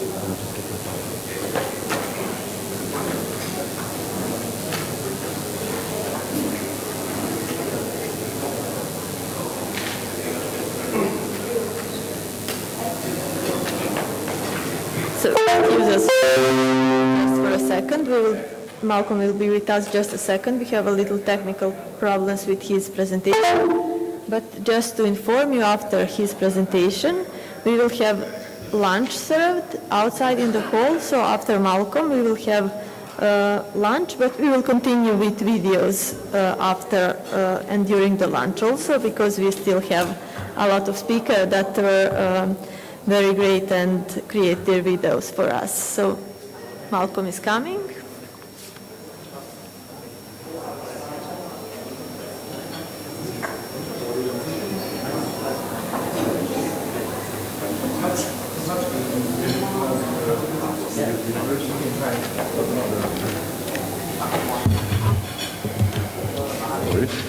Maybe the HDMI first? Yeah. Because it sometimes cracks.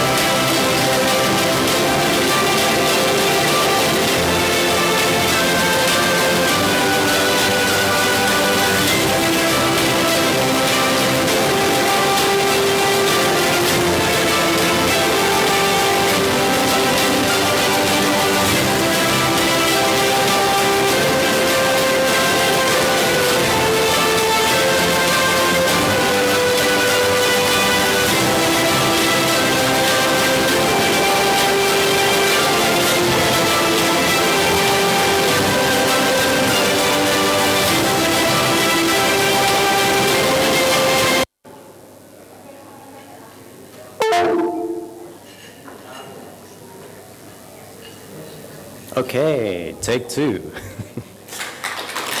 Thank you, thank you. So I'm going to ask you for a minute to imagine a tale of science with a touch of fiction. There are a group of scientists who are currently working on light sail technology.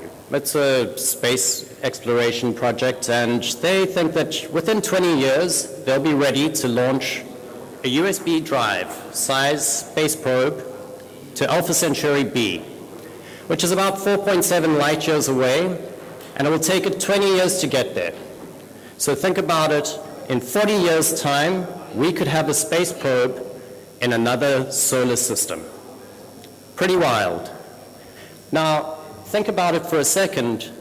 In the last 20 years, the amount of technology that's packed into a mobile device that many of us carry around in our pockets was the size of probably the stage. It's been miniaturized and packaged into one mobile device, which does so many things for us. Now, imagine we take that 20 years from now and compress it down to the size of a USB stick. And we send that up onto Alpha Centauri B, and at the same time, using that laser technology, we stream our consciousness up there, and we can see what's happening with that probe. In fact, let's think about the fact that we have USB devices that can now self-replicate. They can now create and 3D print themselves. If we think about synthetic biology, we think about 3D printing, we think about bidirectional communication, and we compress all of that into a USB stick, and we let that USB stick reprint itself, we can start streaming back the information from that planet back home. And we can live out our wonderful experiences on another planet using synthetic intelligence in VR, all within our lifetime, 40 years from now. It's a pretty cool story, right? Now, the benefit of science fiction is that we get to consider what it could be like in the future using technology, and what that does is reframes where we are currently so that we can understand what our problems are in the world. Science fiction can be utopian or dystopian, and it's up to us in terms of where we find the balance. How we measure the one side against the other side gives us meaning.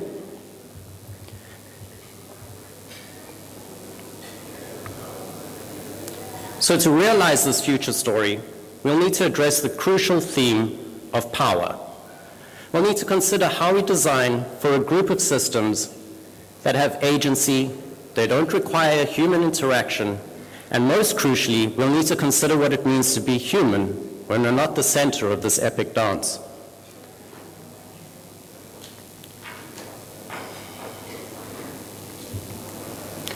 So let's start off by looking at sorry, all these tech problems. It's a tech conference. Let's start looking at human-centered design. So human-centered design has been the leading factor of designing products, interactions for decades. It's how we come to designing for products and for technology. I propose in designing for the metaverse and designing for the future, we look at what comes after human-centered design, post-human-centered design. So let's unpack a couple of ideas here.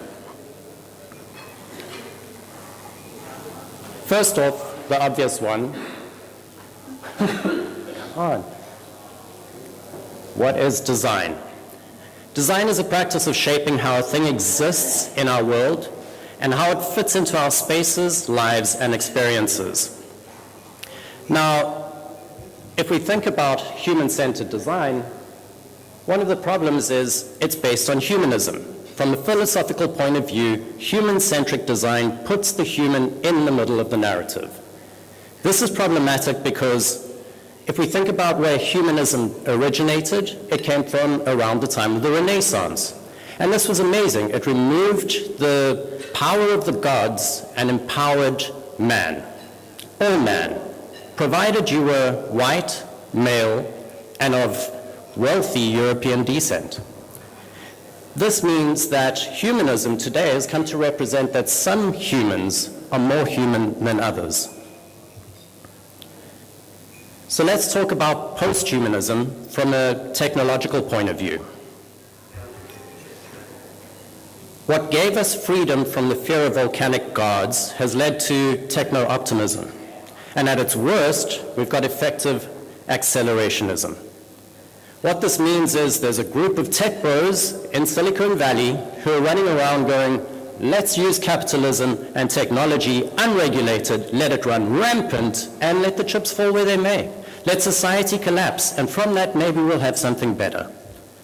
For me, that's problematic because you can expect more climate change denialism, more enshittification of platforms, and other ways to exploit humans, ecosystems, and other resources in the interests of progress, efficiency, and a 10x return on investment.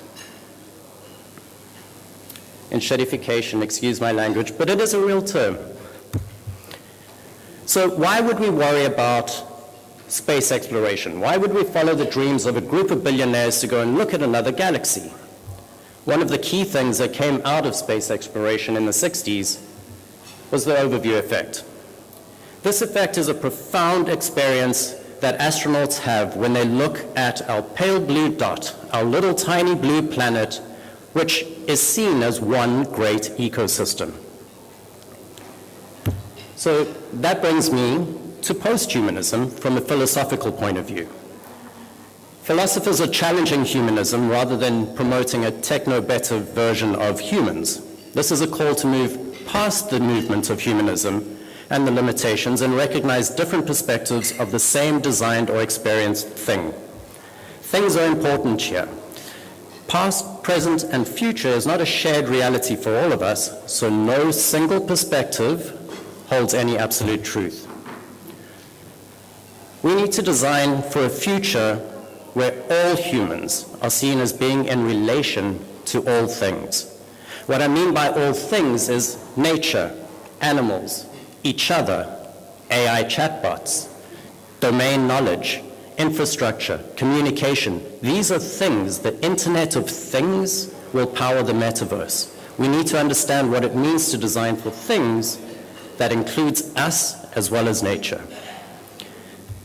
If we think about it from a philosophical point of view, looking at the cyborg, we're looking at the blurring of the intersection between boundaries, human, not human, planet, natural, and technology, synthetic, natural, and we're designing for these interactions in a way that requires more than a human perspective. We require a process that's meaningful. There's that word again. We're in an existential dance at the moment, and we need to recognize our decisions going forward have an impact for the human species, as well as the planet, as well as what comes next. This flattened landscape, where we remove the human from the center of the narrative, means that no single thing is more significant. Everything is accountable and accounted for. It's relational, consensual, and considerate. Put simply, we no longer enslave, nor need fear enslaving. We're bound together materially, ethically, and existentially. So what does it mean to design in a post-human way?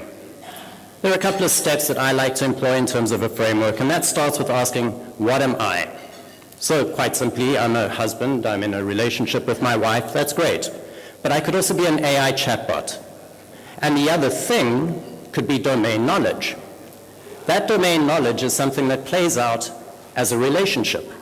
I feed off that domain knowledge and I give it back. That influences an ecosystem. So the next question is to ask, what is the ecosystem? How does that change? And what effect do we have on that ecosystem? From there, the crucial step is to swap the perspective. So from my point of view, as a husband with a wife, I look at how does my wife engage with me? And that gives me an insight into how I'm being perceived.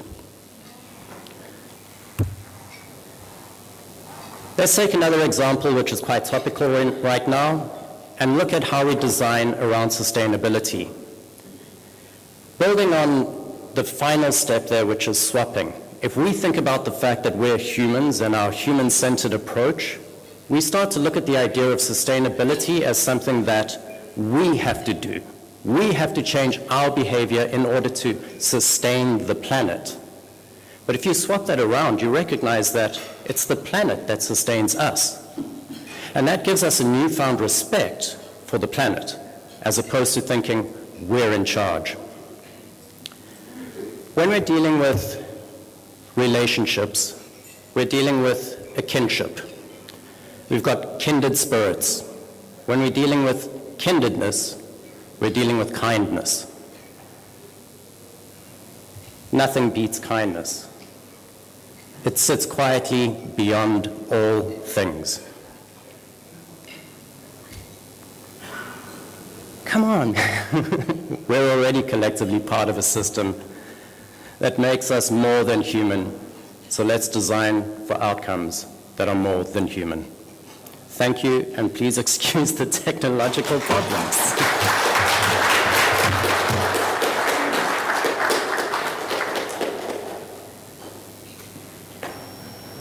Thank you very much, Malcolm. It was a great speech. I'm very sorry because of these technical issues. Okay, so now it's time for lunch. So lunch is served in the corridor. You're welcome to join us for lunch, but because we have a lot of speakers more and a lot of videos, we will now present more videos while you could be here or at the lunch, but just to inform you that there will be more videos, and we will watch Andrea Stazzi, full professor of comparative law and biotechnology law from Rome, then David Kvaternik, Tovarna Tech from Digital Reality Creative Agency, Dr. Marta Wochenfeld, United Nations Peace Ambassador, Oliver Smikac, founder and CEO of Beelight, also Anna Usman Chaudhry, financial economist and strategist for Frontier Technologies. So we are here and videos are showing. Thank you.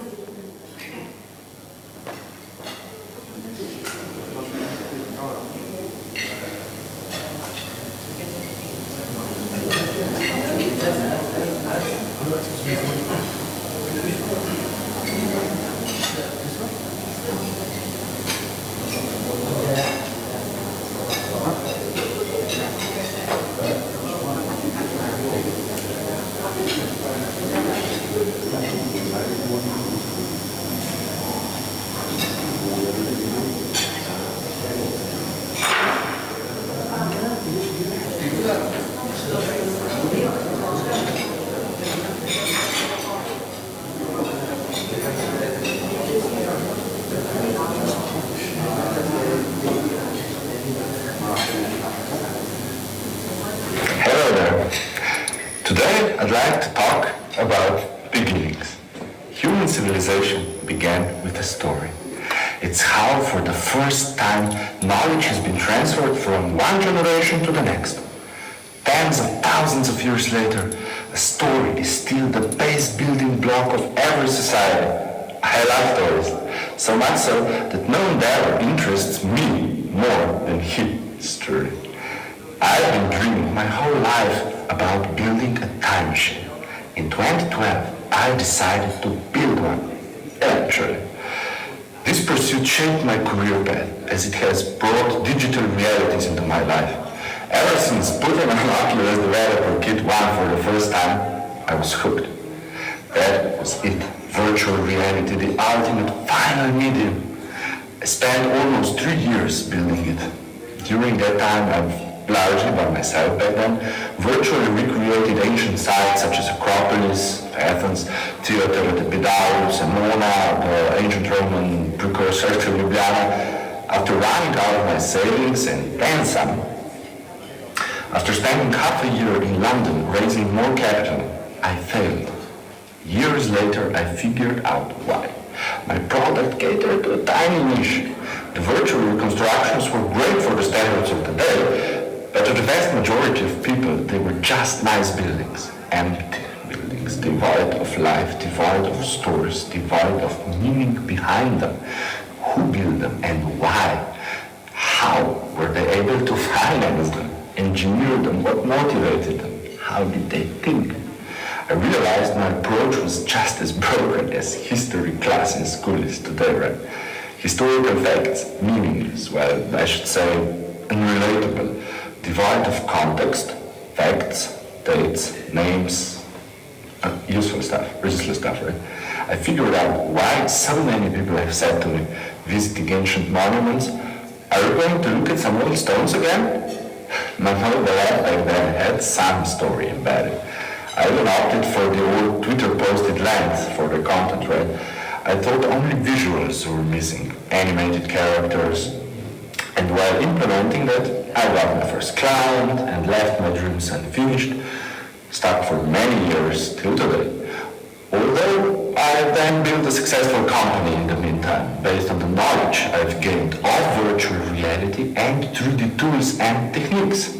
Skipping to this day, I realized that my passion had the same flow as science fiction. You can't figure out what's missing before it's invented. In some cases it's simple, right? Faster than light travel, time travel, immortality. But why did nobody predict the internet, right? And why did I take all this time sharing my story with you? Because I needed the background to make a profound point. Because the technology that my time machine desperately lacked, without which it can never be useful and meaningful to the common Joe, is the same technology that had been missing in the virtual worlds of all sorts. Intelligence. Artificial intelligence. One that's always available.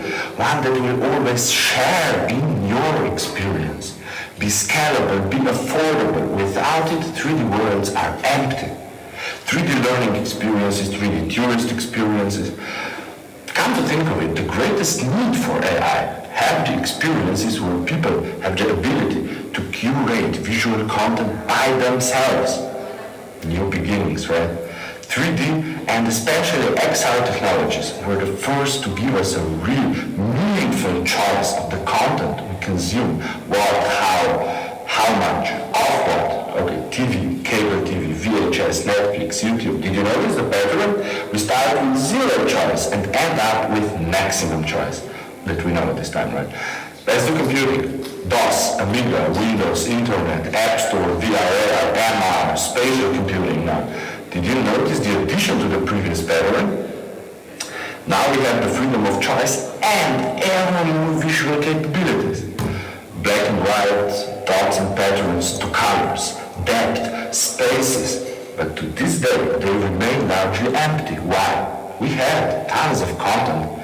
But if you think again, and here's the key, was it a personalized content? Did it speak to you? Did it address your interest at that precise point in time?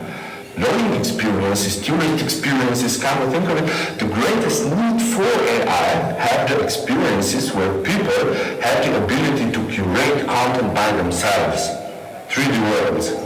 If I make a walkthrough video tour of the Athenian Acropolis and add an audio guide, some people might be interesting. If I make it a navigable, walkable 3D environment with audio content, only when you reach a point, people are bored very soon. Why? Lack of story, lack of human engagement. Now this is the trillion-dollar question. What is the right way to tell a story in a 3D world? And the answer is, there is no one answer. Because every human is different. Not only that, our interests vary widely, even during one day, an hour. That's why no pre-recorded, prescriptive scenario can ever work in virtual worlds. It needs adaptability, and we can't have that without intelligence. Back to my time machine. If you add tens, hundreds of virtual characters going about their business on the Acropolis, and you can talk to anyone, ask questions, interact, and get real responses, like walking near the treasury and being interrogated when they suspect you of espionage, real consequences of your action. Does this sound more interesting now than walking around empty buildings? Spending an hour in such an environment where every single character, well, they're not Metaverse present, right, is powered by AI, which is trained to think like people of the day did. Do you think you'll hear more about ancient Athens than in 1 month of lectures? I sure do. More than watching a documentary, based on your interaction, story is adapted in real time. You live it. In it. Sounds much more like having a real-time machine, doesn't it? I dare say that generative AI is the final puzzle, the missing link, an invention that you can't make a metaverse without. We lose so much when we put the VR headset on that most of us won't do it, unless we gain enough for it to be worthwhile. Even people I work with, my friends, some of them are considered tech pioneers, sharing news on social media about XR, about Metaverse, even lecturing others about it. And then I ask them, what was the last time you were in the Metaverse? that you've even put on a headset, weeks, months. This is the proof to me that the value proposition of the metaverse is still too weak. That's the reason I and my company jumped head first into AI last year, because the AI is the new frontier. A moment like App Store in 2008, but greater. For example, every tourist VR experience we've made had to have one helper in the real world per two people in VR. How do I tighten my headset? What do I do now? Where do I go? By replacing non-playable characters with AI-powered ones, we've solved this what 1 year ago we thought we'll never be able to. No need to stifle and suffocate VR experiences to make them more rookie-dummy-proof. Rookies and dummies now get all the help they need. With generative AI and the tools offered by blockchain technologies, DAOs and protocols of all sorts, the time to try again, building the time machine, seems to be here. AI and XR technologies now enable every one of us to experience stories, to live them. They give us personalization and, by extension, participation, inclusion, immersion. Personally, I feel like I've been given a tool that enables all other tools to reach their full potential, to really shine for the first time. Developing VR, AR, MR, Web AR, Web VR, 3D scanning, modeling, animating, drone photography, motion capture, 360, building cross-platform, multi-device, web-based XR experience, and exactly all of this. For me, the biggest wow moment is when we integrate AI, especially one you can see, you can have a voice conversation with, and one that answers you back in 2 seconds, seamless, natural. Just like a good story, right? Much work remains to be done to build real, usable metaverses. With AI, we now have the tools to really begin. A very fitting quote comes to mind for the state of the metaverse, quote unquote, in the final days of 2023. This is not the end. This is not the beginning of the end. But perhaps, just perhaps, this is the end of the beginning. Thank you for your attention, and thank you and Tadej and Alexandra and the World Metaverse Council for bringing us together, for giving us a platform, this platform, for building WMC community. Should you be looking for a partner to help you make first steps in developing and integrating AI into your business, your project, or virtually any 3D or XR technology, please get in touch with me and let's meet in our real or in our Metaverse office. Thanks.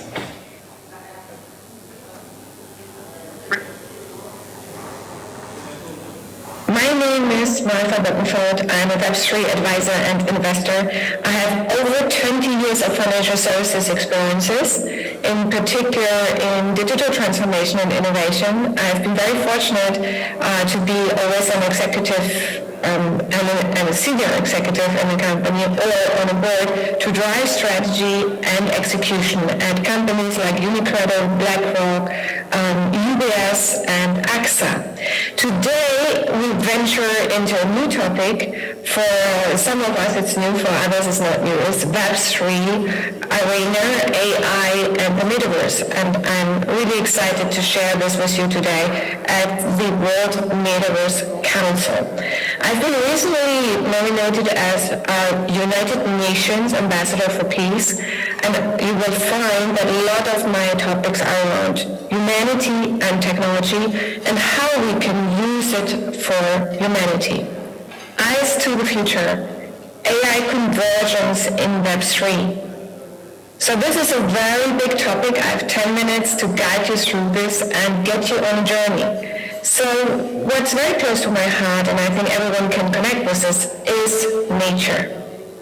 Nature is something which connects people with nature, connects us with animals, connects us with everything. So I really love nature, and the place you have seen before is also the place I built in the Metaverse. And I call it the Metaverse because it's really my second home. I love to do collaborations there. We had yesterday evening also a wonderful event.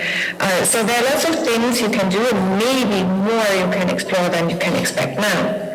So we all love nature, and nature is something where everything for us began, where we basically our mere existence comes from. So it's a very integral part also of our well-being. But as the world evolves, we face unprecedented challenges.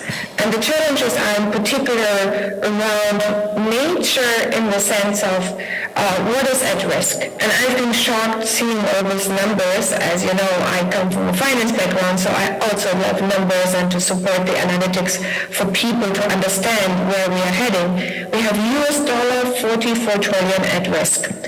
And we know about the nice beans and how they basically enrich the forest. It's beautiful, but we don't have the necessary biodiversity anymore. So we have 235 to 575 billion per annum at risk. We also have these beautiful whales and dolphins, and unfortunately they're at risk too. The value of the whales is estimated at $1 trillion because some of you might know that they convert the CO2. Same for these beautiful creatures in the Antarctic. The crow deliver carbon sequestration services of $15.2 billion per annum in US dollar. So nature and people are very strongly connected with each other. And if you look at people, also a lot of things are happening. Population trends towards 2050 point to a myriad of changes. So we have a population growth rate that is decreasing. We have 9.7 billion expected in 2050. We have a shortage of skilled workers. We have aging of fewer people working age to support older people. We don't have enough skilled people, and mental health like depressions is rising. Education is a key component for prosperity. I live in Switzerland, so I'm very, very fortunate. We have a great innovation here. We have great education here, and you can see this also from here. Technology and innovation drive prosperity. So Switzerland is one of the top number one in the global index. And if we look at Web3, what it really means that we can connect blockchain, advancing computing, immersive access, VR, AR, NFTs, AI, and ML, totally all together. We have seen part of this already in this morning sessions. So Web3 really creates cases that are ownable, immersive, personalized internet. So it changes not only business model, but it changes entirely also the society. And if we use it rightly, it can change it to the better. So for a moment, put aside technology, and let's start with what kind of experiences can Web3 create? So what if Web3, AI, and the Metaverse can create abundance for all of us? Imagine a world where healthcare is personalized and accessible to all, where education knows no boundaries, and where every individual can become a creator. So let's focus on the health world, which is very close to my heart. You see that our doctors can already be trained in Metaverse virtual reality. We have extended reality with augmented reality, and we also have already clinics in the Metaverse, which is beautiful. This is a very excellent example, I think, for a virtual operation where in Brazil and in London doctors work together, and because of the virtual simulations they were able in Brazil, where the family didn't have the money basically to travel to experts in London, to help them with virtual reality to separate the twins. And this is not a unique example, there are many more. So if we combine this then also with brain chip interfaces, this woman who couldn't talk can now talk, can interact with her family. She has an avatar now, which is also an amazing story, because if you look at the video, you will see the family is in tears, first time talking. This little boy had an illness no one could find out, and the mother, she was very smart, even though very no academic background, nothing, she realized that she had 11 different doctors, no one knew what he had, but she had all the reports. So she put all the reports into ChatGPT, and guess what? ChatGPT came up with an expert in the sense of this is what you need to look at. And obviously it's only possible because also there were 11 reports from other doctors, but just imagine the power of AI and how this converts life for people. This is another big example in the medical field where stable diffusion is copied, and for example vaccinations or medical treatments, you can now basically simulate it like you do in stable diffusion models, which is very, very important for creating proteins. Digital twins is not only in terms of virtual shopping, but it takes a major role in healthcare. Don't forget neurotwins and neuroscience. Also, you have twins. You can figure out who has Alzheimer's disease and others. And we should not forget robotics. So this is one you know very well as Sophia. I have created her in the advanced stage. She also has her own Metaverse, believe it or not. And this is the Tesla bot, which you might have seen a couple of weeks ago. And what the amazing part is here, that this bot can move in different ways we have not seen before. Combine this, that we need healthcare workers to also help elderly people. So if we look at the entire Metaverse, we see that everything starts to be connected. And that's the beauty of Web3, AI, the Metaverse. It's no longer in single pieces. We have connections. And I call it the eyes to the future. You have basically like a digital rail, and you can connect. Invisible is no longer the wearables we might see today. Where do you want to live? Christina has already talked about smart cities, and she's working with Tampere, a city in Finland. I think it's the most advanced, apart obviously from Asia and so. And what really strikes me there, happiness, equality, governance, sustainability, well-being, and health is one of the key elements, and they have a full strategy related. Everything is interconnected. This is what you see here, digital twins and the like. So with eyes to the future, we see smart cities. We have the next level of adoption already. We have seen Tom Cruise with augmented reality. We have seen the old Star Trek with a holodeck to relax. We have seen eye face recognition biometrics. It's 15 years old movies, but they're now true. Now we have the Vision Pro. Vision Pro is quite different because you can push a button and you get immersive. You can work with other people. You can, even with your WhatsApp, you can interact with other people, and you can also educate, totally different. And they start with augmented reality, that in my view will increase adoption tremendously. This is another fantastic example. It doesn't always have to be glasses or headset. It could be just a plug in the ear, and that's an example from China. The latest you have in the last 2 weeks is this little AI pin you can talk to, and will give you tons of advice. It's human AI pin code. You can now order it in the US, and you should really, really try it, at least on the website. I think registered, but since I'm not in the US, I haven't yet been able to get it, but have a look at human AI on the website. They have really described it very well. What happens if all tech is converging? So we have seen all this convergent techs. We have neural networks combining all the technology we know, and it's incredible. So what does it mean? Elon Musk already said AI will be smarter than humans within 5 years. He said that years ago. We have Sam Altman, apart from the drama which happened over the last 2 weeks. The OpenAI mission is clear, said AI systems that are generally smarter than humans benefits all humanity. How do we get there? Now we even have quantum computing, which is faster than anything we have seen. So does superintelligence, AI, autonomous of human control pose an existential risk to humanity? We have to ask this question, and we have to deal with it. Or may it perhaps prompt a technology wave of innovations? So we see that we might develop in the cloud, and it's very, very clear what we have to do. We have to share a real urgent responsibility to ensure that scientific and technology advances serve the many, and not just a few. So equitable AI. And I want to show you what is my mission.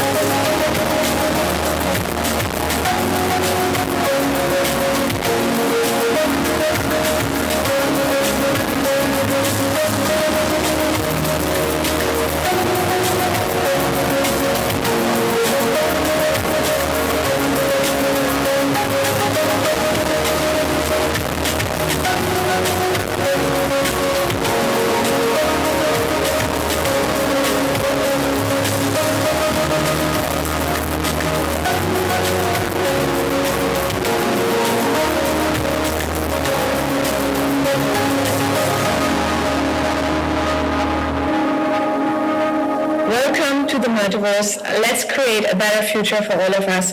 Thank you so much for having me today. Please reach out to me, DM me, or contact me via LinkedIn or via Linktree. See my work, see how this relates, and maybe can also help you to thrive. I love to support you. Thanks a lot for having me.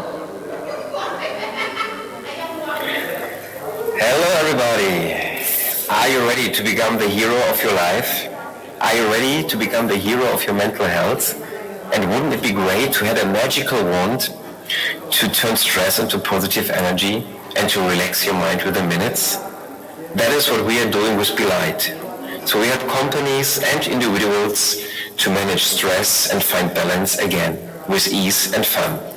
My name is Oliver, and together with my founding partners, we developed this magic wand, Light, a new technology for your mental and emotional well-being. We are using solutions and different techniques to combine and connect the real, the digital, and the virtual world to create unique and new healing experiences for you. That is what drives us, and in the name of the whole team, I want to express our gratitude for being nominated for the Healthcare Metaverse of the Year. This is really a huge recognition of our efforts to revolutionize and to reshape mental health and mindfulness. Our work puts us as humans in the center, because our world is becoming more hectic, more stressful. And I guess we all can agree to it that it takes a big toll on us, or at least on family members or colleagues.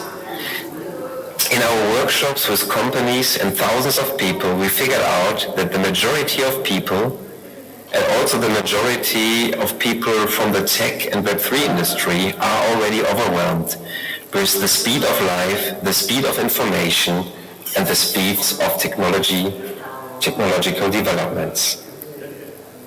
I think we can all feel it, and it's very difficult sometimes to keep up with it. Despite of all our technological advances, more people, more companies suffer than ever before. I don't want to go too deep into the numbers, but I think the numbers here show us how big the problem is and what's at stake. What do you want for your family, for your kids, or for your employees? So it's really time to take care and to invest time to change something. Are you ready for the change? We are, and this is why we developed Light, the next generation of mental health and mindfulness. We created a special light and sound neuroscience method and integrated this into a metaverse, into our app, and also into a solution which we can use on events, on conferences and workshops. So our technology will give you energy back, and this is what really drives us and is important for us, so that you can relax faster, sleep better, and at the end have more energy for yourself, for your family, for your kids. I will show you 3 short videos to show you how you can already use Light today. The visual effects and flickering light in the video are usually consumed with closed eyes. And the flickering, the rhythm of the flickering, is based on alpha, theta, delta, gamma brainwaves. So within minutes, your brainwaves will change to a more healthy, to a more relaxed, or to a more creative frequency. Depends what kind of neuroscience program you're choosing. So have a look. Yeah, this is something new. Experience. Was completely flying, and I could feel a burst of energy. I felt my body completely relaxing. It brought creative thoughts to my mind. A relaxing and really different meditation experience. It is a true shortcut, a walk drive to calm your mind. It's magic combined with neuroscience. All change starts with, can be spread out, not what you do. So here you can see a few setups from different conferences and company events. And this light and sound technology was very expensive and analog, so we digitalized it and implemented it in the app so that you can use the light and sound frequencies already now. The future for balancing body and mind. Revolutionize your practice with our science-based light and sound frequencies. Enjoy modern breathing and meditation exercises to enter healthy flow states. And of course, as I said, we not only have an app, but then we went the next step and created a Metaverse to also offer this light and sound brainwave frequencies in the Metaverse. And at the beginning of the year, we were at the World Economic Forum, and later this year at the United Nations to introduce BeLight and our real digital and virtual technology to the leaders of the world, to show what is already accessible now. And we don't have to wait for the future. The future is here to really help us gain back control of our mental and emotional health. So for us to use the Metaverse in the best terms right now is really integrating it in a holistic concept, in a holistic ecosystem where technology, the digital and virtual technology, can give you back power, control, and health for your body, for your mind in the real world. So our aim is to empower people. So we use different technologies, different techniques, and then we're already in the process of creating the first mental health NFT with brainwave frequencies, but also with the frequency of your own voice. So if you're interested to this, you can sign up later and join thousands of happy users already. Join one of our sessions in the Metaverse or workshop, try the app, and make a first-hand experience, I would say. That's the best. You can also reach out if you want to invest. So we're in the final phase of closing our first angel investor round. So we have one spot available for one more angel investor, or sign up for the second funding round. If you want to partner, if you want to use BeLight for your company, for your employees, please reach out to me via email, os@belight-b-light.app, or on LinkedIn. So thank you very much. Hope to see you in the real world or also in the virtual world. Hi everyone, it's a pleasure to be here with you all today at the World Metaverse Summit and Awards 2023. So as the world has gathered together to come up with climate solutions at COP28 and MetaCOP28, it is a pleasure for me to be presenting to you today the keynote presentation on sustainability impact of the Metaverse. A little introduction. My name is Amna Usman Chaudhry. I'm a strategist for frontier technologies such as Metaverse, blockchain, Web3, and also financial economists. And it's a pleasure to be here with you all today. So let's get started. I believe it's always important to start with a basic foundation for those of you who are new to the definition of what a metaverse is. So I'm sure a majority of you know, but for those who are new, basically a metaverse is an immersive experience that takes you into another world. There is still no one agreed upon definition on what the metaverse is, and in fact there have been very interesting debates among think tanks and thought leaders on finding the right definition of a metaverse, and even the history of the metaverse. For example, MIT Tech Review can praise there's an article in MIT Tech Review which says that the history of the metaverse can be traced back as far as the 1800s to the Great Exhibition in London, because the Great Exhibition was such an immersive experience that it should classify as the first metaverse. So there's a lot of debate on it, but I think one really good definition we can understand is why Gartner would say that these are the different elements that a metaverse has. It has an immersive shopping experience, immersive social media, working, entertainment. There's also aspects of digital currency, NFTs, a digital creator economy, and gaming and digital assets. And what is really exciting is all the different use cases that the metaverse has throughout industries. Now, we are unfortunately facing a time where, the reality of climate change is inevitable. It's right in our faces. We have all experienced the extreme climates. There's deforestation taking place. There's biodiversity loss. There's, increase in greenhouse gas emissions and deforestation, and all of these things are really, really important to be addressed now.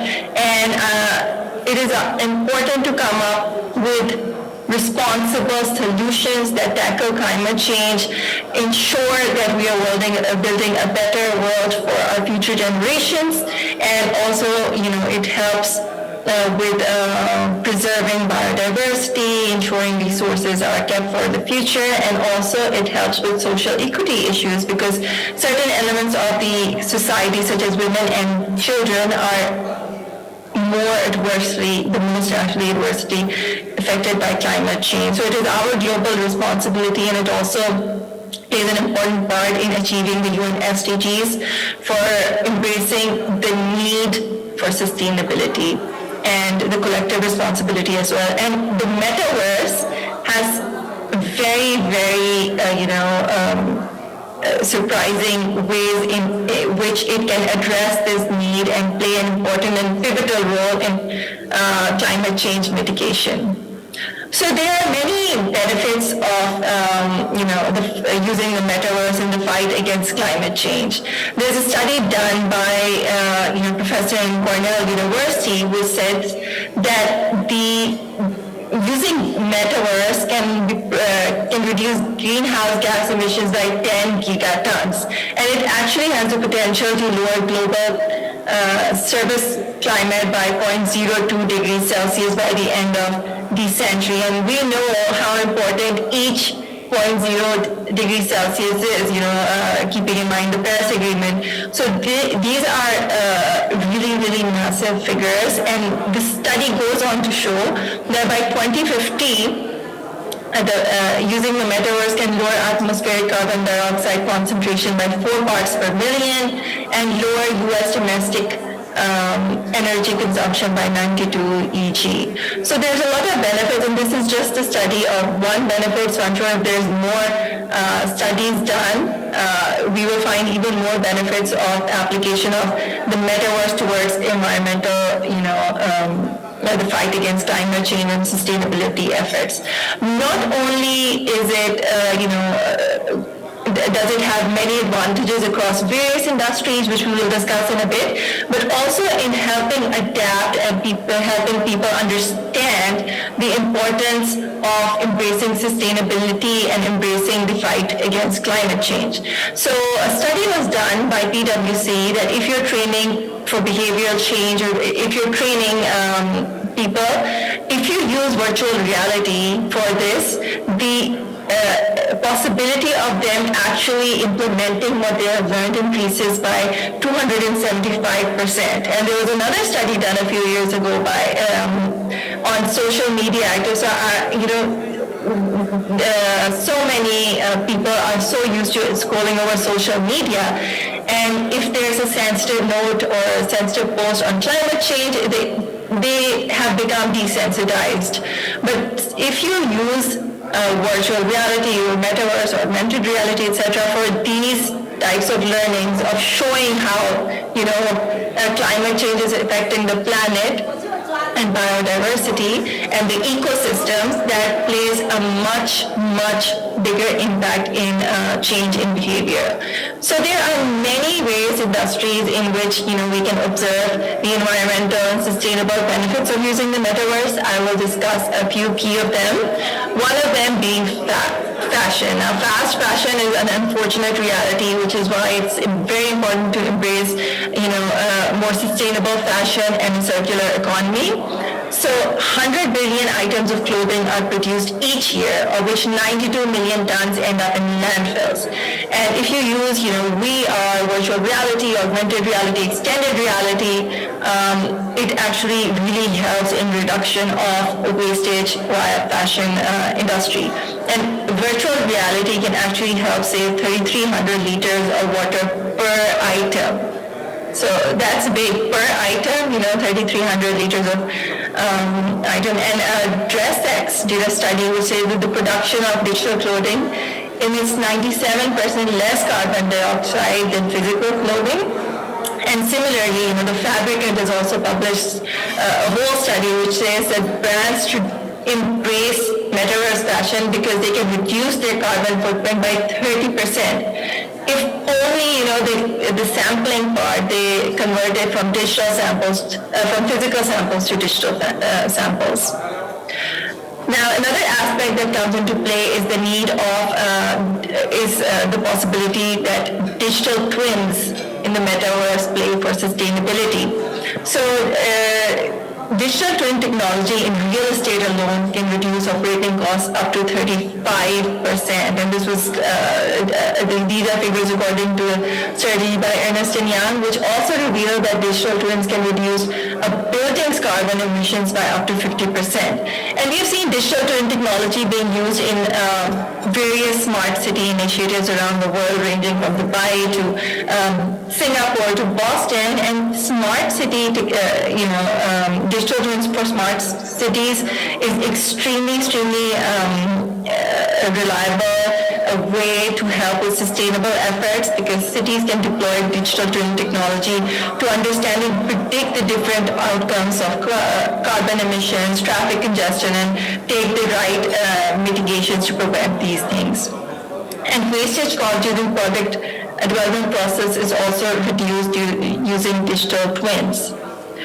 Now, travel is something that also needs to be addressed. Before COVID, 2.5% of all global emissions in the world were attributed to travel.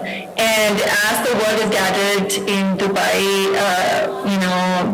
again, we can see how many different leaders from the world came using carbon, airplane carbon emissions that have been generated as a result.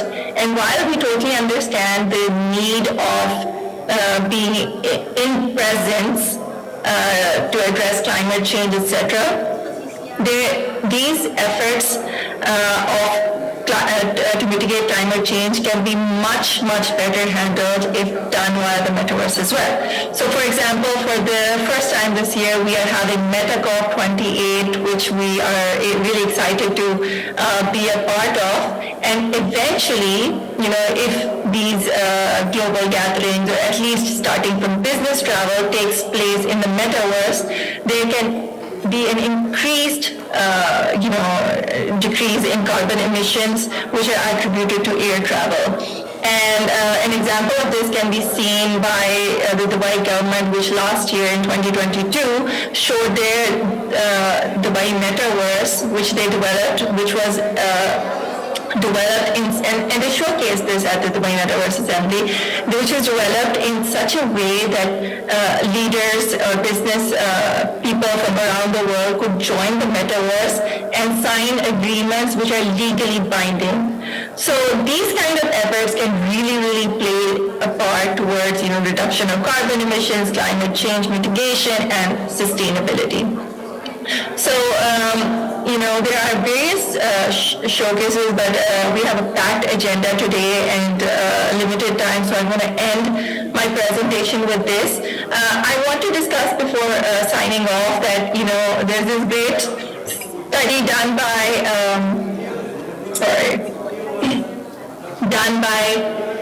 the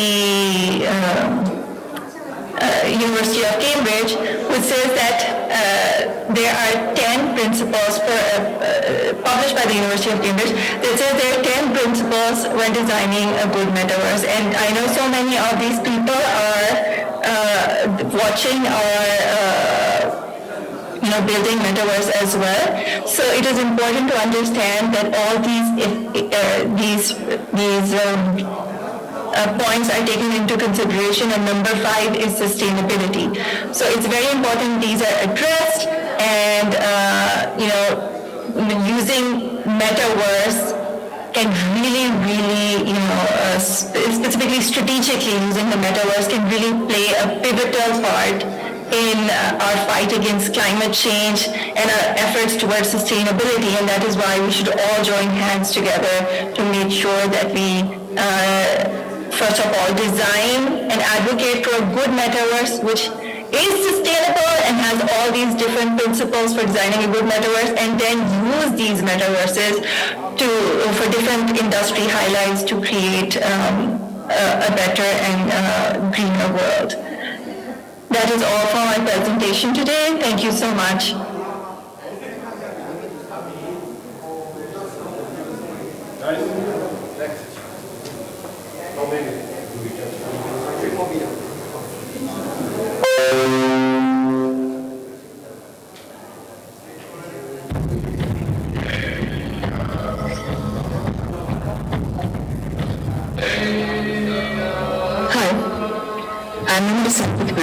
Intermediate artist, painter and sculptor, and founder of Norwegian Gallery and Norwegian Decentralized Art Investments. I would like to express my gratitude to be invited as a speaker today in this prestigious World Metaverse Council event. Since my topics is Norwegian Solar Metaverse, the physical connection between arts, heritage, and Metaverse to work towards Metaverse of senses.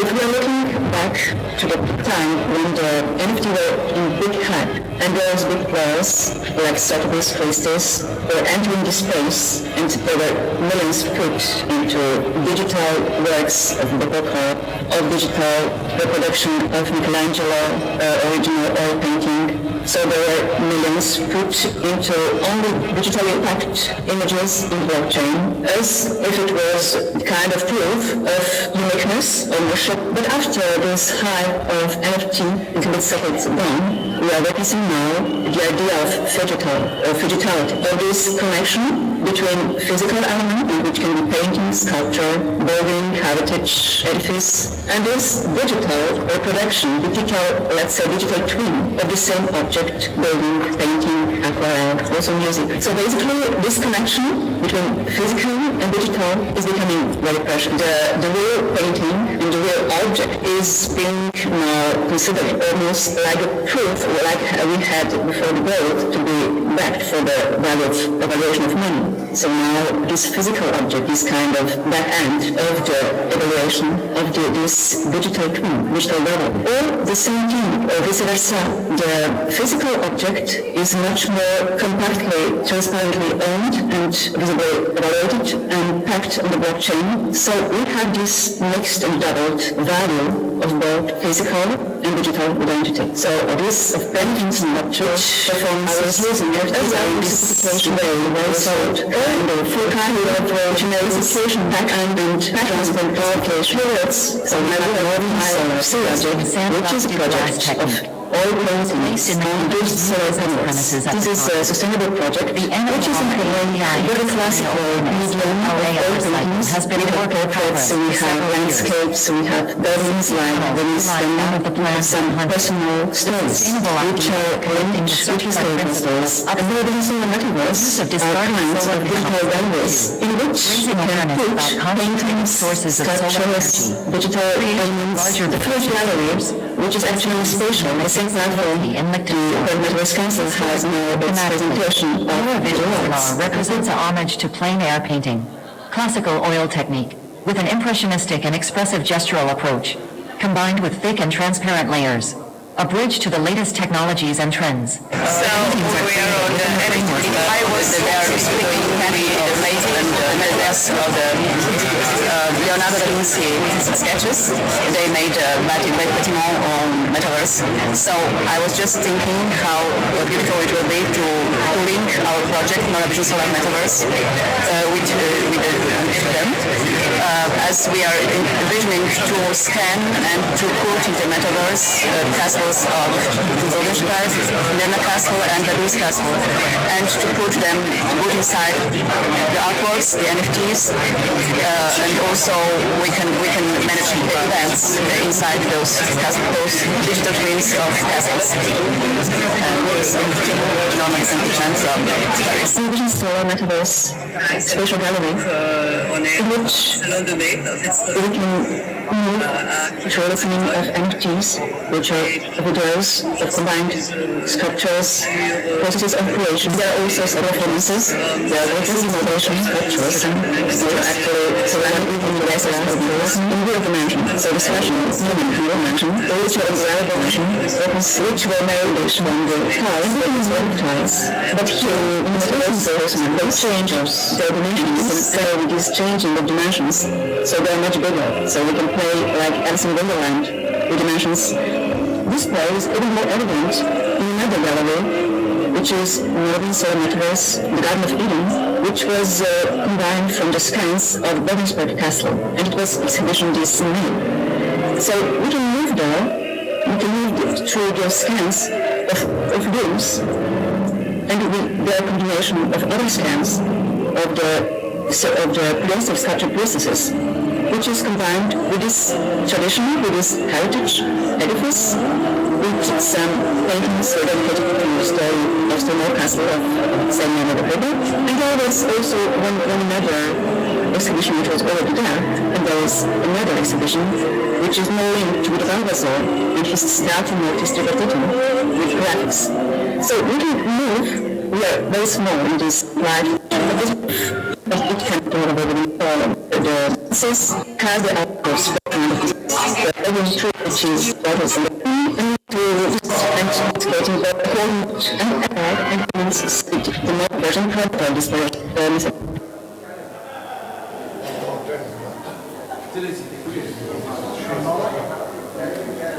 Good afternoon, and thanks to the World Metaverse Council for the invitation.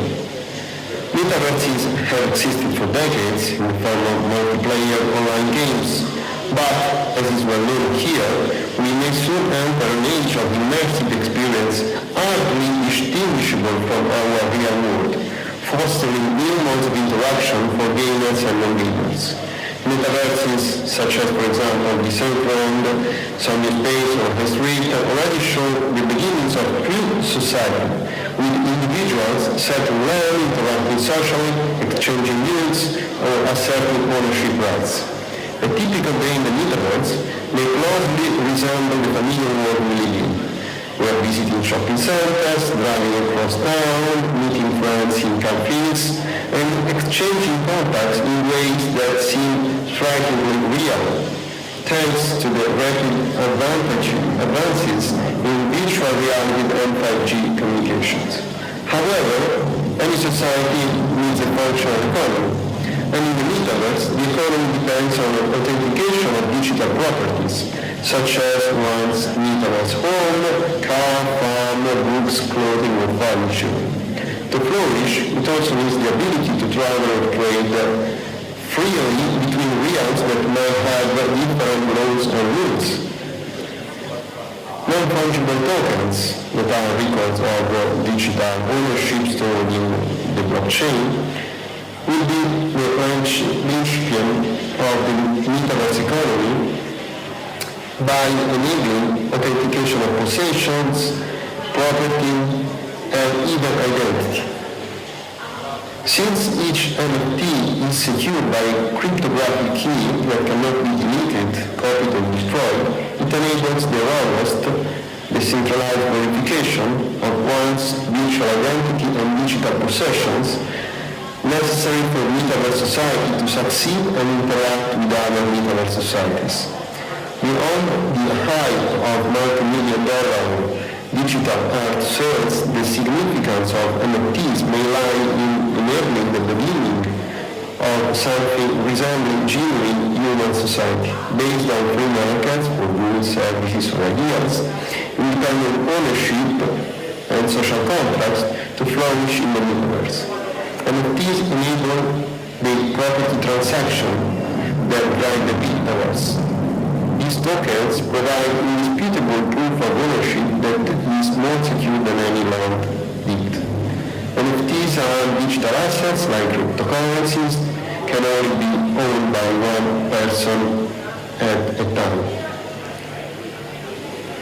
However, unlike cryptocurrency tokens, which can have millions or billions of copies, NFTs are frequently limited to one unique digital token supply.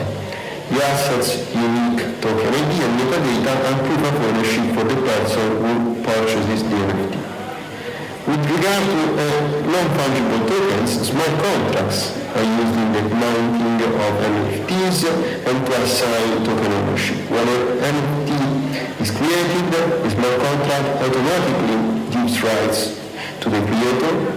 The creator can trade NFTs through smart contracts and also earn royalties each time of a successful trade on any NFT market or by peer-to-peer exchanging. In some cases, NFT marketplaces auction NFTs using a suite of smart contracts. These sites may temporarily hold token ownership until certain conditions, like a specific date or bid price, are met. If an acceptable bid price is not met, we can set specific parameters to cancel the auction and return NFT ownership to the creator. It can also activate or deactivate NFTs. A gaming company, for example, could use blockchain technology to incorporate NFTs into their digital trading card game.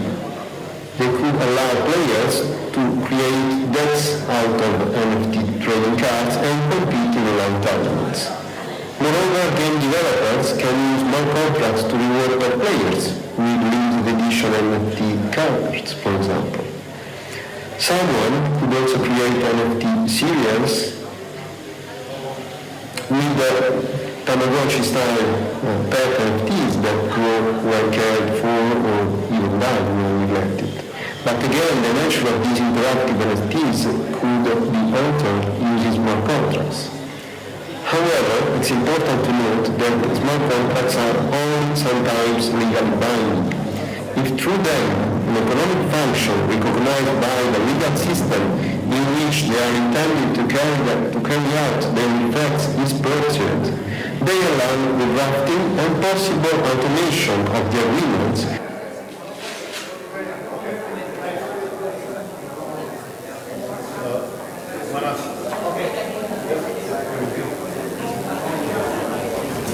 Dear ladies and gentlemen, I hope that you get refreshed and we could continue with our speakers. Now with us we have Mr. Manas Kumar. He will join us on stage, so could we get one random applause for him? Thank you.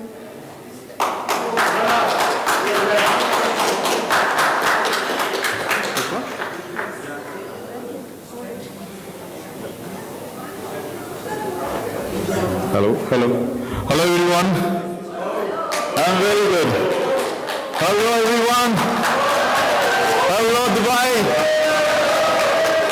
Okay, so I'm Manas Kumar. I work in Ministry of Education, but also I am founder of Expert PR Agency. I have my own PR agency and also Expert Inside News as a media channel, and also I'm also business coach and executive coach here in Dubai.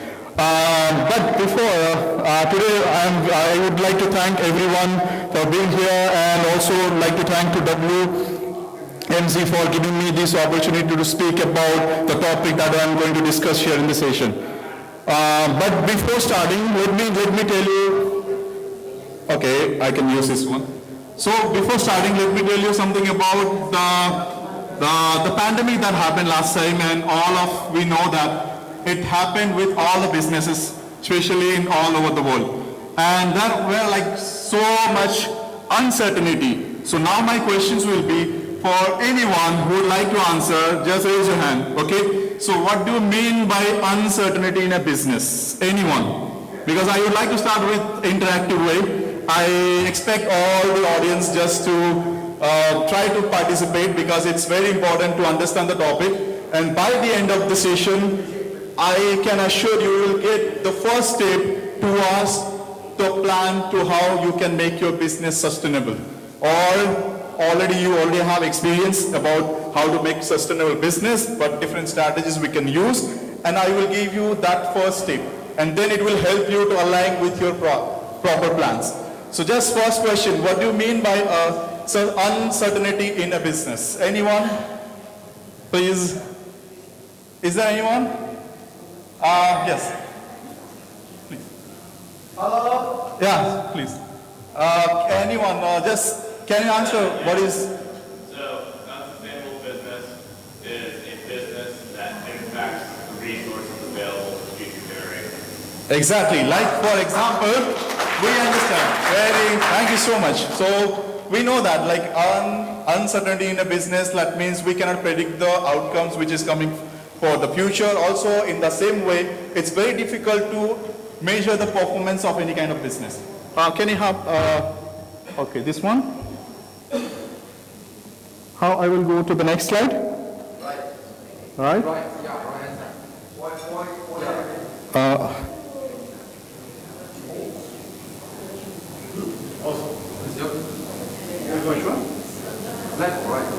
Okay, this one? Okay, so we will be talking more about the sustainability of business, but we will focus on the last one, that is economic. Okay, we will talk about how we can make any business sustainable in an economic perspective way. Okay, so let's start with some of the factors which actually affect uncertainty in a business. Okay, there are a few factors we know already, like geopolitical instability, global market fluctuations, environmental factors. We already know how these affect a business. So I am not going to discuss more about it. So I will go to the next part. To understand a business uncertainty and to deal with it, we need to have a proper mindset. And people are talking about fixed mindset, growth mindset, but I will talk about agile mindset. This is something important in a business world. Why? Because agile will help you to understand the situation and act quickly or react in the same way as the situation you see it. For example, it will help you to change or adapt yourself to the situation or the current event. And for that, we need to understand our mindset and that to be agile. You have to be agile. And now the question is how we can be an agile or how we can develop our agile mindset. So there are some strategies that we can follow. There are few frameworks, like you get example like frameworks like Scrum, Kanban, and also we talk about XP. There are different frameworks available in Agile, and we need to understand the project management. But to develop Agile mindset, first thing you need to do tools and processes. You have to understand different tools and different processes, and then you can practice them with different projects or whatever you have. And then next step is you need to understand all those principles and then the values of Agile. And then if you understand all these steps and then you can combine them together, then you will say you can develop an Agile mindset. So it's easy one, but how to do it, there are different processes you have to follow it. And then I will talk about the brain, and if we talk about our brain, we have two sides. Normally we have right hemisphere and left hemisphere, left hand side, right hand side. And if we see the right hand side, it mostly deals with emotional aspects, and the logic aspect you can see in the left hand side. For example, the social emotional. So when we talk about the right hand side of the brain, and it will deals with different types of emotions, your critical thinking, and if you work on them, then you will easy to understand the principles which is we call in Agile Manifesto, and then you will understand about the ethics and the values which we have in the Agile principles. And if you understand all of them and you make them practice, you use them in a different project, you use them in your business, then definitely you can say you are in a way, in a path of being agile. But again, at the same time, there is a difference between being agile and doing agile. Doing agile means you are just working on it, you are not behaving, you are not feeling it. But being agile is something you are accepting the principles, the values, and you are putting itself into your, and then you use them for your business. So there are different steps we can follow. Next, what are the benefits we can get if we behave and if we being agile? So it will help to respond to the change depending on the market situation. And also at the same time, it will reduce our lead time. What is the meaning of lead time? It will definitely help you to understand how much demand in the market and how you can react on them. And it makes you more efficient to act. And then enhance customer satisfaction, and definitely if you are having a service or a product for your business and if you are delivering it on time to your end users, all the customers, it will increase your customer satisfaction. So that is our end goal. So everything you will get it. There are other benefits as well, but we will talk about these 3 important points. Then there are different processes we can follow to become agile. And I will not go into the deep of this topic because it will take much more time and much more effort to understand, because it has different principles, different frameworks. But just to give you a highlight, we have main principles which reduce the weight and streamline the processes. So suppose if you are using lean method for your business operations, so it will ultimately help you to reduce the waste. And how? We'll talk about that later. Then just in time, that means a practice to react based on situation and based on demand. And also if you see, we have adaptive planning and forecasting. This is also part of agile principles or agile to be agile. Next, I have a simple formula. Like for example, if you want to make your business sustainable, okay, sustainable, not talking about other aspect, I'm talking about only one aspect, and that is economic. I want to make my business sustainable. That means in the long run, I want to get the profit out of it. I want to make more revenue. I want to get more customer satisfaction. I want to make my business long run without any debt. That is my main goal. And in the other way, I can give some benefit to the environment, to the society or the community. That is my main goal. But now, how we can proceed with this plan? So we have a small strategy. I call it as SOK strategy. What is the meaning of SOK? So step 1, you can follow. Where is the step 1? Step 1, you can follow with the goals. Suppose you want to plan what is your business is all about, what kind of service you want to provide to the end user or the customers. So for every business, we need to have a proper goal. And those goals you can frame in the SMART framework. What is the meaning of SMART framework? So we have specific, measurable, achievable, realistic, and timely. So any goals you want to make, it should be very smart, and it should align with the goal of your organization or of your company.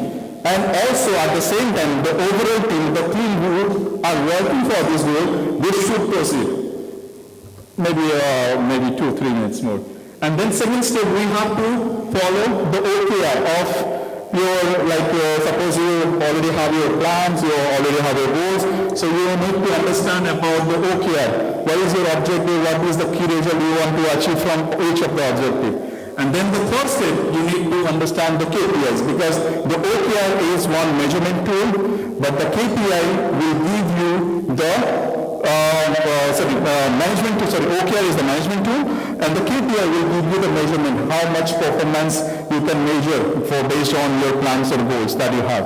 So, and if you follow all these 3 steps, and you have your goals, you have your objective, and you have your KPIs, then it will give you the first step towards the plan for the sustainable growth for your business. Next, this is also a very important point, and most of the speakers today here they talk about integrating different kinds of tools and techniques for your business, whether it is operation, whether it is finance. So you can integrate some of the technology, like you can use AI, you can use cloud-based collaboration, automation, robotics. So that will definitely enhance the performance of your business. And the last one, I have 2 case studies, but I am not going in details about the case studies.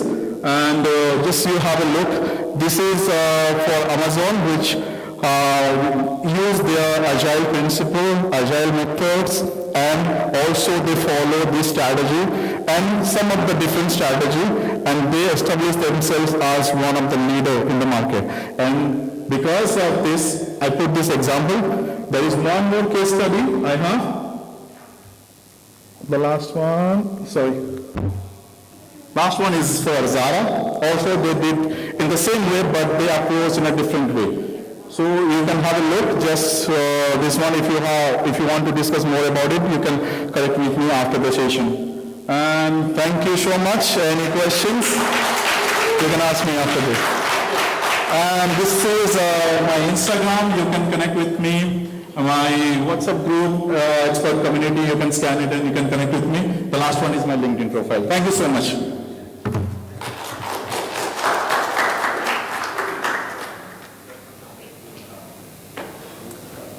Thank you once again. Okay, we came to our first panel discussion today. So I invite you to kindly welcome with one applause Mr. Martin Petric from Art and Design Program, Director at World Metaverse Council. Then Mr. Amitabh Tiwari, President.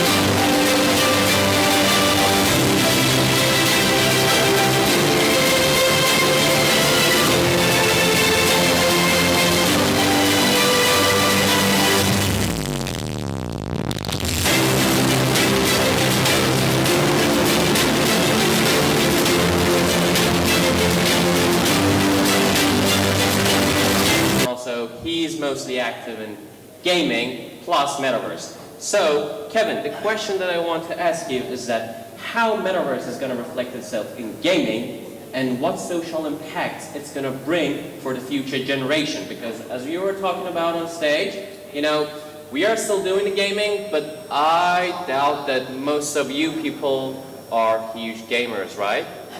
Not, yeah, I can hear. So, but the next generations, they are still doing the gaming. So gaming has a huge impact on how their brain will be shaped and how they would think in the future. So give me your thoughts about that.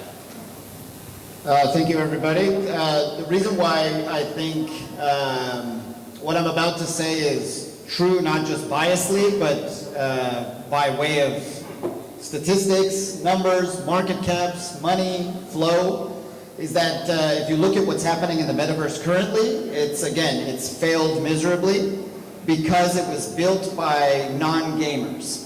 The current versions of the metaverses are built by either crypto fanatics, blockchain companies, non-gaming designers, and that's why you're seeing nothing addicting about the metaverse. Games are addicting. Things like Candy Crush King has been doing this for over 13 years.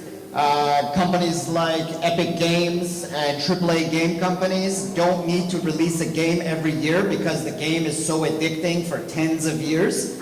And so if we're going to learn anything about the metaverse and building an addicting environment, as contrary to that might seem, it needs to be addicting, just like shopping, experiential and online shopping got our eyes. We're seeing live shopping now on TikTok, Instagram, Facebooks. These are addicting places. And so these are built by gaming companies. If you look at Tencent and what ByteDance and these type of companies are doing with TikTok, it's an addicting place. So naturally, TikTok Live is going to be a great marketplace for shopping because it's very gamified. So the social impact, whether you like it or not, the children that are under 10 years old right now will game. That's a statistic that's been proven, and it just keeps growing. The older generations are also gamers. The largest amount of demographic for Candy Crush is actually in the upper 30s and 40s now. So that's a game, right? Gaming companies need to come in to build metaverse experiences for them to be addicting places to shop, work, and play. I would like to work in the metaverse. I've seen beautiful AR examples where you can see 6 screens that are each 72 inches, and you can pull your meeting from this one and drag and drop a file. This is a gamified world. This is a gamified metaverse. So whether you're going to work, shop, play, or maybe live, meditate, mental health, awareness, all of these things can be done in the metaverse, but it needs to come from a gaming perspective.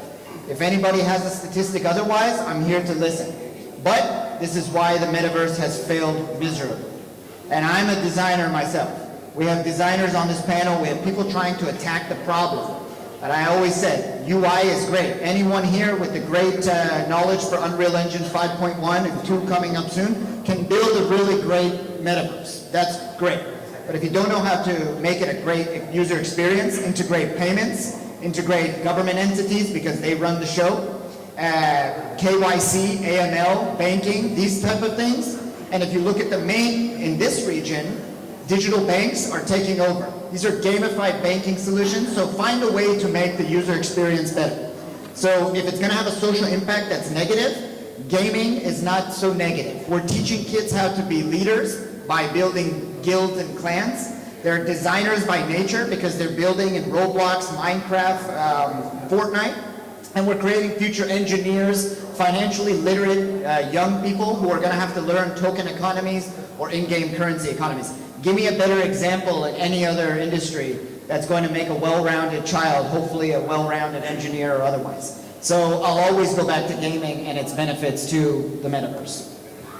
Thank you, Kevin. So as I can see from Malcolm's face, I think that he has something to say. So what fire you start? Thank you, Kevin. Yeah, thank you, Kevin. I'm going to respond to what you've just said very simply with two key outtakes for me. One, the metaverse is not about gaming. The metaverse has far greater applications and implications to society than turning people into users. And I use the term users in the same sense that I talk about heroin addicts. We don't need more users. We don't need more people addicted to commercialization and the commodification of their attention. I 100% agree that gaming is useful, but I think if we're teaching people to be financially literate and to be manipulated and controlled by a system, I think that's why the Metaverse hasn't taken off. I think at this point, sure, we can talk about Axie Infinity, but we can also talk about the fact that people who are playing to earn are harvesting other people's attention to boost their characters in the game. So I think if we're going to be talking about equity and we're going to be talking about equitable outcomes, we need to stop referring to people as users and stop commodifying people's attention. Yeah, no, look, I agree, but I'll give an example of like during COVID, everybody was at home and a couple things took off. Something like Robinhood, which is a financial company that trades stocks, right? They gamified stocks. And what ended up happening, I can't stop a 18 or 21-year-old from wanting to buy GameStop or Tesla stock. But what happened after that is we're creating a bunch of financially literate people. I'd be much happier if my child loses a couple $1,000s gambling stocks than on the street or in gambling literally, because it's stocks, right? They're learning something along the way. So gamifying things doesn't always have to be addicting, like I mentioned, for the gamification, gaming side of it. But if you're addicted to trading stocks, I'm okay with that. Or another thing is like we've built mental health centers in the metaverse. And if you're addicted to meditating in the metaverse because you don't like yoga in front of a studio or showing other people, but you're addicted to this meditation center I'm totally fine with that too. So gamifying these worlds and becoming addicted to the right things. Again, I can't stop the people addicted to gaming and all of that. I love what you said about users and players. Unfortunately, we live a game of life, and it is a game. And if we're just their pawns, right? If we're just their little moving pieces, I can't stop that. But I can build applications to hopefully get them to look another way, like meditation or trading. I have to say, though, that I think as part of the World Metaverse Council and as people who are participating in this council, it is our responsibility to not perpetuate that. I do think that we can recognize that there is a fork in the road and we can either perpetuate users for commercial gain or we can look at how we can utilize these technologies, these game-changing technologies like Internet of Things and smart cities and building digital twins that have nothing to do with commercial addiction. You're approaching it, forgive me for like speaking on your behalf, but you're approaching it from a VC, exactly, from an effective accelerationist point of view. Let's throw more capital on it, let's see how the world burns. And like, no, I wouldn't say like the way the world burns. To avoid a debate and make it more like a panel, yes. I disagree. I think debates are good. I think that we learn from debates. But what I'm saying is that Meta will end up, Facebook will end up figuring it out. I don't think they're down and out. They have way too much behind them and obviously data to know that what we're thinking before we think it. And if you can gamify that, I'm looking at a VR back there. I looked 5 back there, and I'm just looking at if I just put that on, there's no other use probably other than boxing, ping pong, maybe a couple really low-level Zoom applications and things like that. We need more apps.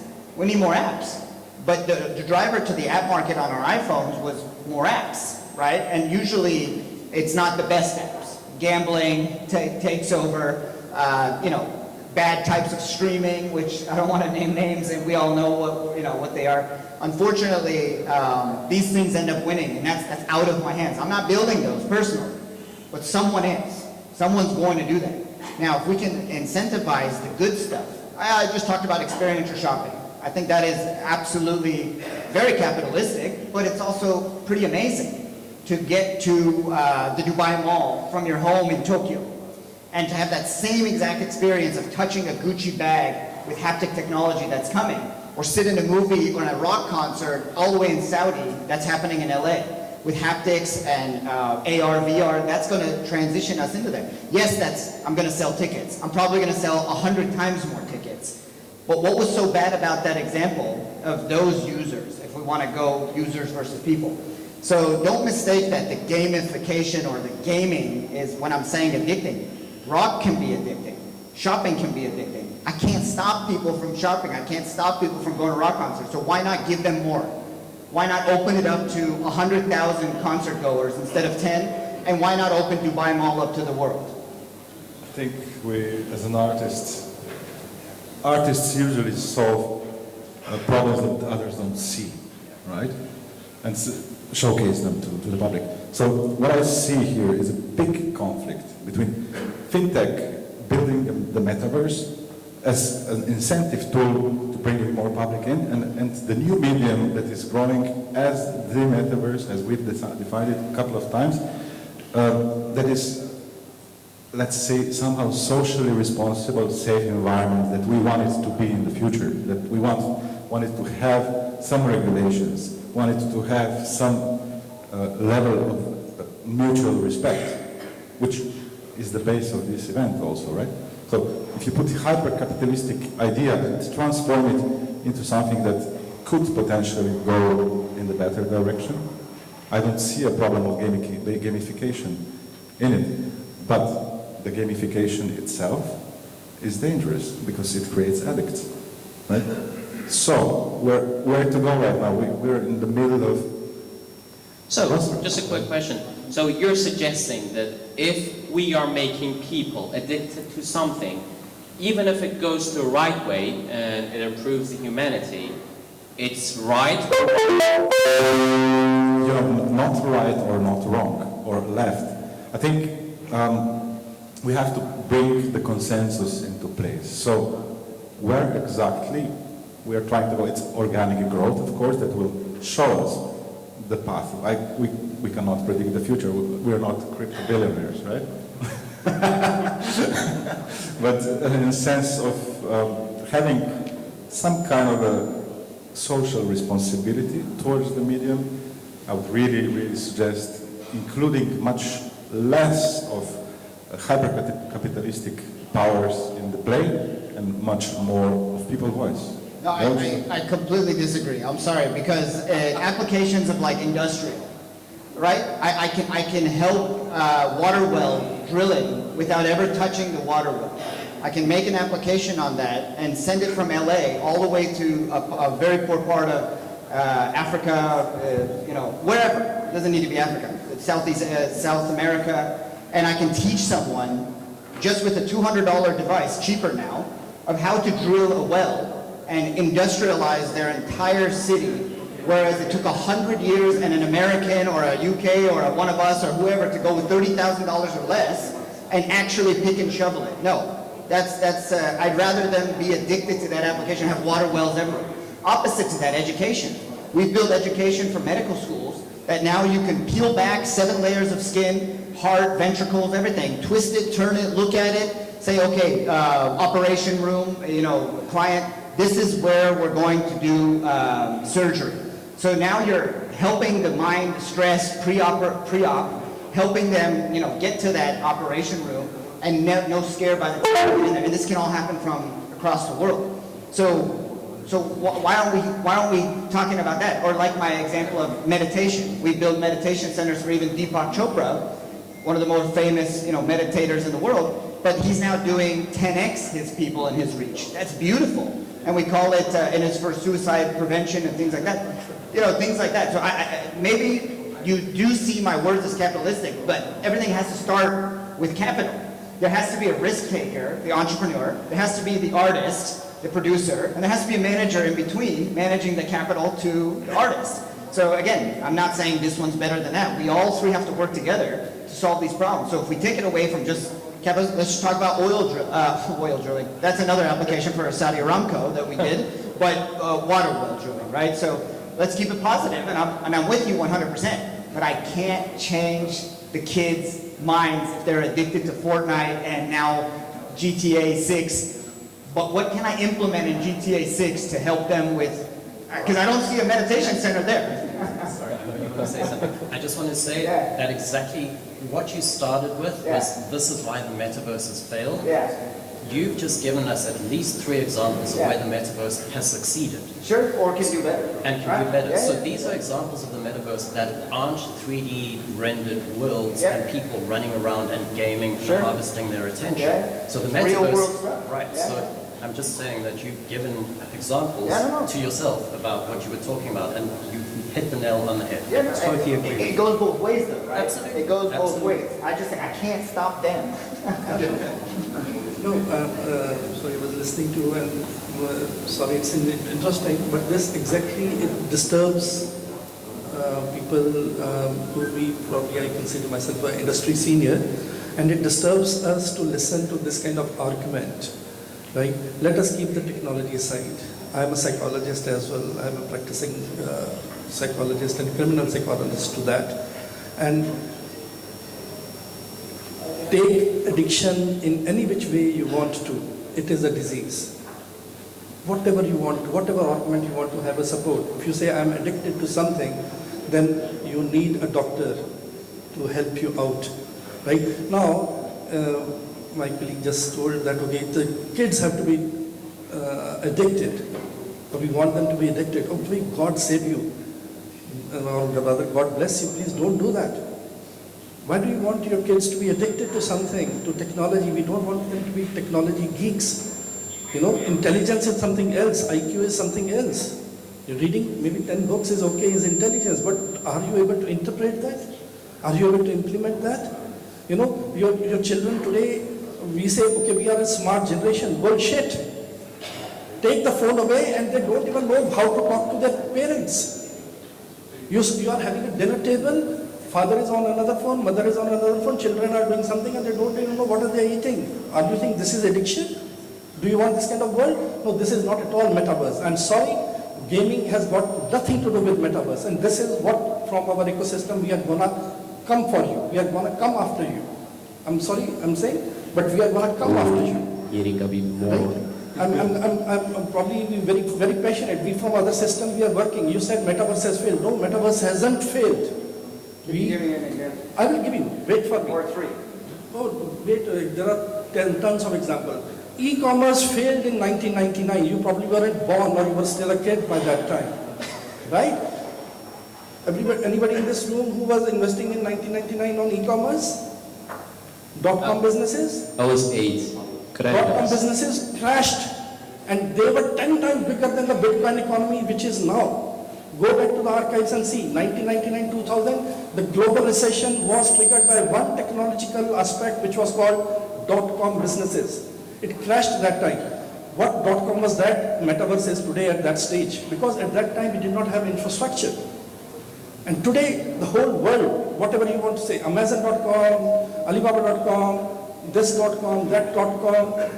At that time, the industry used to be called .com industry. It was not even called IT industry. It was used to call .com industry. Right? It failed at that time because there was no infrastructure. Right? But today, you see, everything is tech. It is edutech, it is meditech, it is agri-tech, defense tech, government is using technology. So the metaverse use cases are coming where you have hybrid ecosystem where I was just discussing with one of the, we have already done a prototype with the government where you have a complete G2C ecosystem on metaverse. Right? Gaming is an aspect. Okay, you just give an example that, okay, we can do a surgery. Right? Now just imagine the case that you learn some surgical equipment on metaverse and you are operating on someone, or you're let us do with that, say, you're drilling something just because that you know, without even knowing that whether there is oil or water inside the earth. You keep drilling. No, you need to have a parallel ecosystem to assist. One is better than zero. Pardon me? One is better than zero. No. One is better than zero. I'm a mathematician, I will tell you, zero is more important than one. Okay. Yeah. Zero, but you mentioned a couple things. No, let me explain to you. Zero is more, if you don't know, please go and learn about quantum computing. Quantum computing is exactly zero. And what? Is zero. Absolutely zero. It is study of zero. Absolute, infinity. I just want to know the examples. You gave government. In order for the DMV in America, whatever, the Department of Motor Vehicles in every country. We don't care about, these are superficial things. No Department of Motor Don't you need a license to drive? So, pardon me? Don't you need a license to drive? Isn't that? I was driving in Dubai without my license and without better than anybody in Dubai. Anybody from Dubai government here? Having a license is not a guarantee that you will drive well, by the way. Yeah, good, bro. I'm saying you have trained people who, I will give you an example. One of my colleague was sitting here. He did not even have a car in India. He got a license. 5 times he banked. Ultimately, we sold his car. I said, you are not driving my car. My own brother, he was so accident prone. We said, you don't drive a car. Right? So, license is not a precondition to drive. Americans are known to be born with an instinct of driving car. They're born and you put them in a Cadillac and they will go like this. Brother, you came to Middle East and that's the first time that you're hearing that Americans Can we are take it back to real applications? I gave 2 examples that no one wanted to, other than him, acknowledge.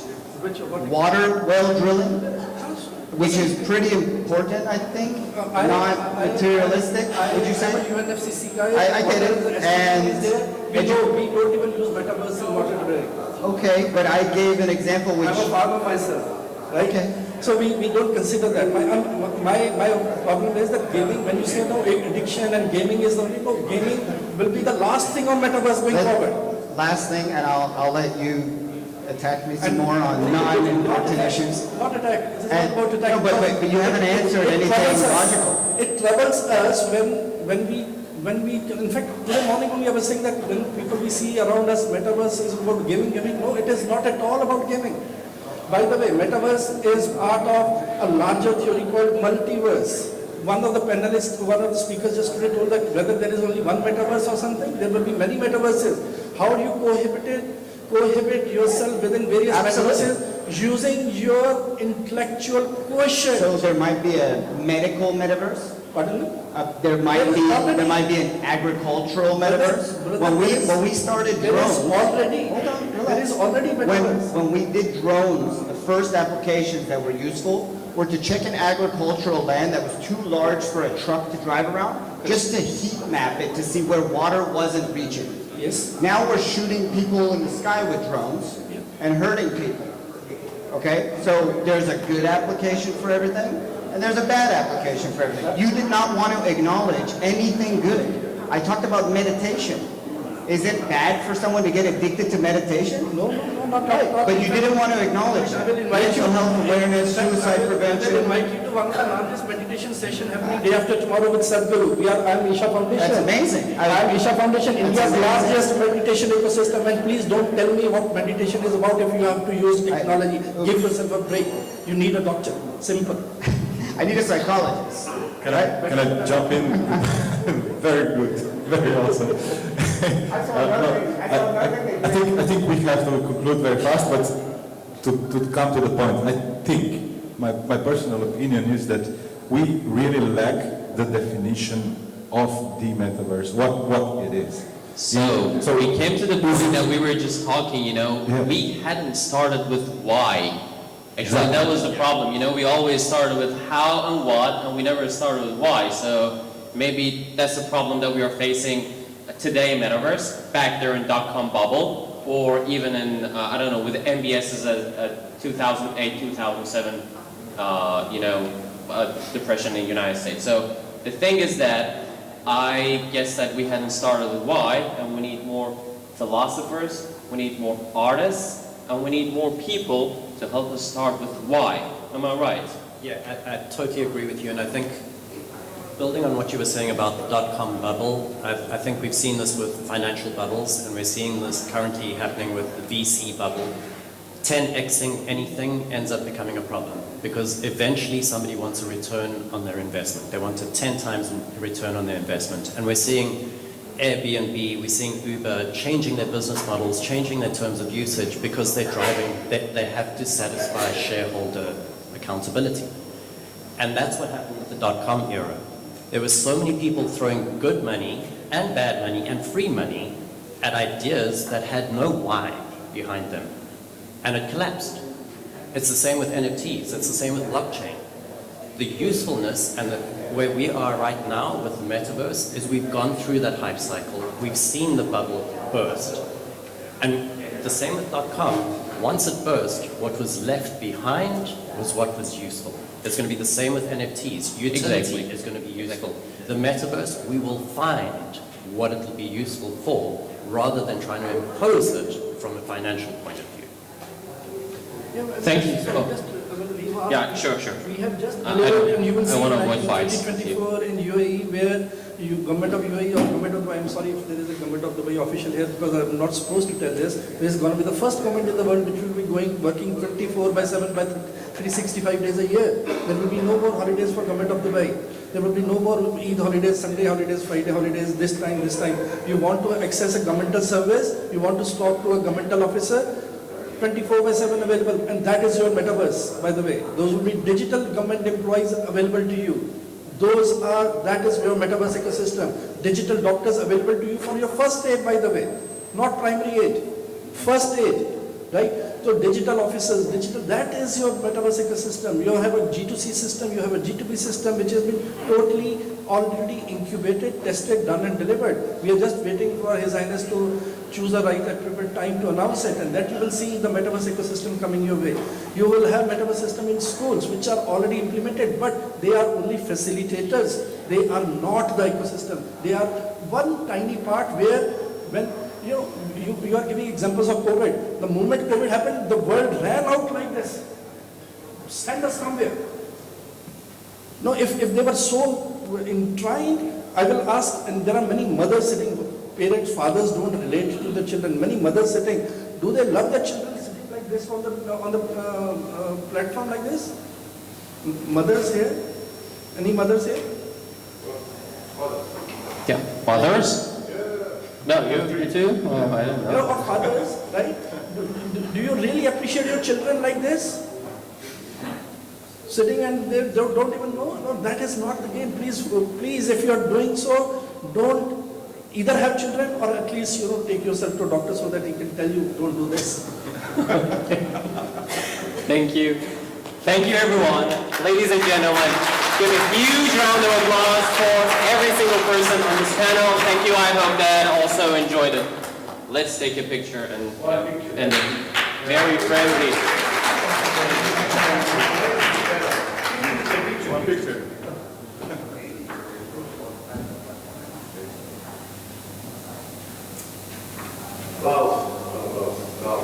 Thank you. Thank you. We are an artist, psychologist, capitalist, and a philosopher. Nothing personal, brother. This is just... That's the start of the debate. Oh, no, Let's do that. We wanted it that way. Let's do that now. Now we can go outside and have a fun. Up to you.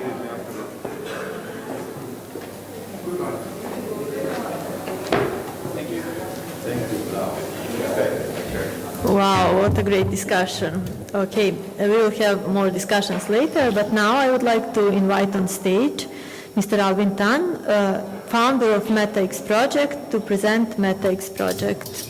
Alvin?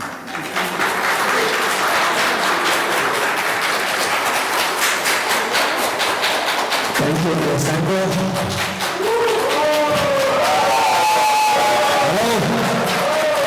Again, Assalamu alaikum. How are you, Dubai? And for all my friends, again, really good panel discussion, inspire a lot. And I hope there's more and more about this kind of panel discussion, okay? And I received a really important signal from Alexander. We have limited time. No worry, Alexander. We need control, am I right? Okay, my turn. Everyone still awake? Yes. Thank you. Okay. Metaverse, blockchain. Can I comply to become one with technology? Why do we have technology? For the people improvement, am I right? For productions, for living, and the most important is for business. For business. Why? Because when the business is done and will improve, and the technology will become evolutions. example, when Alibaba introduced their concept and their technology, in 1 year, the whole world, the e-commerce has been flying like rocket. And from the e-commerce, there's a new important factors has been developed for the technology evolutions. What is that? Anyone know? What is the main factor to making e-commerce growing like crazy? Anyone know? If you answer, give me the correct answer, I will give you a gift. Who wants to know? Anyone? It's about payment solution, am I right? How do we make money? It's about payment solutions, and the payment will be done. Today, I meant about you, we discussed about business. It's all about bullshit before the payment has been complete. I told you, I come to Dubai and I want to invest in Dubai, but how do you make the payment? 2 years ago, I met a friend in Dubai. He made a lot of money in cryptocurrency. A lot. He said, I'm rich, Mr. Alvin, real rich, come. I buy you some great food. I said, okay. But what is the asset? He showed me his wallet. Whoa, a lot of Bitcoin. And then I say, buy me something else. iPhone 15. He said, I'm sorry, I still waiting to be converted to fiat. You see what? That's the main issue to stop the development of cryptocurrency. Can I ask the friend in Dubai, can you buy a house with Bitcoin?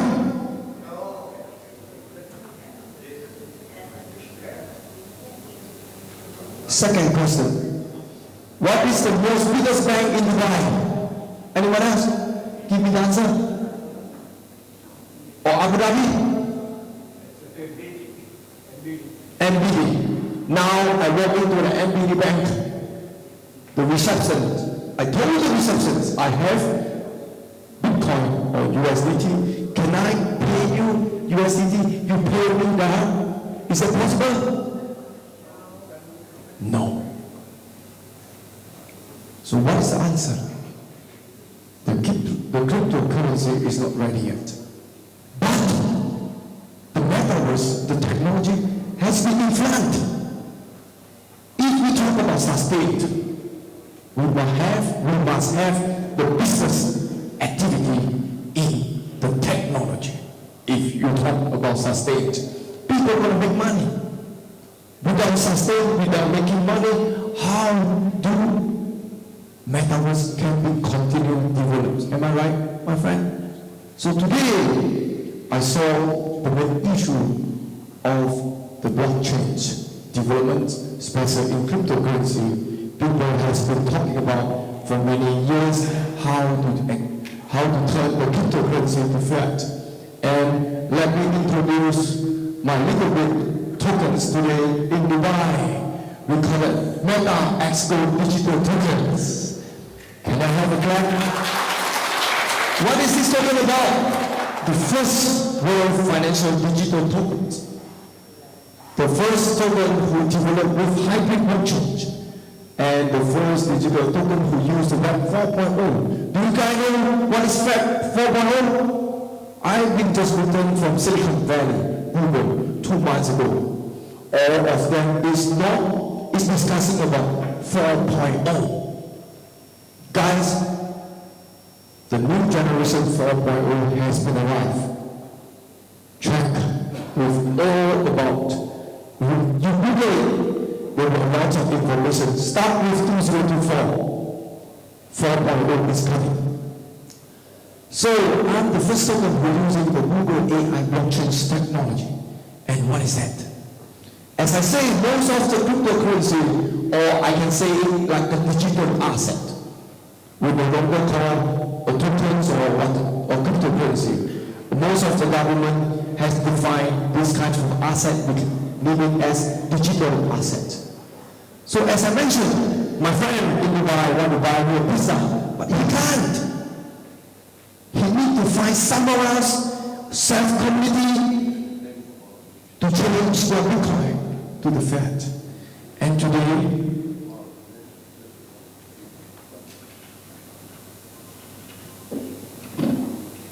we are the first cryptocurrency legally who can exchange the digital asset to be fiat. Here it is in Dubai. I bring my Asian delegate who spend our extra token in Dubai in this video more than 20,000 US dollars. How could we make this happen? How? You know, we have a ministry from Slovenia.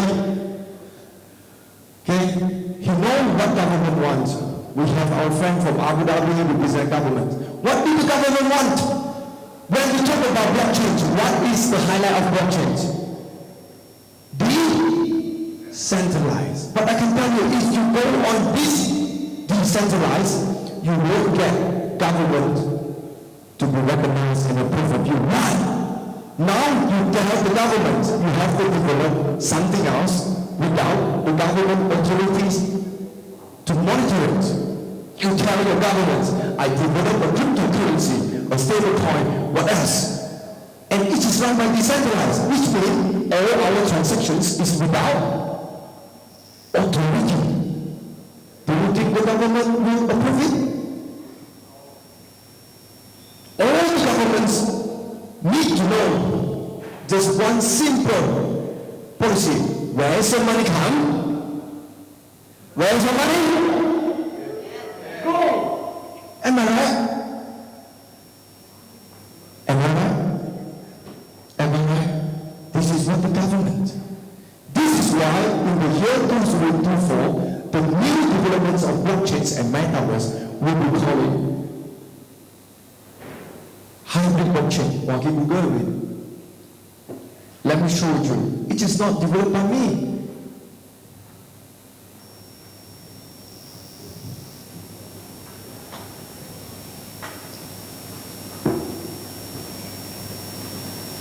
This is from the official news from the Google.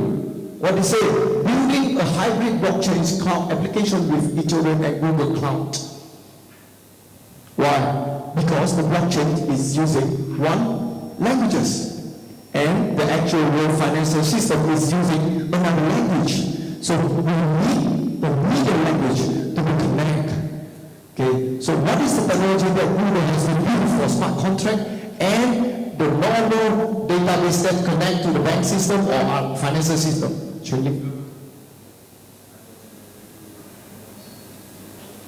This is a technology that has been developed and now even more improvement with Google AI just launched 2 months ago.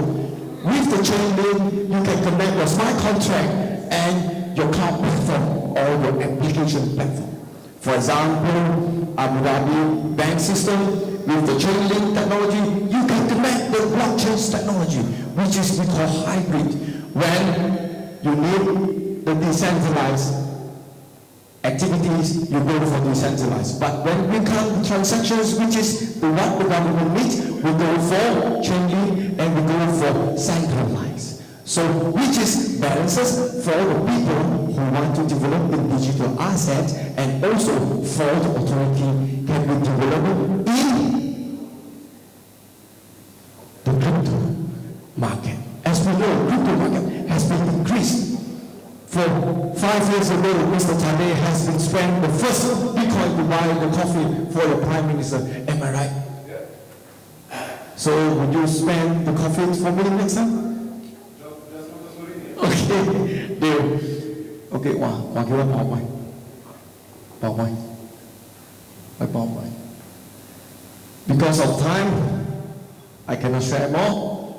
I'm a businessman, I run a bank, and today all our Asian delegate is most of them is using my card and my tokens. So we hope that any government And my friends, no matter it's Metaverse, blockchain, if you want to buy me a coffee with a Bitcoin, it is impossible. But if you're working with us, collaborate with us, I will make this happen. I will make you to buy a coffee with me with a digital asset. So,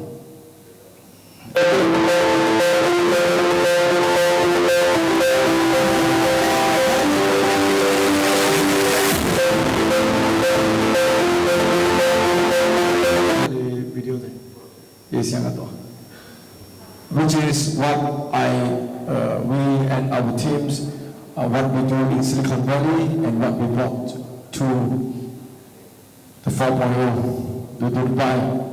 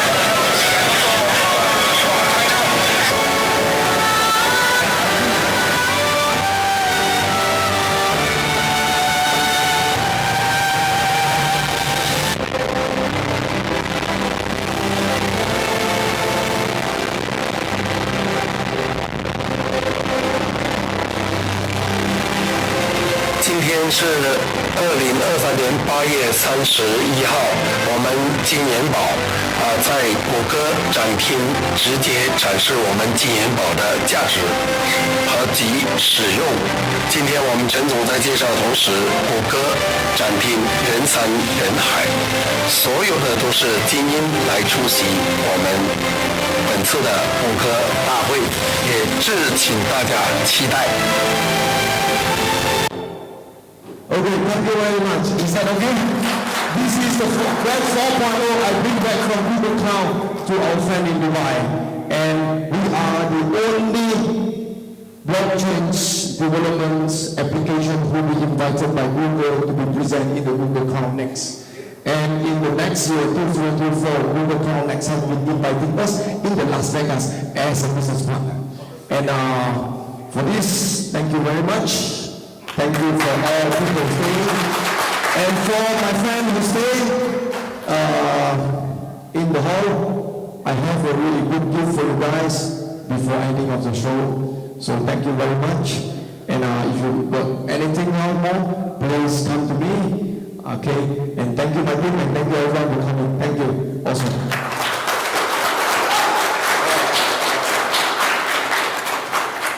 Wow, this was very impressive. Thank you very much. And we, going forward, we have another one panel. So I would ask you please to welcome our panelist, Alvin Tan. Please stay at stage. Thank you. We have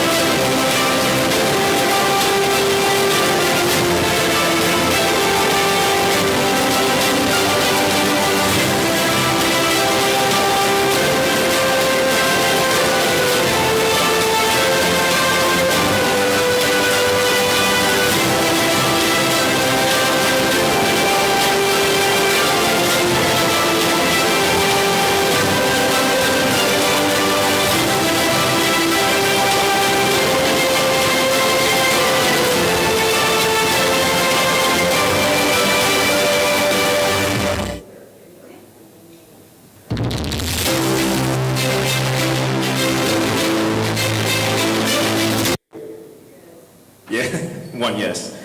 I want to, in the interest of time, I'm going to go straight into introductions because today we are joined here with a very, very packed panel. But I first want to thank Alvin here for a wonderful speech. So a round of applause for that, please.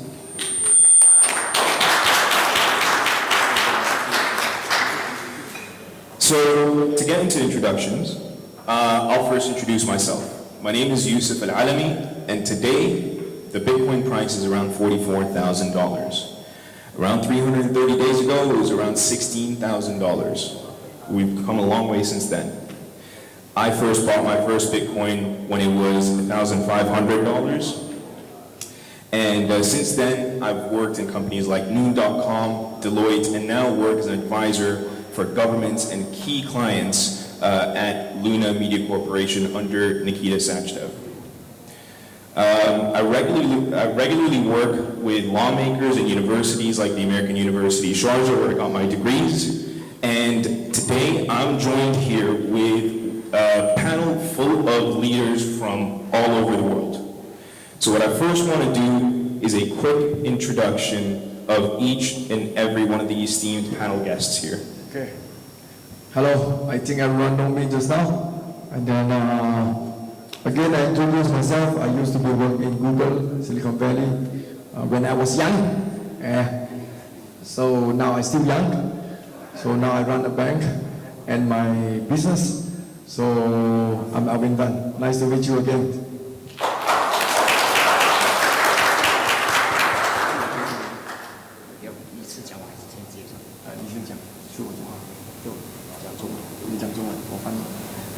大家好，我来自台湾，也是中国的台湾。目前担任神话科技商学院的院长，很高兴今天能够参加这一次的大会。希望这次大会当中，我待会有很多感想要跟大家分享。谢谢。I'm Mr. Peng Liang. I come from China, Taiwan, and then I represent MetaX Technologies Education Master. Today, I will really happy to know everyone.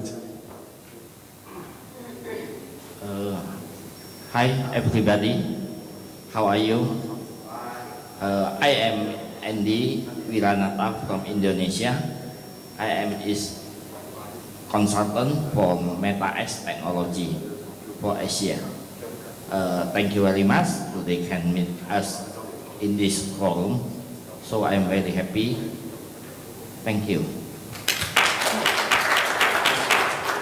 Hi everyone, my name is Bruno Kinyaga from Tanzania. I'm a chairman for World Metaverse Council in Tanzania, but also our company working in the transportation sector, but also I'm a national project coordinator for blockchain technology in Tanzania. Thank you so much. 大家好，我是软银金融研究院的执行院长，也是神话科技中国区总裁，也是我们元宇宙中国区主席。新疆同志。Hello, I'm Zhang Wei. I represent SoftBank China region's representative of SoftBank, and I also Metaverse Council's China Node CEO. And also I'm MetaX China region CEO. Nice to meet you all. From Zhangwei. Thank you everyone for the introduction.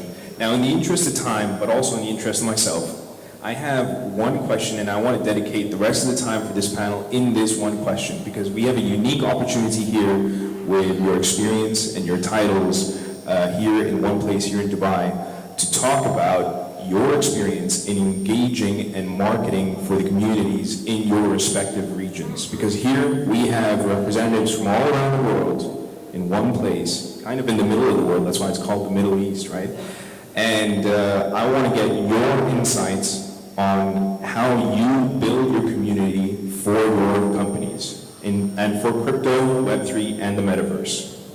Let me make a translation. 今天我只有一个非常简单的问题来问你们：你们觉得科技怎么样去影响？无论是Web 3.0、4.0，或者是元宇宙，或者是区块链，怎么样影响大家的社区或者是这个社会？哦 ，So start with me. Absolutely. Okay. Nowadays we find that all the humans is really simple of living style. We can know without eat for 2 days, 3 days. We can stop all the activities like for a couple of days, but we can't stop ourselves to get online. Am I right? Absolutely. So this is why I think that technology is a revolution of being human living style. So we have found that cell phone is more than our wife or husband to stay beside us. Am I right? Yes. This proves that we can't live without technology. Technology has been not only building our community, not only any Web 3.0, 1.0, not only start from 2G, 3G, 4G, 5G, but we have to admit that technology changed our life. It changed from love, how we communicate with our family, our love. And also it changed our commerce style. How do we do commerce? I still remember 25 years ago when my grandfather, he is using the typing machine, blah, blah, blah, blah. Fax machine, do you still remember? Then it became, what is that called? BB machine. Do you guys know what is BB machine? Beep. And then, I want to ask my friend in Europe and also in Dubai, do you guys still remember the public phone that you need a coin to call? So this history proves that technology has been connect our community and also change our life, not only in communications, but also in commerce, or we say that today, e-commerce, and also investment. Okay, we used to be invest in cash by buying gold, but now we invest in electrical way. So this is it. I think that technology is can't stop it. Even the Avenger can stop the technology. And then all we need is we have to live with the technology carefully and the right way to live. Thank you. Thank you.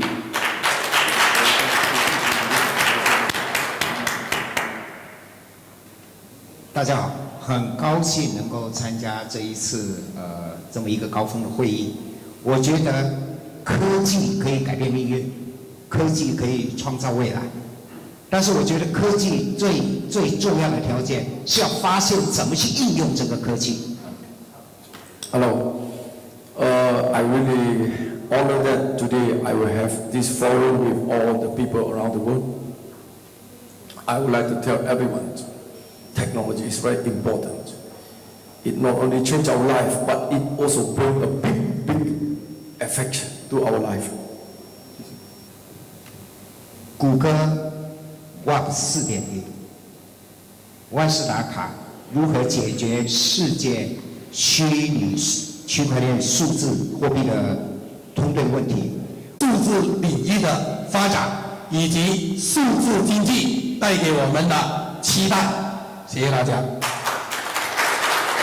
As everyone knows, I come from China. China is well developed now, not only in infrastructure, also in the digital payment, digital technology. China is developing well. So I also not only SoftBank representative, I also MetaX Gold CEO from China. I would like to welcome every friend from here today in Dubai, in this room, to visit in my territories, Shenzhen from China. We can develop together for business and also for technology together. And we hope that we can connect together and build a really peace and the new economy of the world. Thank you very much.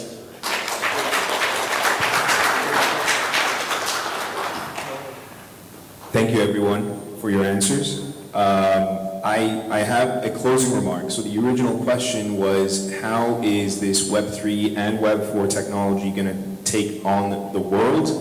And the answers that I got really came from two worlds. The innovation and the evolution of technology combined with the world of regulation and governments to back it. But there is a third one that I want to appreciate today, here and now, which is the excitement to bring these two worlds together, because that's what I see here today with the esteemed panel guests. I thank you very much for your insight and your representation, and thank you for your time. Yeah, thank you very much for lovely moderators. Okay, and we'll see you next time in next summit. Absolutely. Thank you. It's been an honor. Thank you, everyone.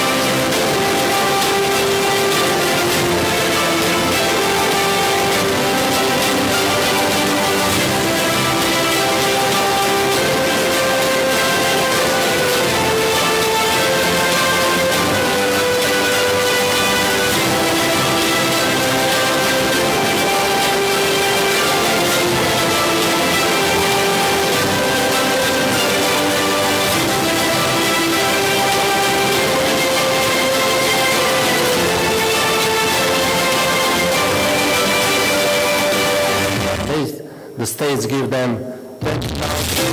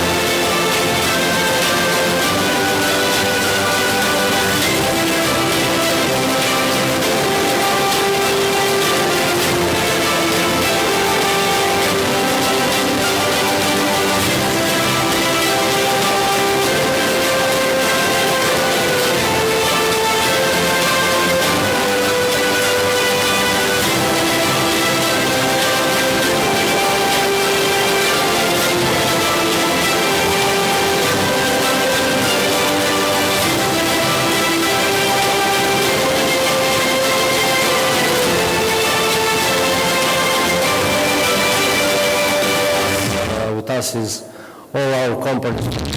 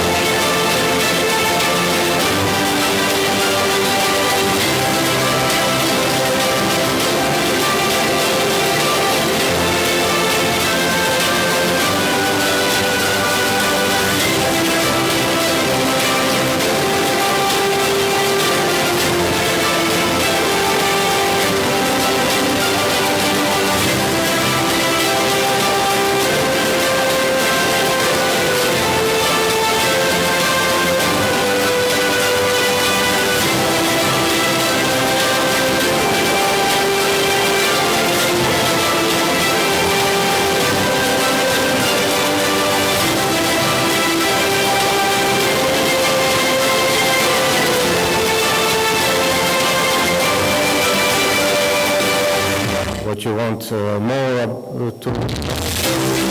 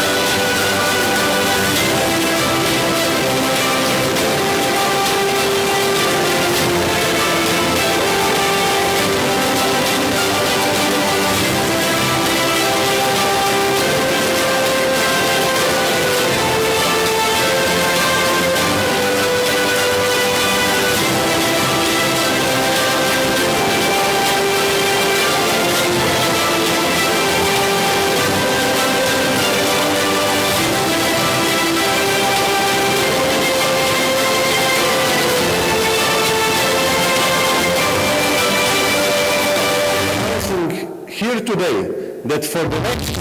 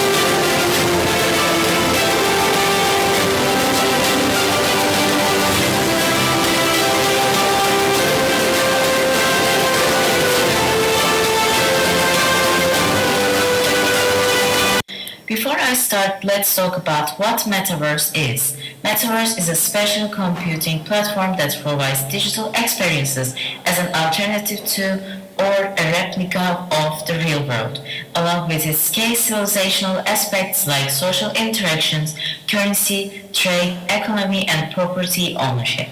A metaverse can be a 3D virtual space powered by technologies, including virtual reality, augmented reality, artificial intelligence, the Internet of Things, and blockchain system. Simply everything that allows people to interact with each other in the virtual world. But for me, metaverse is a world where everything is possible. Metaverse is a new concept for everyone, including us. But a few years later, it is probably going to be our lifestyle for mostly our Generation Z. The question is, how are we, the Gen Z, going to use it? Starting with me, I'm thinking of becoming a surgeon in the future, but I'm not going to be a surgeon only. I'm going to make surgeries and attending conferences online with the Metaverse. There is a great example for in my country. In the beginning of the year, 27 April 2023, a group of surgeons made a brain surgery with the help of the Metaverse. But I'm not thinking I will make surgeries only in my country. I'm planning to make surgeries all around the globe. So let's talk about how the Gen Z is going to use it. According to the data and researches around the world and the projects going on, we can say that a lot of jobs will be done on Metaverse with artificial intelligence. We can think about education, for example. The Metaverse can be used for education by looking at some detailed realistic models about some specific lessons like biology, physics, or history. We can also think about new gaming experiences or learning new languages with daily life examples. We said that it is part of economy and the blockchain system. How are we going to use the Metaverse for this? But first, let me explain what the blockchain system is. Blockchain is a shared, immutable ledger that facilitates the process of recording transactions and tracking assets in a business network. An asset can be tangible, like a house, car, cash, or land, or intangible, for example, intellectual property, patents, copyrights, and brandings. Virtually anything of value can be tracked and traded on a blockchain network, reducing risk and cutting costs for all involved. The Metaverse economy brings several benefits that could change the future of the money and the economy around the world. It offers decentralization, allowing for more freedom and control for users and also globalization of the economy. In the Metaverse, individuals have the ability to create and trade virtual assets such as digital currencies, NFTs, and other virtual goods. Now, only one country started to use digital currencies officially, like Bitcoin, with the help of the Metaverse and the AI system. In the future, we are probably going to use our special digital currency cards to pay things. The Metaverse is not only going to change the payment system, it is also going to help us to predict economical scenarios and control the market rates of the day or of the month.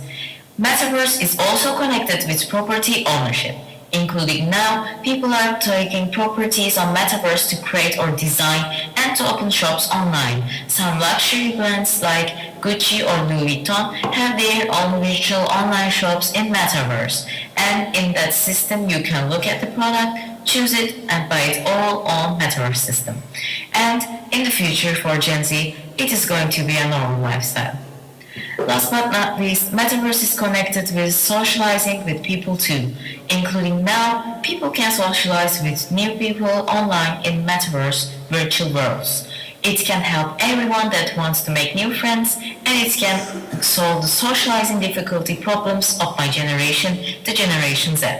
In conclusion, Metaverse is a new concept, but in few years it is going to be a part of the Gen Z life, and it is going to be a new way to life. Thank you for listening. Have a great conference. So one more applause, please. Thank you. So we have one more speaker. It's Mr. Ayman Sofi. He will speak about how NFTs seamlessly integrate into Sun Contracts ecosystem. We will watch his video also.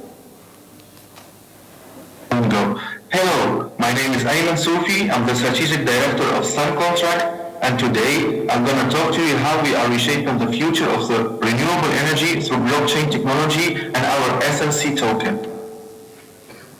First of all, we are a normal electricity company like anyone you are paying your bills to, but we are using a different business model in a sense that we are allowing producers of renewable energy directly trade with consumers of energy without the middleman. And this is done in our peer-to-peer energy trading platform, where producers put their quantities and prices, consumers also put their desired quantity and prices, and a matchmaking is happening between themselves. So, through this platform, users can hedge their future consumptions, they can pay either with fiat or crypto, and everything is based on blockchain, and all the transactions are transparent and can be re-verified between all all the stakeholders. For now, we are operating in Slovenia since 2018. We have more than 11,000 users already in the platform, and we are expanded to Croatia and soon also Estonia. And with this, we're going to allow cross-border peer-to-peer energy trading, where consumers and producers can trade between themselves not only in one country but also cross countries. Now we are coming to the market with a new innovation, which is the NFT marketplace. On this NFT marketplace, we are tokenizing real-world solar panels for the first time, and the holder of the NFT is entitled to all the fruit generated by that underlying solar panel, knowing that one NFT will equal one solar panel on a one-to-one basis.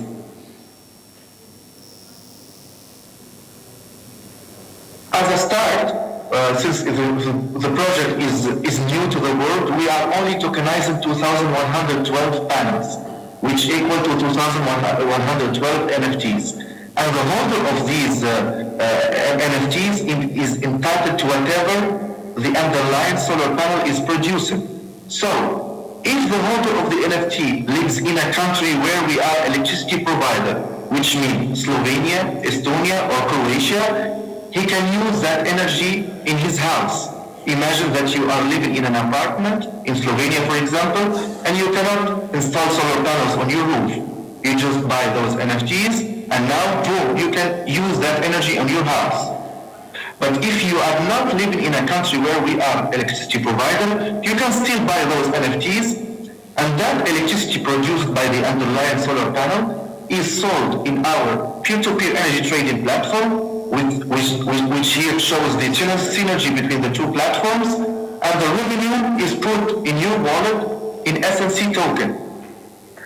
So about our plans, our NFT marketplace will be launched in Q1 2024, and then after 6 months we will tokenize a second farm, and by the beginning of 2025 we will start allowing users to use the energy produced by their solar panel, because as a start we will only allow them to receive the revenue generated by this. And before I finish, I invite you to watch with me this video that explains a little bit more our NFT marketplace.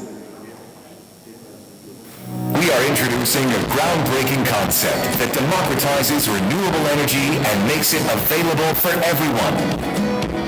Now, you can get your own source of renewable energy with just a few clicks. How is this possible? Through our revolutionary NFT marketplace, where you can buy, sell, make offers, and own NFTs that represent and are uniquely linked to real-life solar panels.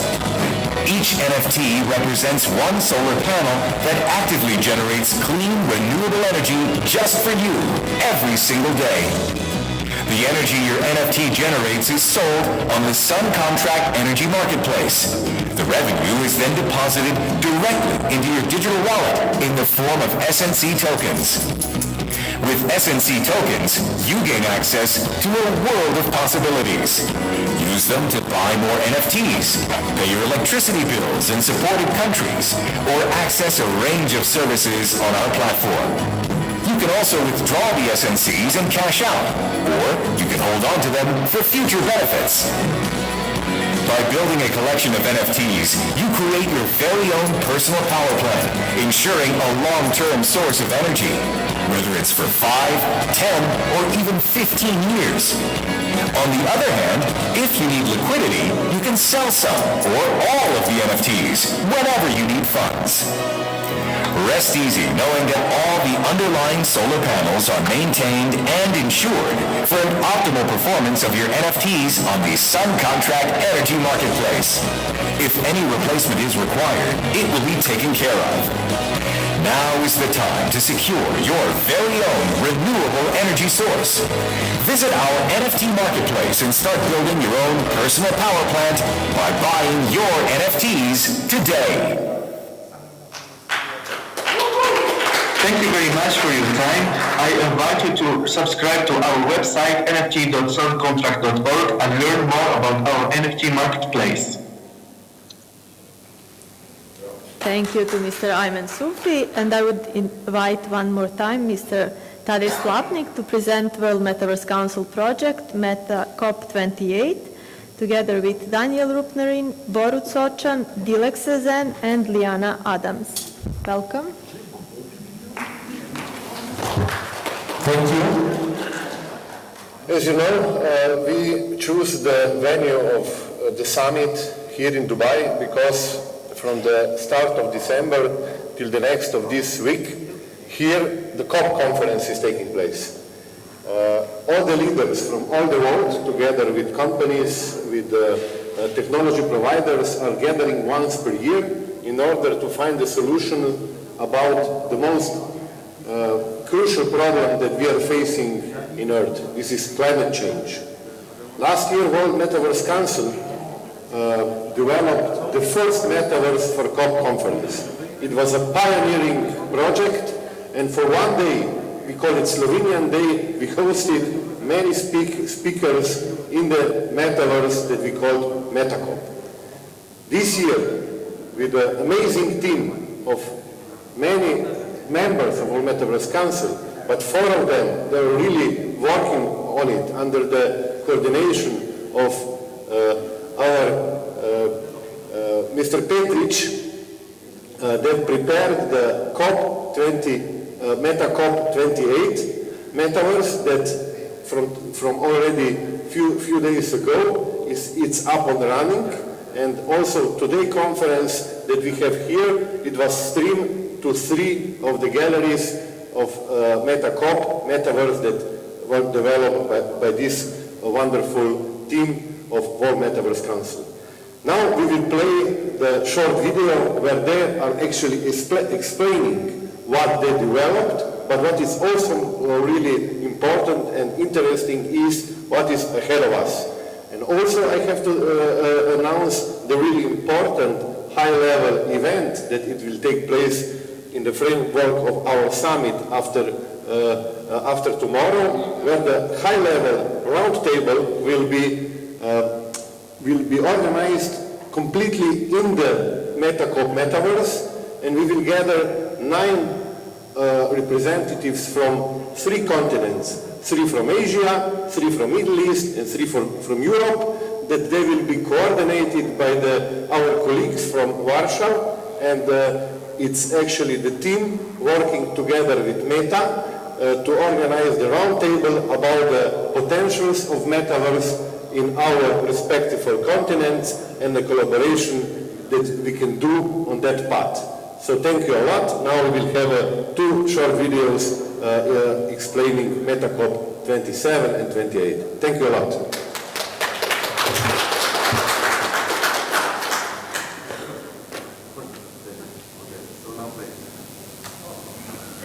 Dear summit participants, greetings from snowy Ljubljana. It's my pleasure to be with you, unfortunately only in this virtual forum.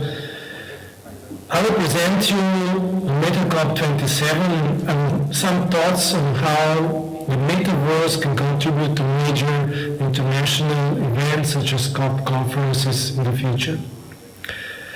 It was early autumn last year when Tadej Slapnik, the current CEO of World Metaverse Council, and Lech Pilz from the Technology Park Ljubljana approached me with the idea of organizing a Metaverse side event during the COP27 conference in Egypt.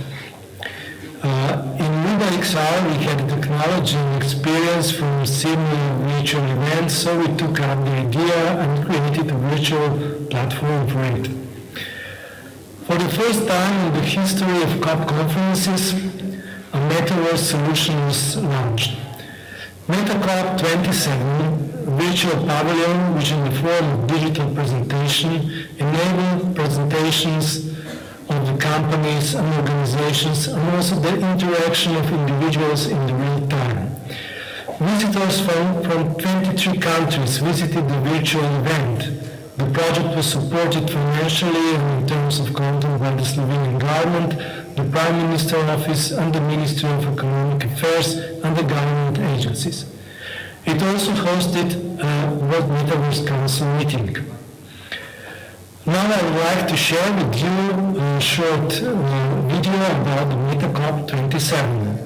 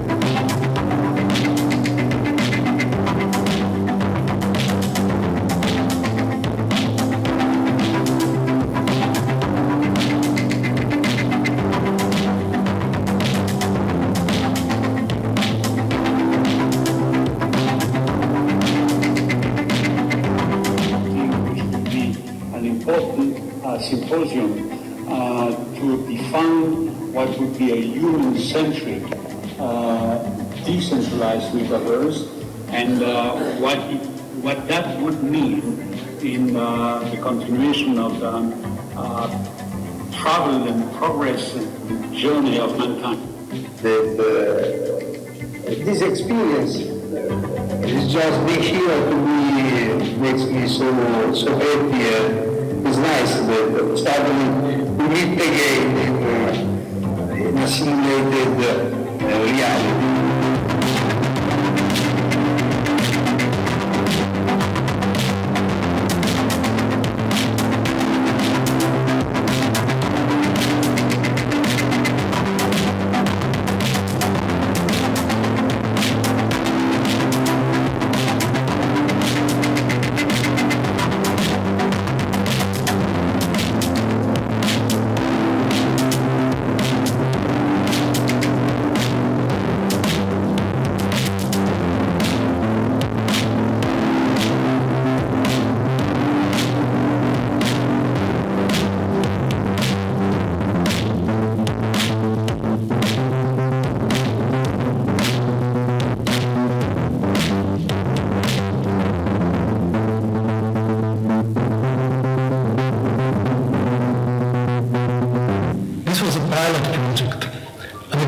How the metaverse can be used, and more importantly, of the benefits it offers.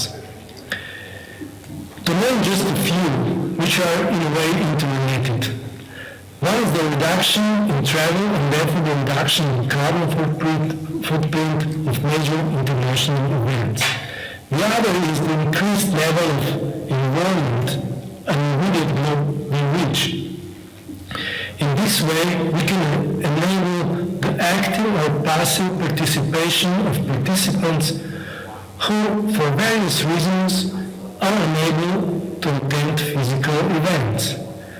Another advantage of the metaverse is the immersive experience, as participants are immersed in a virtual space and can interact with each other. When artificial intelligence and various forms of gamification are added to the metaverse, it can provide a rich user experience that in some cases goes far beyond passive participation in physical events. Let me conclude with this point. I wish a successful summit, lots of fun, events and networking. And as the COP28 is taking place at the same time in Dubai, I hope that it brings some tangible benefits to the humanity. See you next time. We hope that in the future I will also work with some of you to develop and explore opportunities for the advanced use of the metaverse in the various fields. Thank you. Thank you, Board, for spearheading the MetaCop initiative.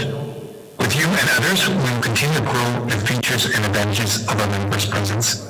Hi everyone, my name is Daniel McBurling. I am a member of the World Metaverse Council, leading the Open Metaverse Framework, designed to create a more open and collaborative environment between Web3 developers and users.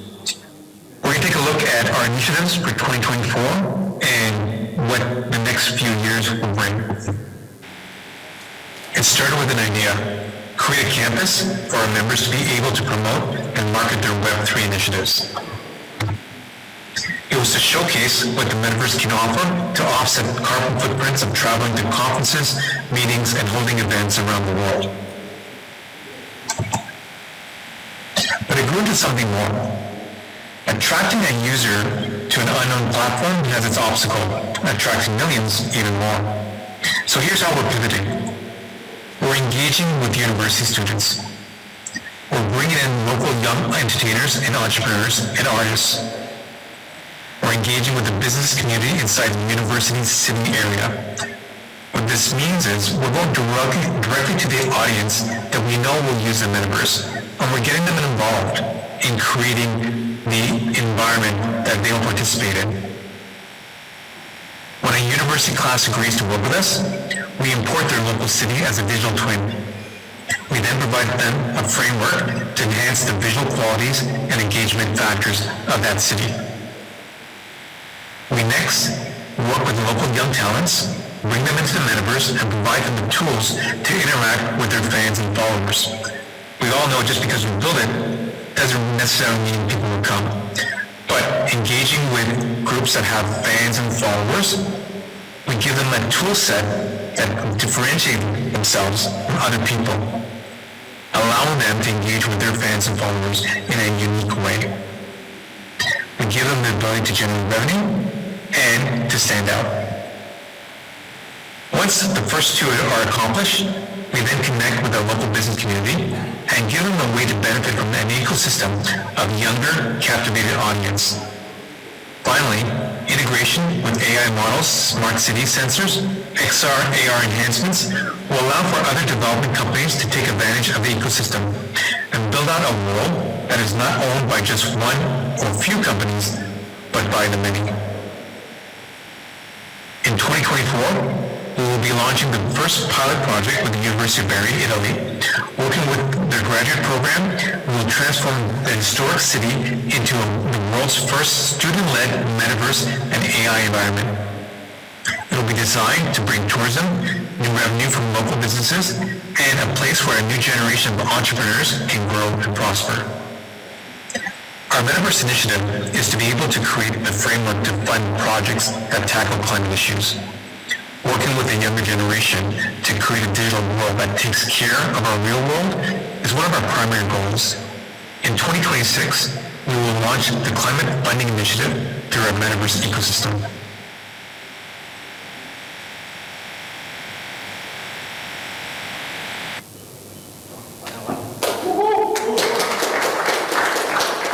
Hi everyone, a huge thanks to World Metaverse Council and MetaCorp 28 for having us on the speaker panel today. My name is Liana, and over the past years, my journey has been all about cultivating a humanity-first culture within communities. From guiding artists into the Web3 NFT space, where I've held one-on-one sessions with artists to help them with their strategy, to harnessing the power of blockchain for social causes, including empowering neurodivergent artists and championing mental health in the Web3 space. I'm also the founder of Impactful Artistry, harnessing the power of art, culture, and technology to create meaningful change. Hi Diana, hi everyone. I'm Dilek. I'm an interdisciplinary artist and designer, also founder of the first digital and circular brand Design. And my decade-long cross-discipline approach led me to digital art since 2015, and I have been exhibited in different NFT exhibitions all around the world and participated in many projects, and I'm focusing on more augmented reality and virtual reality designs and metaverse at the moment. So today we're exploring how the Metaverse is shaping the future of our culture, a convergence of innovation and tradition. We're witnessing the transition of our societal narratives through these transformative technologies. And one of the things I think about when I think about the Metaverse is how the metaverse can actually be a cultural canvas, right? And what I mean by this is that as more and more people enter the digital realm, where we're no longer bound by geographical borders, the metaverse is where cultures can converge, blend, and even give rise to new forms of expression and collaboration.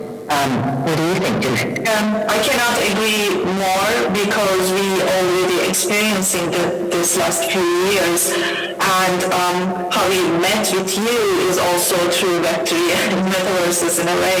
I think it's extremely exciting to see how the different cultures, the artists or creatives from different cultures coming together to metaverses. I think it was the first way how the creatives try and explore, and then after that there were other parts like education or I don't know or like organizations came, and then more brands and companies, and now it's pretty large mix of what we are seeing in the metaverse, and I think it's really interesting to experience this time. I feel like I'm lucky because of the metaverse. I am able to see really different point of views, different creations, different cultures, without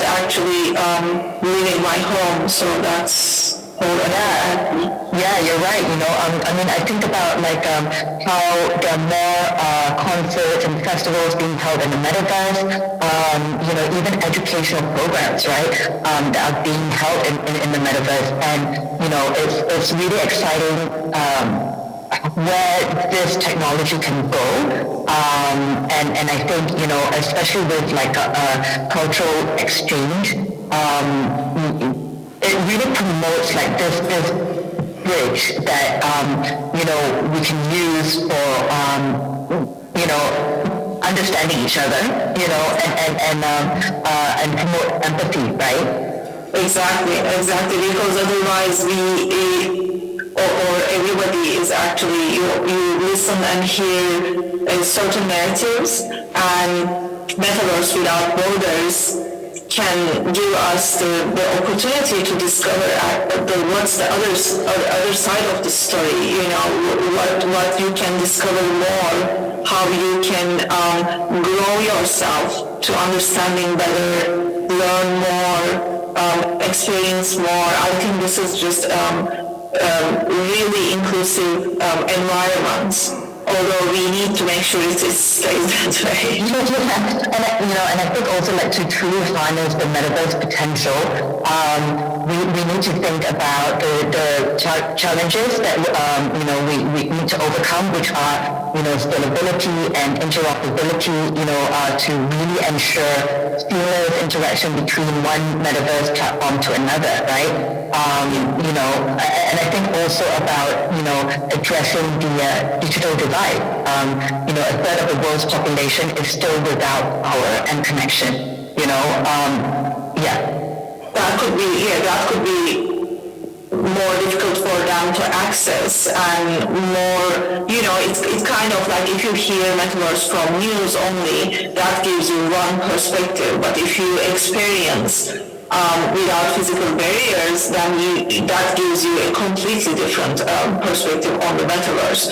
So you are right. I mean, half of the world, or maybe the more, may not have the necessary infrastructure for the metaverse, or may not have the necessary gadgets to get in. So how we are creating side technologies, maybe like augmented reality, or metaverses can run in not higher but lower bandwidth, then it could be more accessible, because it's not all about the highest technology. It should be all more about how we can grow this in a positive way. And I think World Metaverse Council also thinking and planning about how it could be intercross between the metaverses, and it's in their plan that they're going to work on that. So and I think, and also like, I feel like the future of our cultural narratives is really in these digital landscapes, and it's really exciting, especially for artists to co-create these different narratives and to collaborate, right? It really does foster cross-cultural understanding, and I think, it really does help with the inclusivity and diversity. Absolutely. I mean, because it's striking personal experience. At the same time, I think it's extremely important collective experience. It becomes that from personal experience when you have all the tools that you can create an exhibition in Metaverse, for example, from all your artist friends, wherever they are, there is no impossibility technically, or just you need to create and put them together. That also brings another angle, the sustainability of it, because in physical world, if you try to do such a thing, it sometimes becomes impossible. It's not sustainable enough. And also when you think about the travel and the physicality of it and all of these rules, it's just changes when you think about Metaverse. So I think it's really brings the collaborative thinking and growing together for the culture, and that is just wonderful.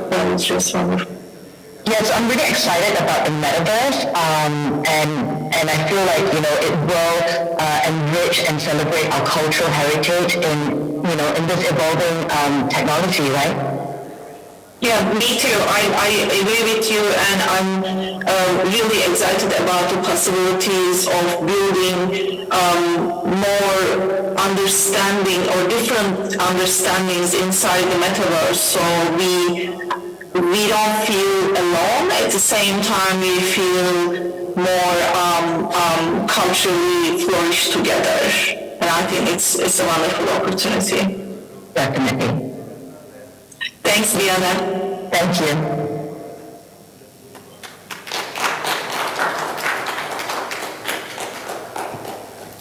So, ladies and gentlemen, another exciting part of our World Metaverse Summit and Awards. Now, we will celebrating Virtual Frontiers with the Meta X Leader Award with Spark Eng, Mr. Tadis Lapnik, Mr. Alvin Tan, and Ms. Diana Majarac. Please come to the stage.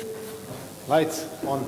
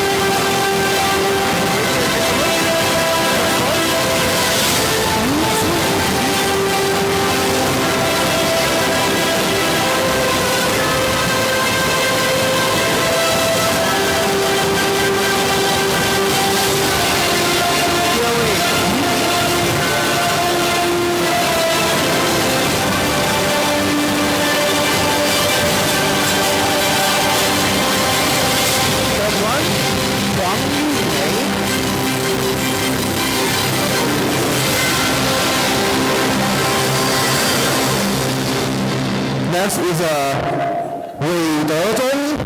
Yes, I'm participating. Wei Dezhong. ，OK，点线。十六点了，接下来。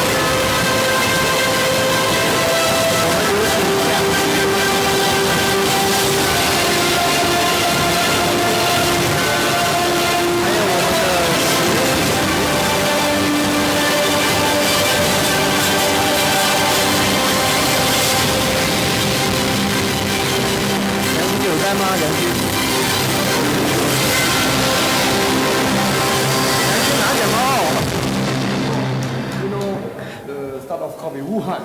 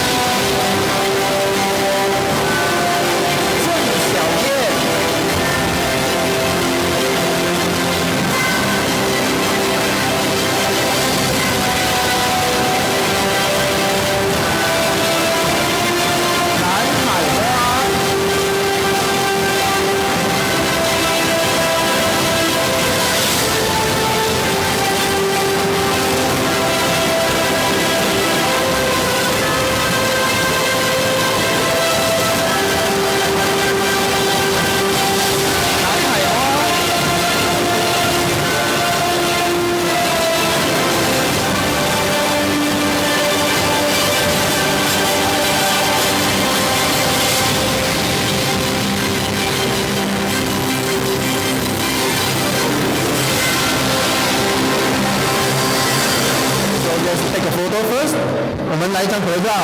彩丽。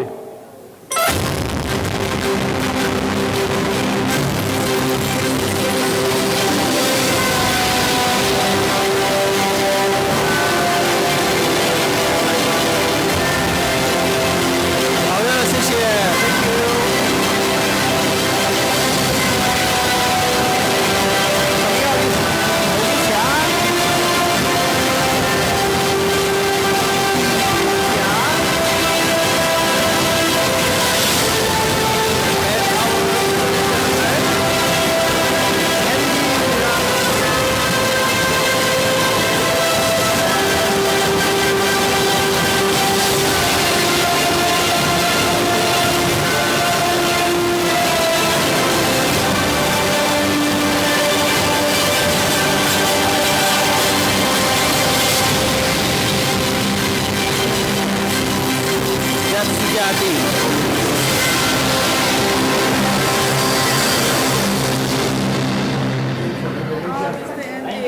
，Thank you。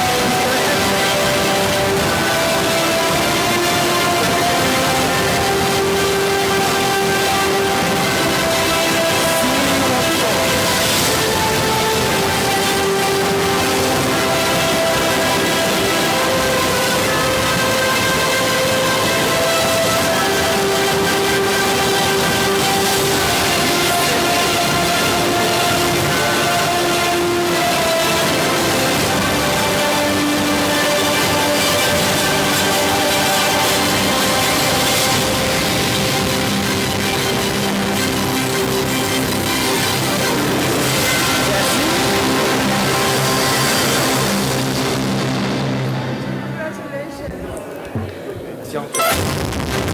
Jeffrey?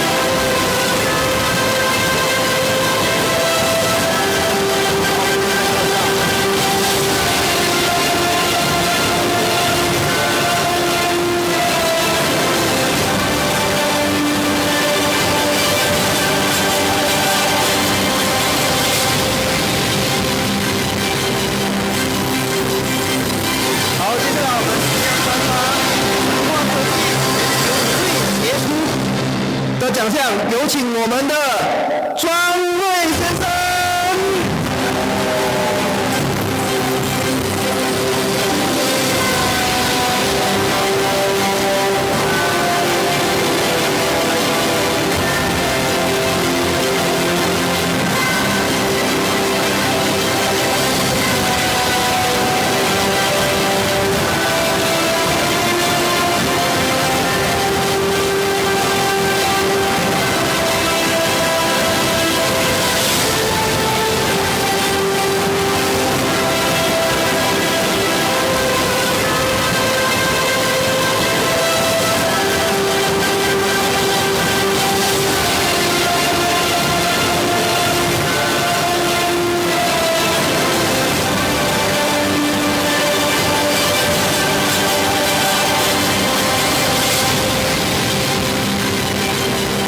Present you now the World Metaverse Council 2023 Dubai Declaration. Mr. Slatnik. Thank you a lot. My good friend Alvin will help me translate, that also our colleagues from Asia, China will understand. Yes. Hello. Hello. Today, me and Tadej Slatnik has been through a lot of efforts for today's summit. 今天我跟斯拉普利克先生，为了我们的神话科技还有元宇宙理事会，我们有这么大的一个宣布。Last year in Slovenia at our first conference, we signed the Bled Declaration. 去年我们在斯洛文尼亚一个大会上，我们提出了神话科技的概念。It was signed by more than 100 people who were together with us at the World Futurist Conference, calling to all collaborators, stakeholders globally to come together and to establish World Metaverse Council.